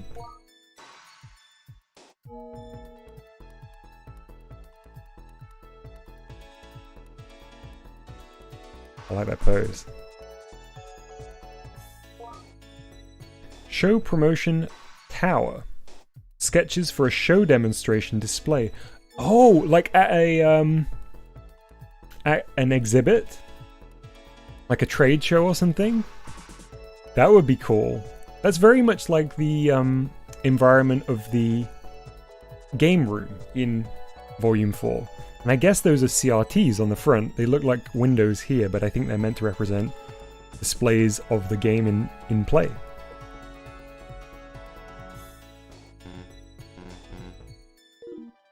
Alright. There's the Genji and the Heike clan art. Let's move on to Pacland.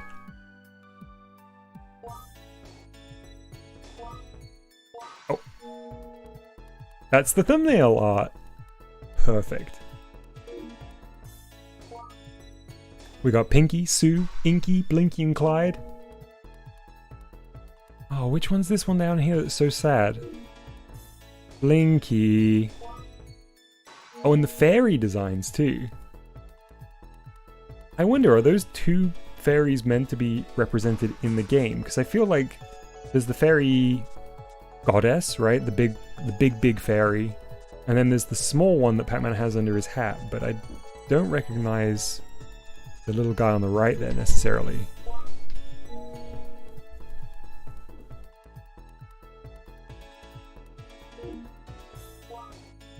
Fairy Queen, here we go. They really went for like an old school Disney style with the Fairy Queen design here. Oh, that's all the art for Pacland. Ah yes, the fairies from Pac-Man. Maybe the small one was scrapped. Could be, or it could just be that maybe it appears later? Ordine. I'm excited to see the Ordine art. Doug says, I wonder why the Pac-Man box art randomly had thick and thin lines. It's a good question, Doug. I feel like Namco were doing it for a lot of their designs, because Dig Dug has it too from that era. Most of their cab art looks like that. And it's very distinct, and I don't really know what the sort of original inspiration was for it. Oh, no big art. Oh, we can't view it big. Oh, we can look at this one big. Multiple faces for Dr. Tamari. Oh, this is clean, and we can zoom in and out. Now this is what I'm talking about. Oh, Isn't Ordine the fish lady from Undertale? Yes, definitely. When I realize we only have one more volume of Namco Museum Mondays left. When I realize it's probably going to be the most bumper volume to date.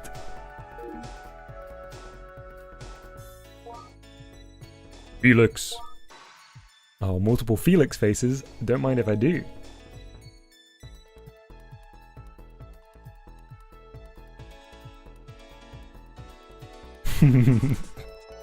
It's got the same energy as the Blobbish emote.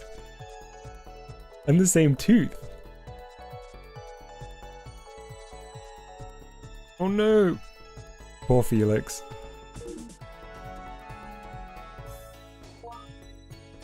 Title cut.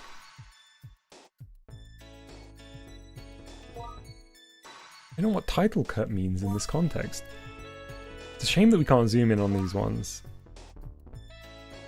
Tamara's ship front view, side view, top view. Same with Felix's ship.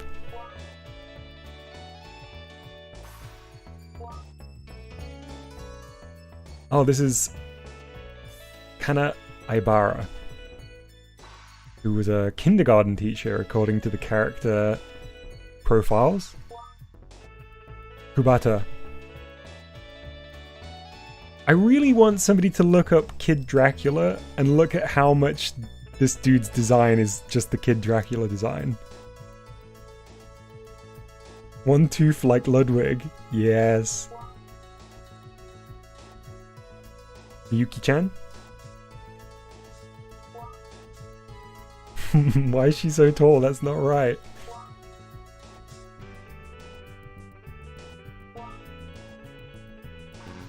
Lots of Miyuki-chan artwork. None of it that we can zoom in on though, sadly. Okay. Oh, another set of Ordine stuff. What's this? Hamburger? Must be a regional variant. Turtle? Oh, it's Chalupa. Shark. Lapella. Kiwi bird. It's interesting that the Oh wait, no. I'm thinking of this in the theater. I was about to say it's interesting that there's like robot animals in 2 games, but no, they're both Ordine. So again, we can compare and contrast the sprite artwork to the concept art. Whoa, the Pion looks very different to the sprite. Wow, I like the pelican design. Yeah, I know, Arch. The NG covers are going to be good. We're going to have to do a mappy count again. That's not a blue turtle. Sorry, game, but that's not a blue turtle. Oh, that's a cool design.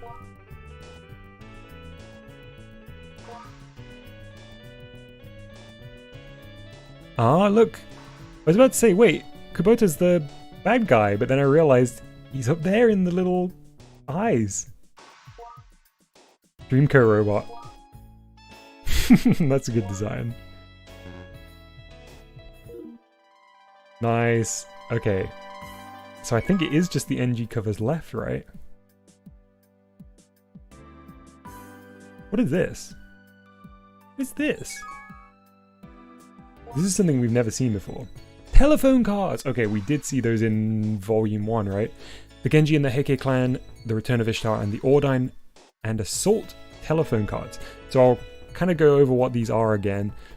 These would be, or at least to my understanding, these would be sort of prepaid cards to use in phone booths. And these very often contained promotional artwork for things that were new at the time. So the other side of this would have a magnetic strip and probably like network phone numbers and things like that. And you would go into the phone booth and you would swipe it and it would deduct the price of the call. So yes, it became something that a lot of people collected as well.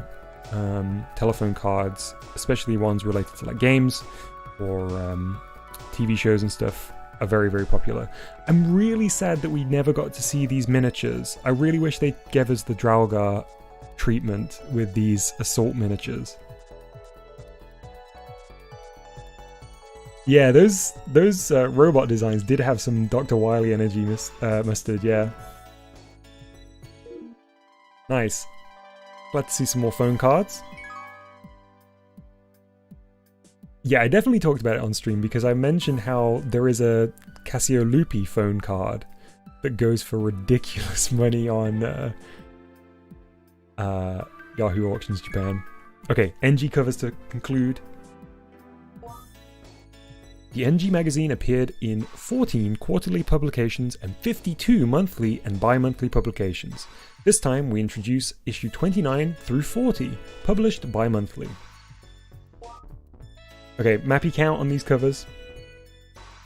So this is volume 6. The featured article was The Legend of Valkyrie, with colour illustrations. Can we zoom? We can't zoom, but we can pan. Don't see the B word. Booths. Booths. Booths. I love the logo type for this. No mappy yet.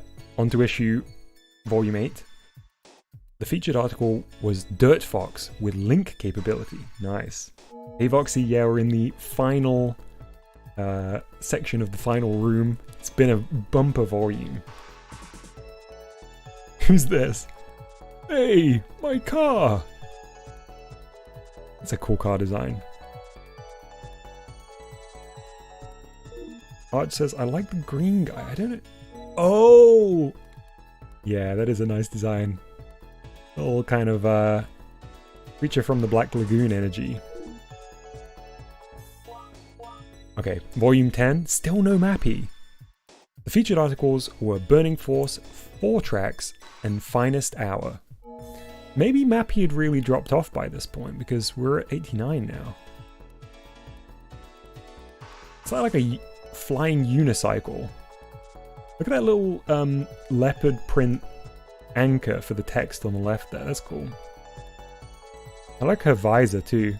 And Pac-Man's got a little version.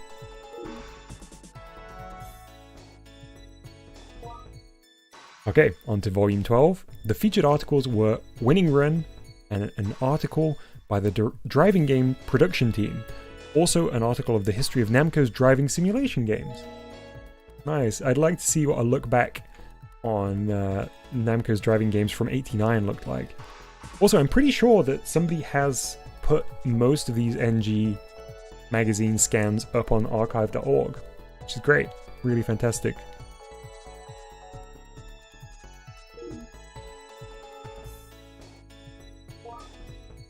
Okay, so we're into the 1990 issue, volume 2. The featured article was Marvel Land.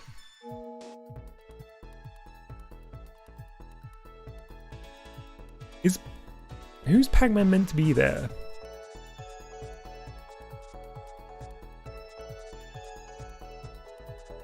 Little dragon dude.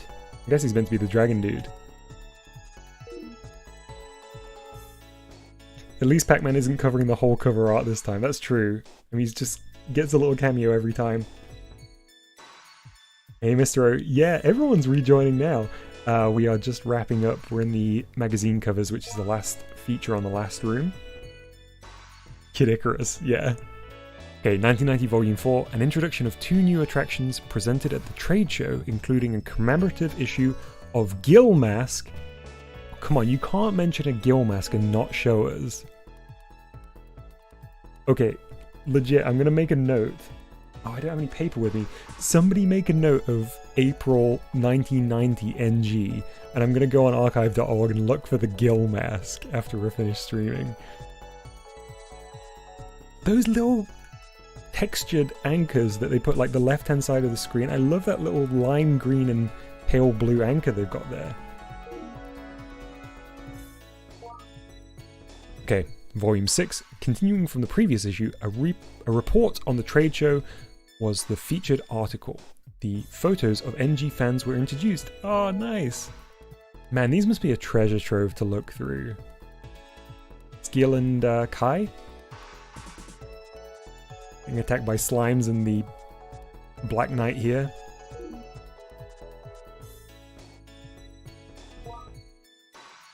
Volume 8. The featured articles were Final Lap 2 and the making of Galaxian 3. Galaxian 3? What is this game? Little salamander dudes in a UFO. Boom.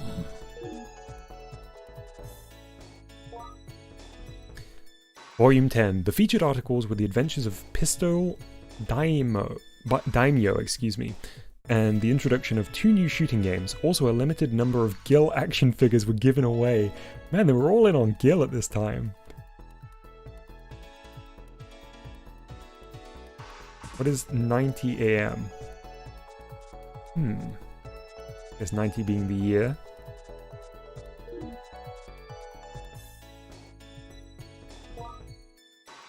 Oh, I see some mappy.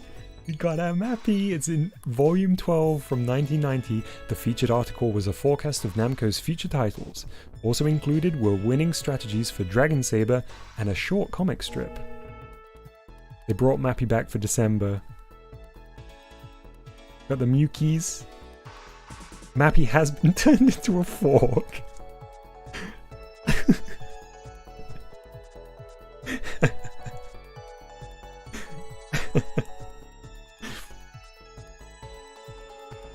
Yeah, we'll just ignore what's happened to Mackie. Mackie? Mappy.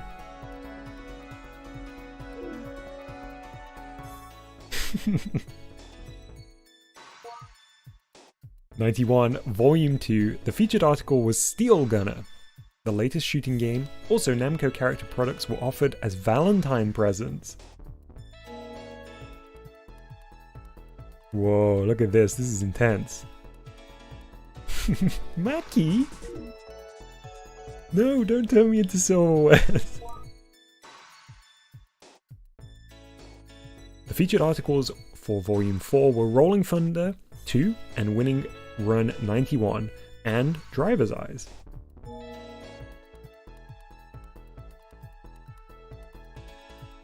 Eee, what are those green beasts in the background?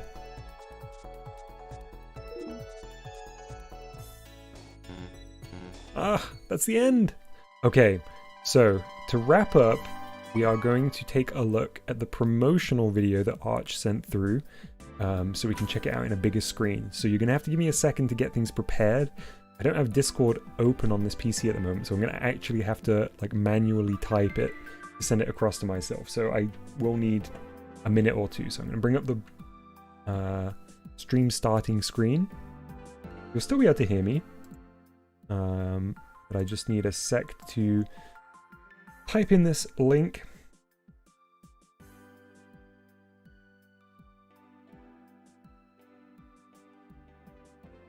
In fact, Arch, if you're still there, could you tell me the title of the video? That might be the easier way to do it. I can't click the link on the phone, sadly. Let me just see if I can use this watch link. Watch. Okay, this might work.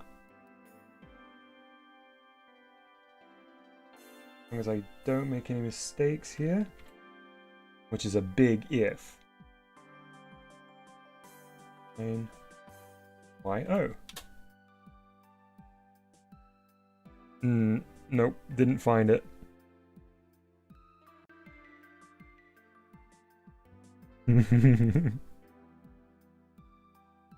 Cloud says 80s Japanese sci-fi looked so cool. Agreed. Don't worry, Arch, don't worry. Let me try the link again. Because it's just the last half of it, so... Also, Bori found the issue, the Gil Mask issue. I just saw a direct message from Bori. Namco Volume 4 promo.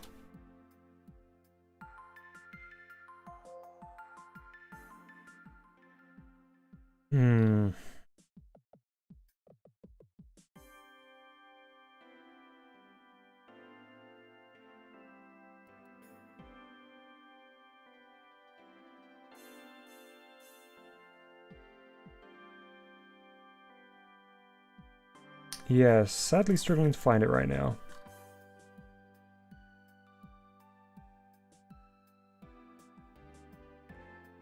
Full video should be 9 minutes. Let me find it. Wested says, I love the shading on the Pacman sprite. Makes him look very spherical. Yeah, it's a really nice one, isn't it?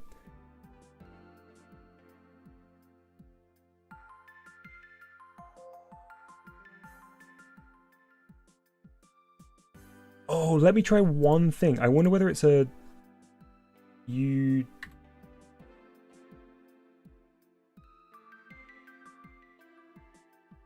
dot...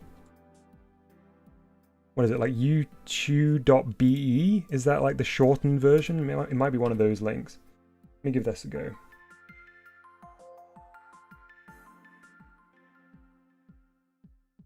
And I'm going to double, triple check that I get the capitalization correct.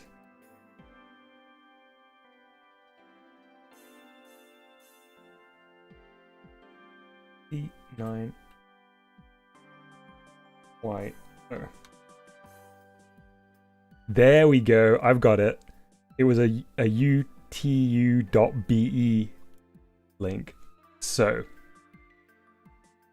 let's move this over here. I'm going to pause the playback of this.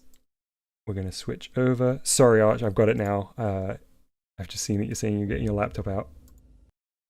Let's switch over to the correct frame here.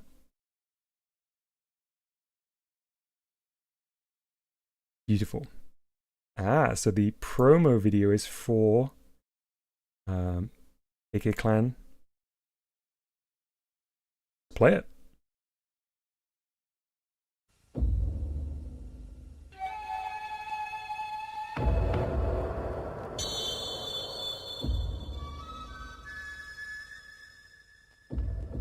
This is a live action one.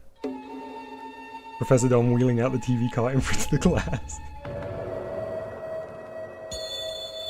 He returns from hell to exact his revenge. Who sold his soul to evil spirits for the power... We're watching the promo video that's included inside Volume 4, but in a very small screen. So Arch recommended that we watch it here, slightly less compressed and in full screen. But it was in the theatre section of Namco Museum Volume 4. That pose.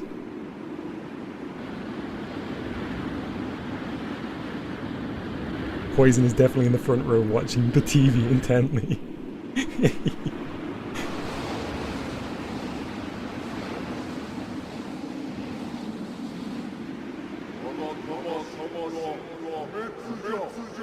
Is this story then? Is this like additional lore to the game? We'll find out.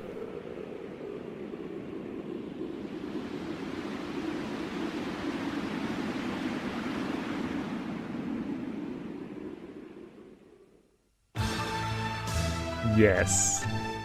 Good late title card. Sorry, it's a bit loud.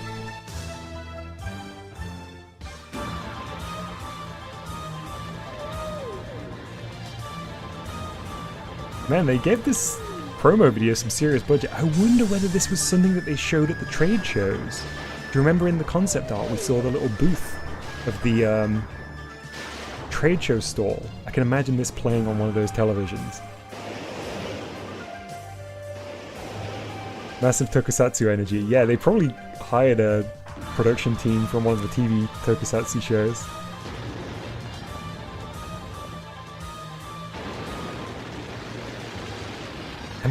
Oh, I think there was a miniature there. Looked like the... I mean, it was hard to see through the compression, but it looked like larval form Mothra destroying a temple.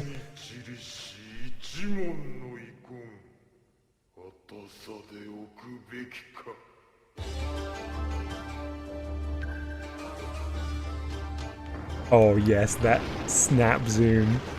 Yeah, they're just... There is miniatures getting straight up destroyed here.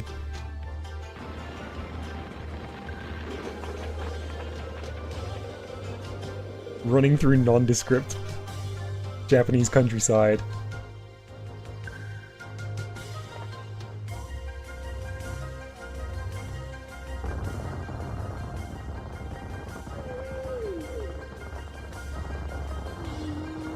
There is like a real disconnect between the promotional material for this game and the actual game itself. Like, the actual game itself is so intensely gamey, and everything else is like surprisingly, for an arcade game, I mean, this is a big caveat, but for an arcade game of 1988, the rest of it's surprisingly like high production, high, even, dare I say it, highbrow in comparison to most arcade stuff. But then the game is like the gamiest game ever.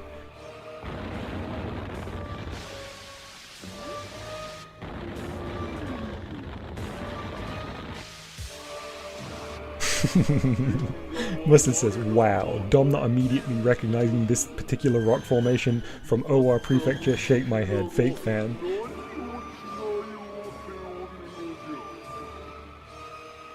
Oh, it's clearly the Red Man rock.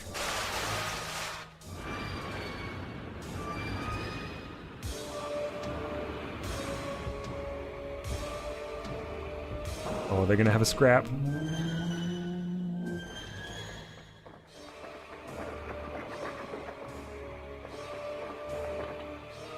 I hope someday someone will find the original reels for this. Get a nice remaster of the print. 8K, new color grading. Oh, that's just so much running. That's what you gotta do when you're seeking revenge. As a demon warrior, always be running. Oh no, the statues! Come on, he has to slay this beast. It's destroying the village.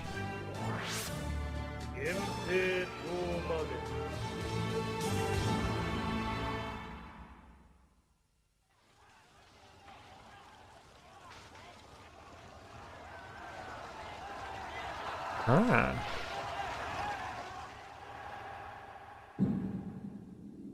Oh, this is his story. He was slain, and he came back as the demon warrior.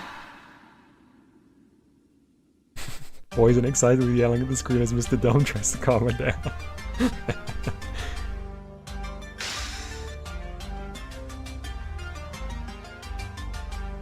Whoa. Spider skulls. Oh, these were the ones that were getting us when we fell down the pit. Pit?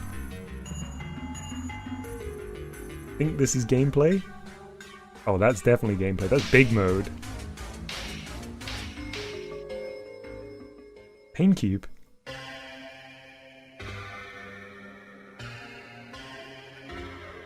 What's this dude?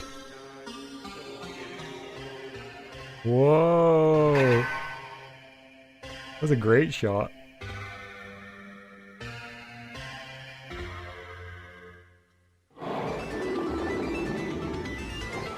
The fierce tiger.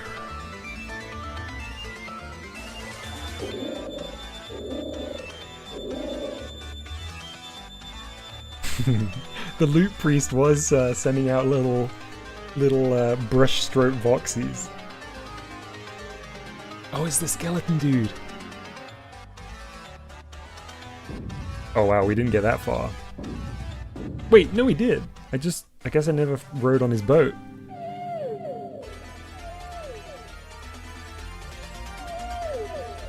Okay, we definitely didn't get that far. That's very Space Harrier-like. Making a long dragon out of balls.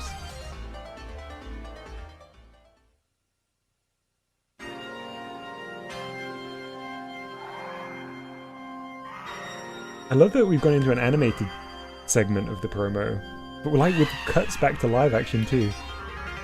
The Demon Princess. Yeah, spoiler alert for a 30-year-old game.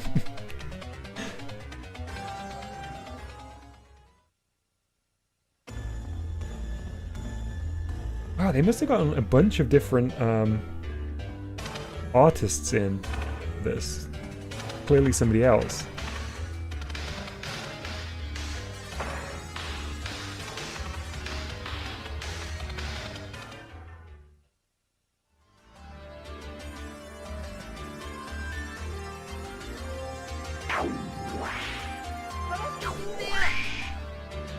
How bad dare you?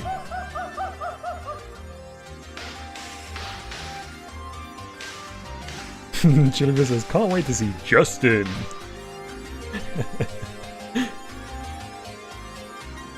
Ronald McDonald there.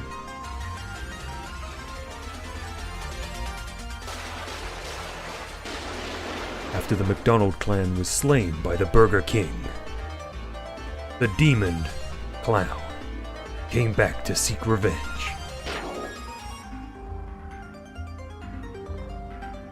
Mustard says, unironically, this game looks fantastic. If I saw this at a trade show, I'd be so pumped. Yeah, it's really selling me on it. And I've already played it.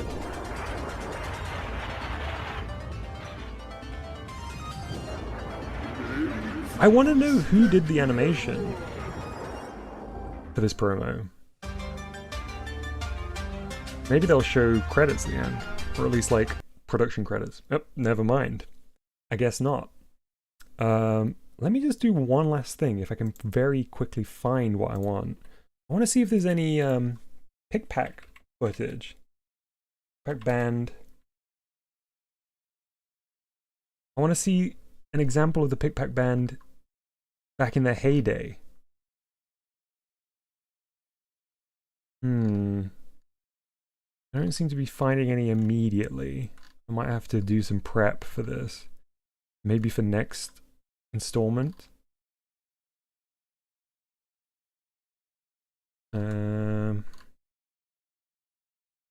Namco. I bet if I knew what the Japanese... In fact, let me just check it. Wiki. Band.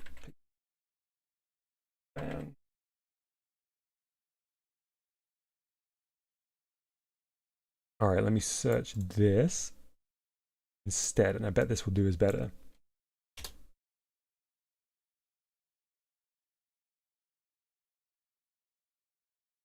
No results. Shall we go on to Nico? See if we can find anything there. I know that you can't see this, by the way. I'm just keeping it off screen in case you never know on the internet. But I will certainly show you once I find anything relevant.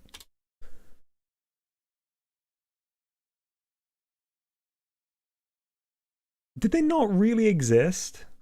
I'm sad. There's no footage of them. There's an 8-minute long video here. Let's take a look at this. Hang on, we've got an ad first.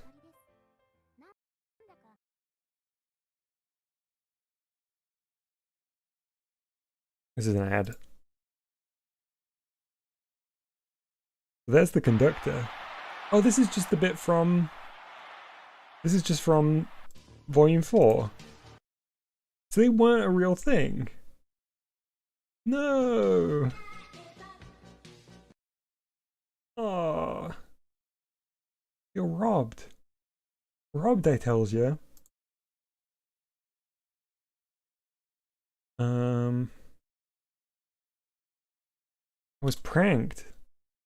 The thing is, there is like other robot bands that show up when you search Pickpack. It could be that there's just no footage. I mean, it was 88. Who was taking...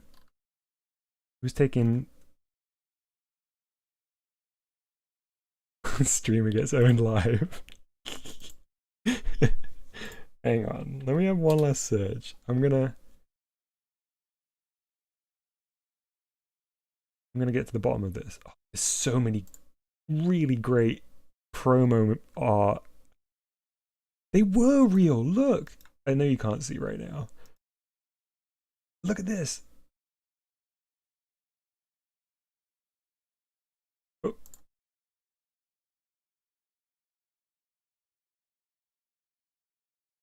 There they are. Keyboard, drums, and guitar. And then I think this is a sticker. That art's really cute. Also, I think it thinks they're pugs.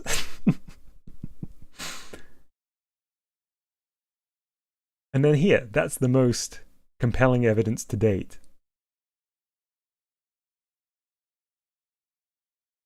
Check Discord. Okay. Okay, well, give me 1 sec because I don't have Discord up on here.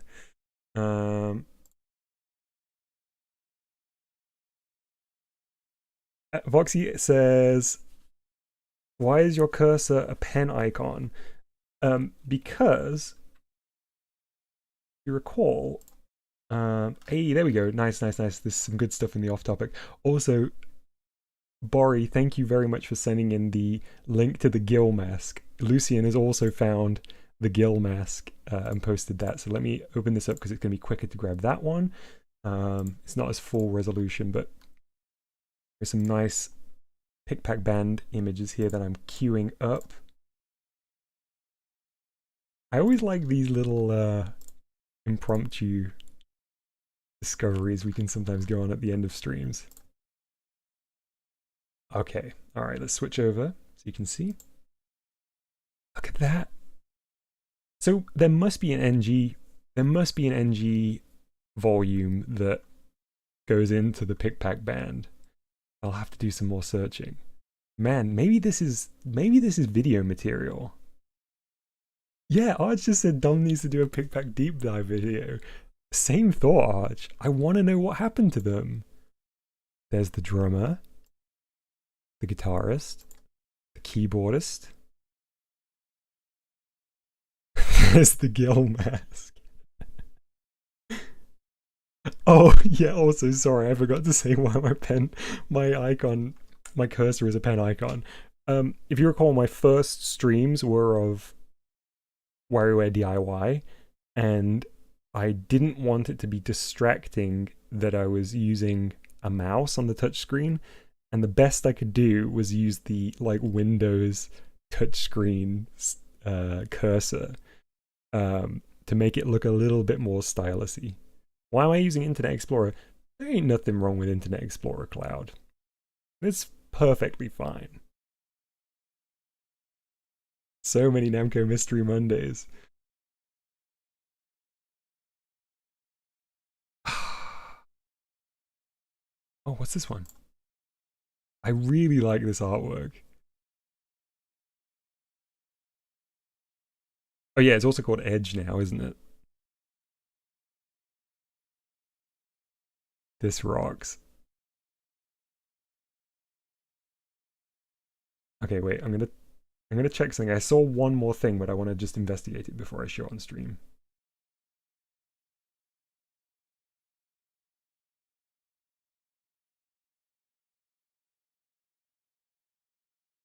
Let me just take a look at this. I know the pugs on the side is very cute. Oh, this is a very good page. Oh my goodness, it's like multiple. Ooh, I recognize that. Okay, I'm going to show you. It looks safe.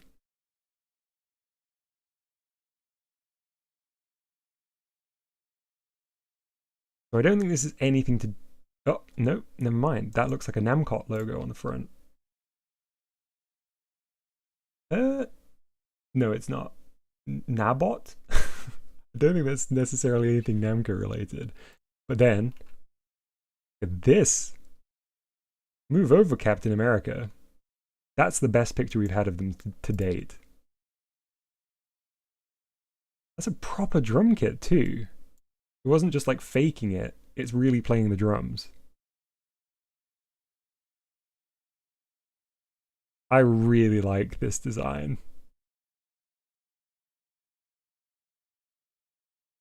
Also, that guitar is wild.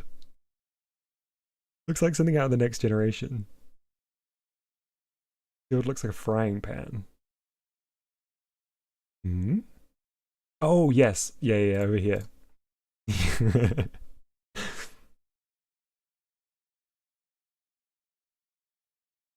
Everybody looking around to see whatever this robot is. We get a nice high-resolution Mappy and...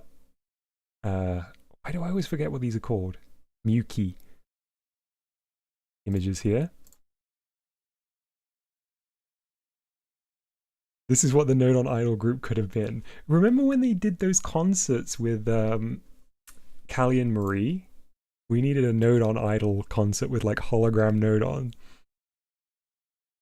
In case you ever need to remind yourself that E equals MC squared.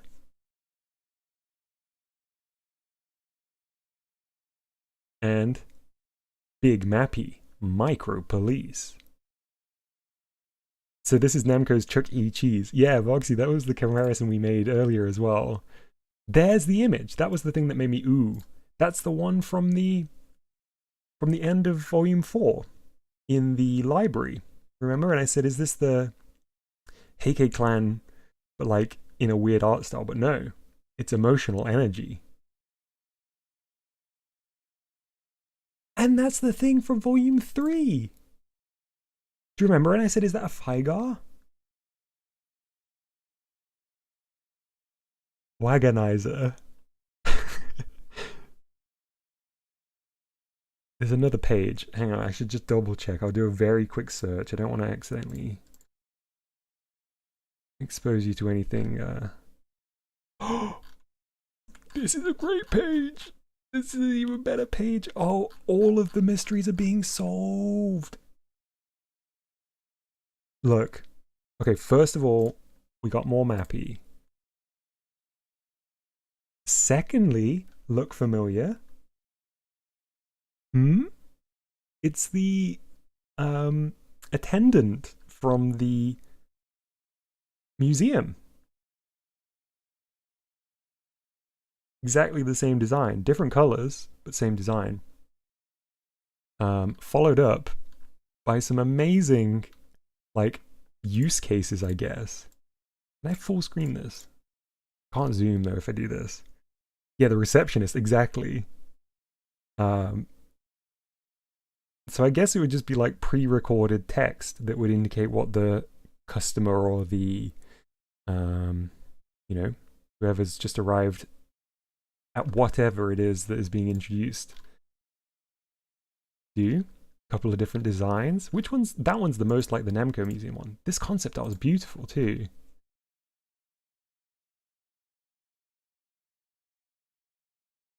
Very kind of like, this looks like pre-digital industrial design, kind of shading and line work and stuff.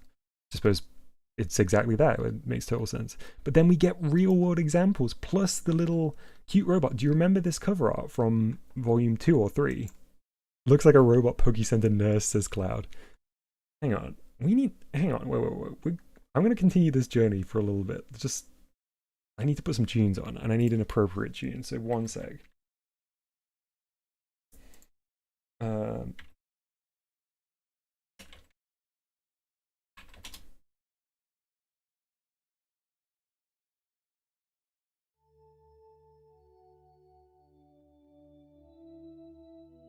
There we go.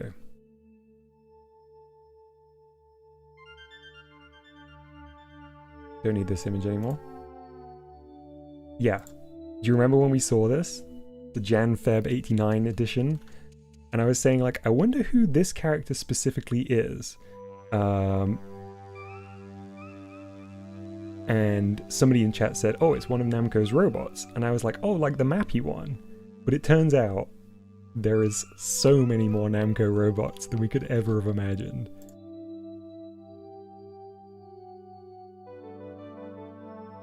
This rocks. I want to use a Namco information terminal. Okay, I'm gonna check out. Oh look, I can see a little bronze mappy robot. Okay, one sec, I'm gonna check out these other pages and then I'll bring you back. Oh, it's this thing. Okay. This page is fine too. I've seen these around. Pepper. That has like the embedded tablet on their chest. And like camera eyes and stuff. I don't think this is anything to do with Namco, right? But I wonder whether they're just talking about this is the current sort of what would the term be? Like, yeah, like a receptionist robot? And then we just get a statue of Robo-Mappy. And I guess like a non-functional redesign of the Namco bot. Oh, maybe I spoke too soon, hang on. Oh yeah, yeah. It's just got projection on it.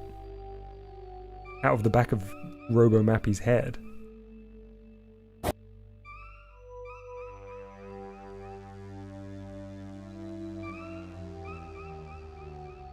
See you, Cloud. Thanks for stopping by.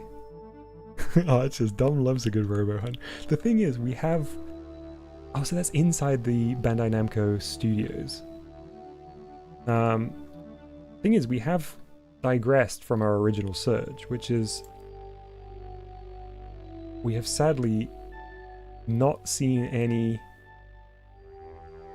more of the Pick-Pack band.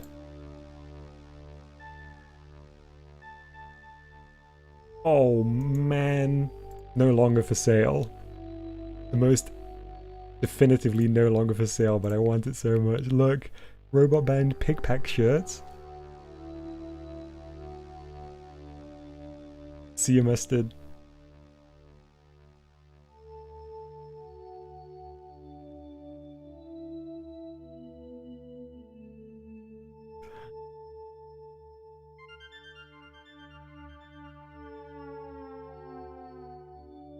Oh, let's dive into... Oh, hang on. Can't do that. I'm going to go to the issue 8 of NG on archive.org, so just give me a second.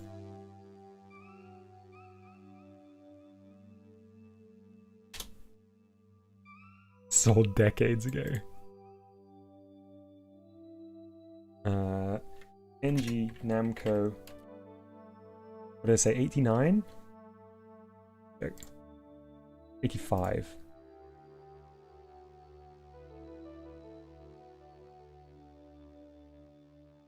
Dom is starting so many streams. Okay, so this should be issue 8. By the way, if you don't know about archive.org, or you haven't really used it, but you're aware of it, if you're interested in games, specifically older games, there is so many amazing artifacts on there. It's basically the Namco Museum in real life.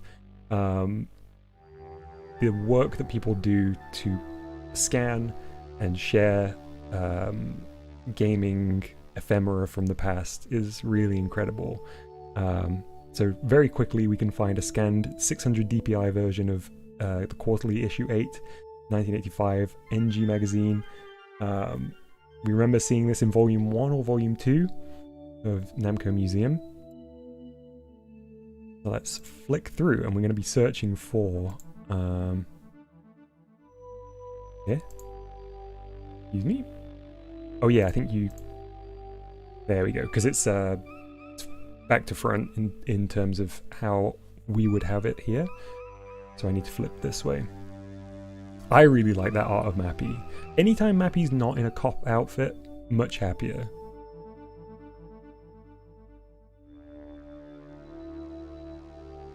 Joy Tennis. Oh look, there's so much good stuff in here. There's that interesting line art that was pointed out before. Which weirdly, this is such a tangent, but because I've been doing the new thumbnails for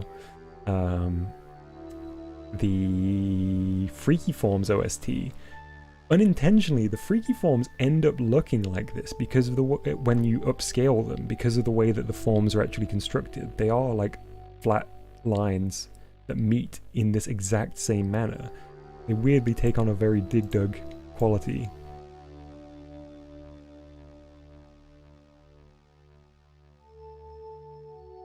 Is that a papercraft assault tank?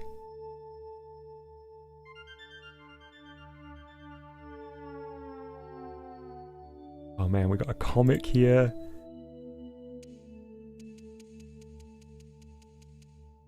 Okay, we're in. Chat, we're in. First of all, gonna have to do a vector version of that Pick-Pack logo. Start printing my own t-shirts, purely for personal use. Maji Mentaro. I guess that's the MC rather than the conductor. Digital Tome 3. Is that his name?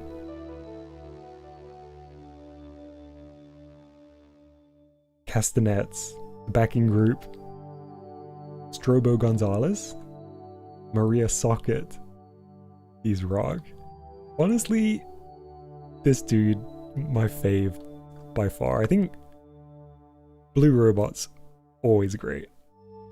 Mejimentaro is amazing. I do still believe that it's Mappy underneath that pink mask though.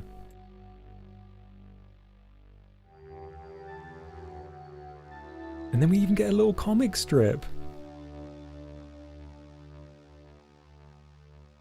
So the other thing I should mention is that there is OCR on anything that is scanned and uploaded in PDF to archive.org. So OCR, if you don't know, is like optical character recognition. So I believe it's got some degree of functionality in other languages as well, not just in English. So I guess you could, wherever, I forget where the option is to access the OCR stuff, but you could grab this and then translate this using, machine translation. They finish their concert, everybody cheers. Something happens and I guess the drummer goes to the toilet? I don't know. We need a pick-pack resurgence, I agree. Dragon Buster! Man, I already forgot about Dragon Buster. We've seen so many games. Oh, it's the sequel to the Pacland board game. If there's no Mappy on here, I will riot. There doesn't look to be... Okay, Mappy, we're good. We're fine. Phew. Oh, it's the big Polo guy. Polo Mint guy.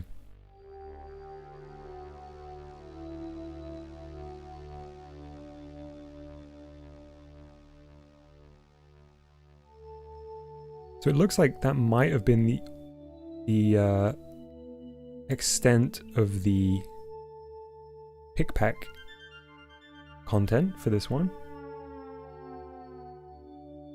Oh, fan art. It's Gil and Kai. Look who it is. It's all making sense now. You see? Man, can you imagine how much of a joy these Namco museums would have been if you were following Namco's output back in the day? Because you would have instantly recognized those weird little Franck-looking guys from issue 3 and 4, volume 3 and 4. But to me, I was like, oh, they're interesting designs. Wait. Look. Okay, first of all, great Pacland art. Pacland and Mappy crossover. But did you see the Mappy with the, like, weirdly human face? Is that Handsome Mousy?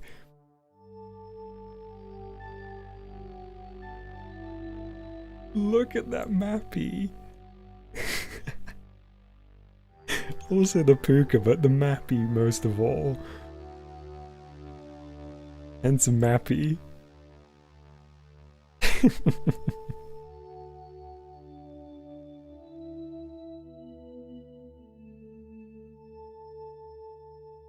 I actually love finding out something is a lot older than you know. Agreed, Arch, yeah. The really nice... That discovery process is always amazing. Oh, there's a lot of... See, people love Mappy, even if Namco was kind of neglecting Mappy in these NG covers. All the fan art.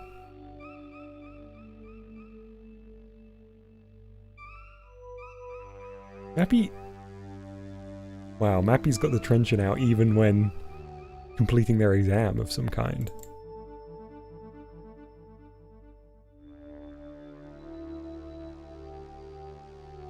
Namco goods. Handsome Mappy emote. It's such a low res image, I wonder whether I'd be able to like trace it. Hey Caden, thanks for stopping by. Look, it's all the stuff we saw in like volume 1 and 2. Or Was Mappy in 2? Yeah, I think Mappy was in 2.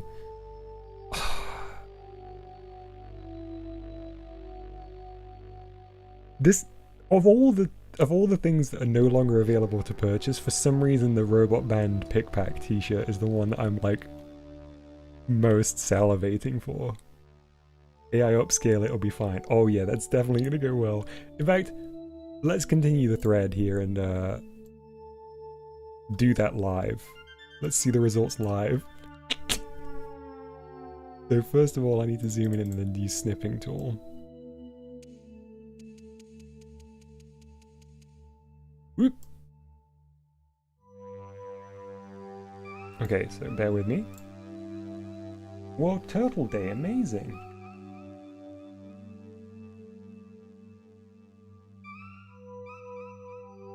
Fantastic. Let's save that as capture, that's fine.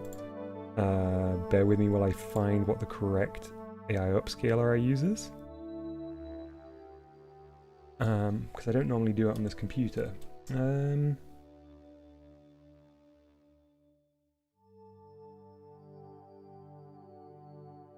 AI Nero, that's the one. Okay. Browse. No, we don't want that. We want this. This is going to be horrendous, I can tell already. Cartoon, yep.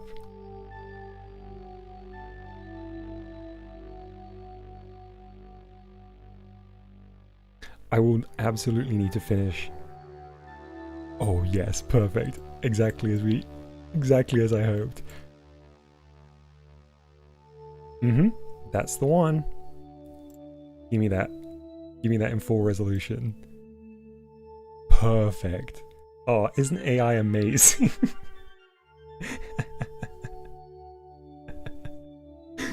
Isn't AI wonderful?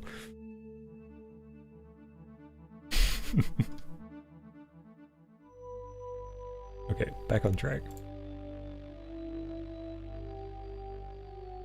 Oh, I did it in the... I did it in the wrong tab. Well, I guess we'll wrap up. Man, maybe I'm gonna have to just do some NG live diving through an NG issue, a couple of issues of NG after Volume 5 is concluded. Hey Mercury, welcome back. Wait, what happens if you choose standard? I accidentally tabbed out or closed the tab. Sorry, Mr. O. Yeah, let's wrap up. Let's like this video and then wrap up. Thank you everybody for joining me for this ridiculously bumper length Namco Museum Volume 4. Next week is the finale. We'll be moving on to the O in Namco. Final installment, Volume 5. Is it going to be possible for them to up their game from Volume 4? It seems like a very...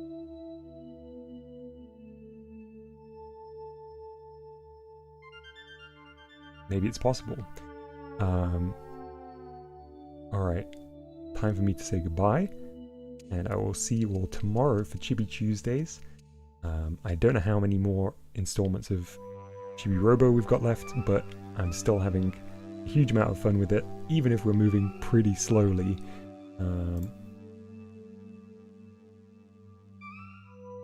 Alright, see you everybody.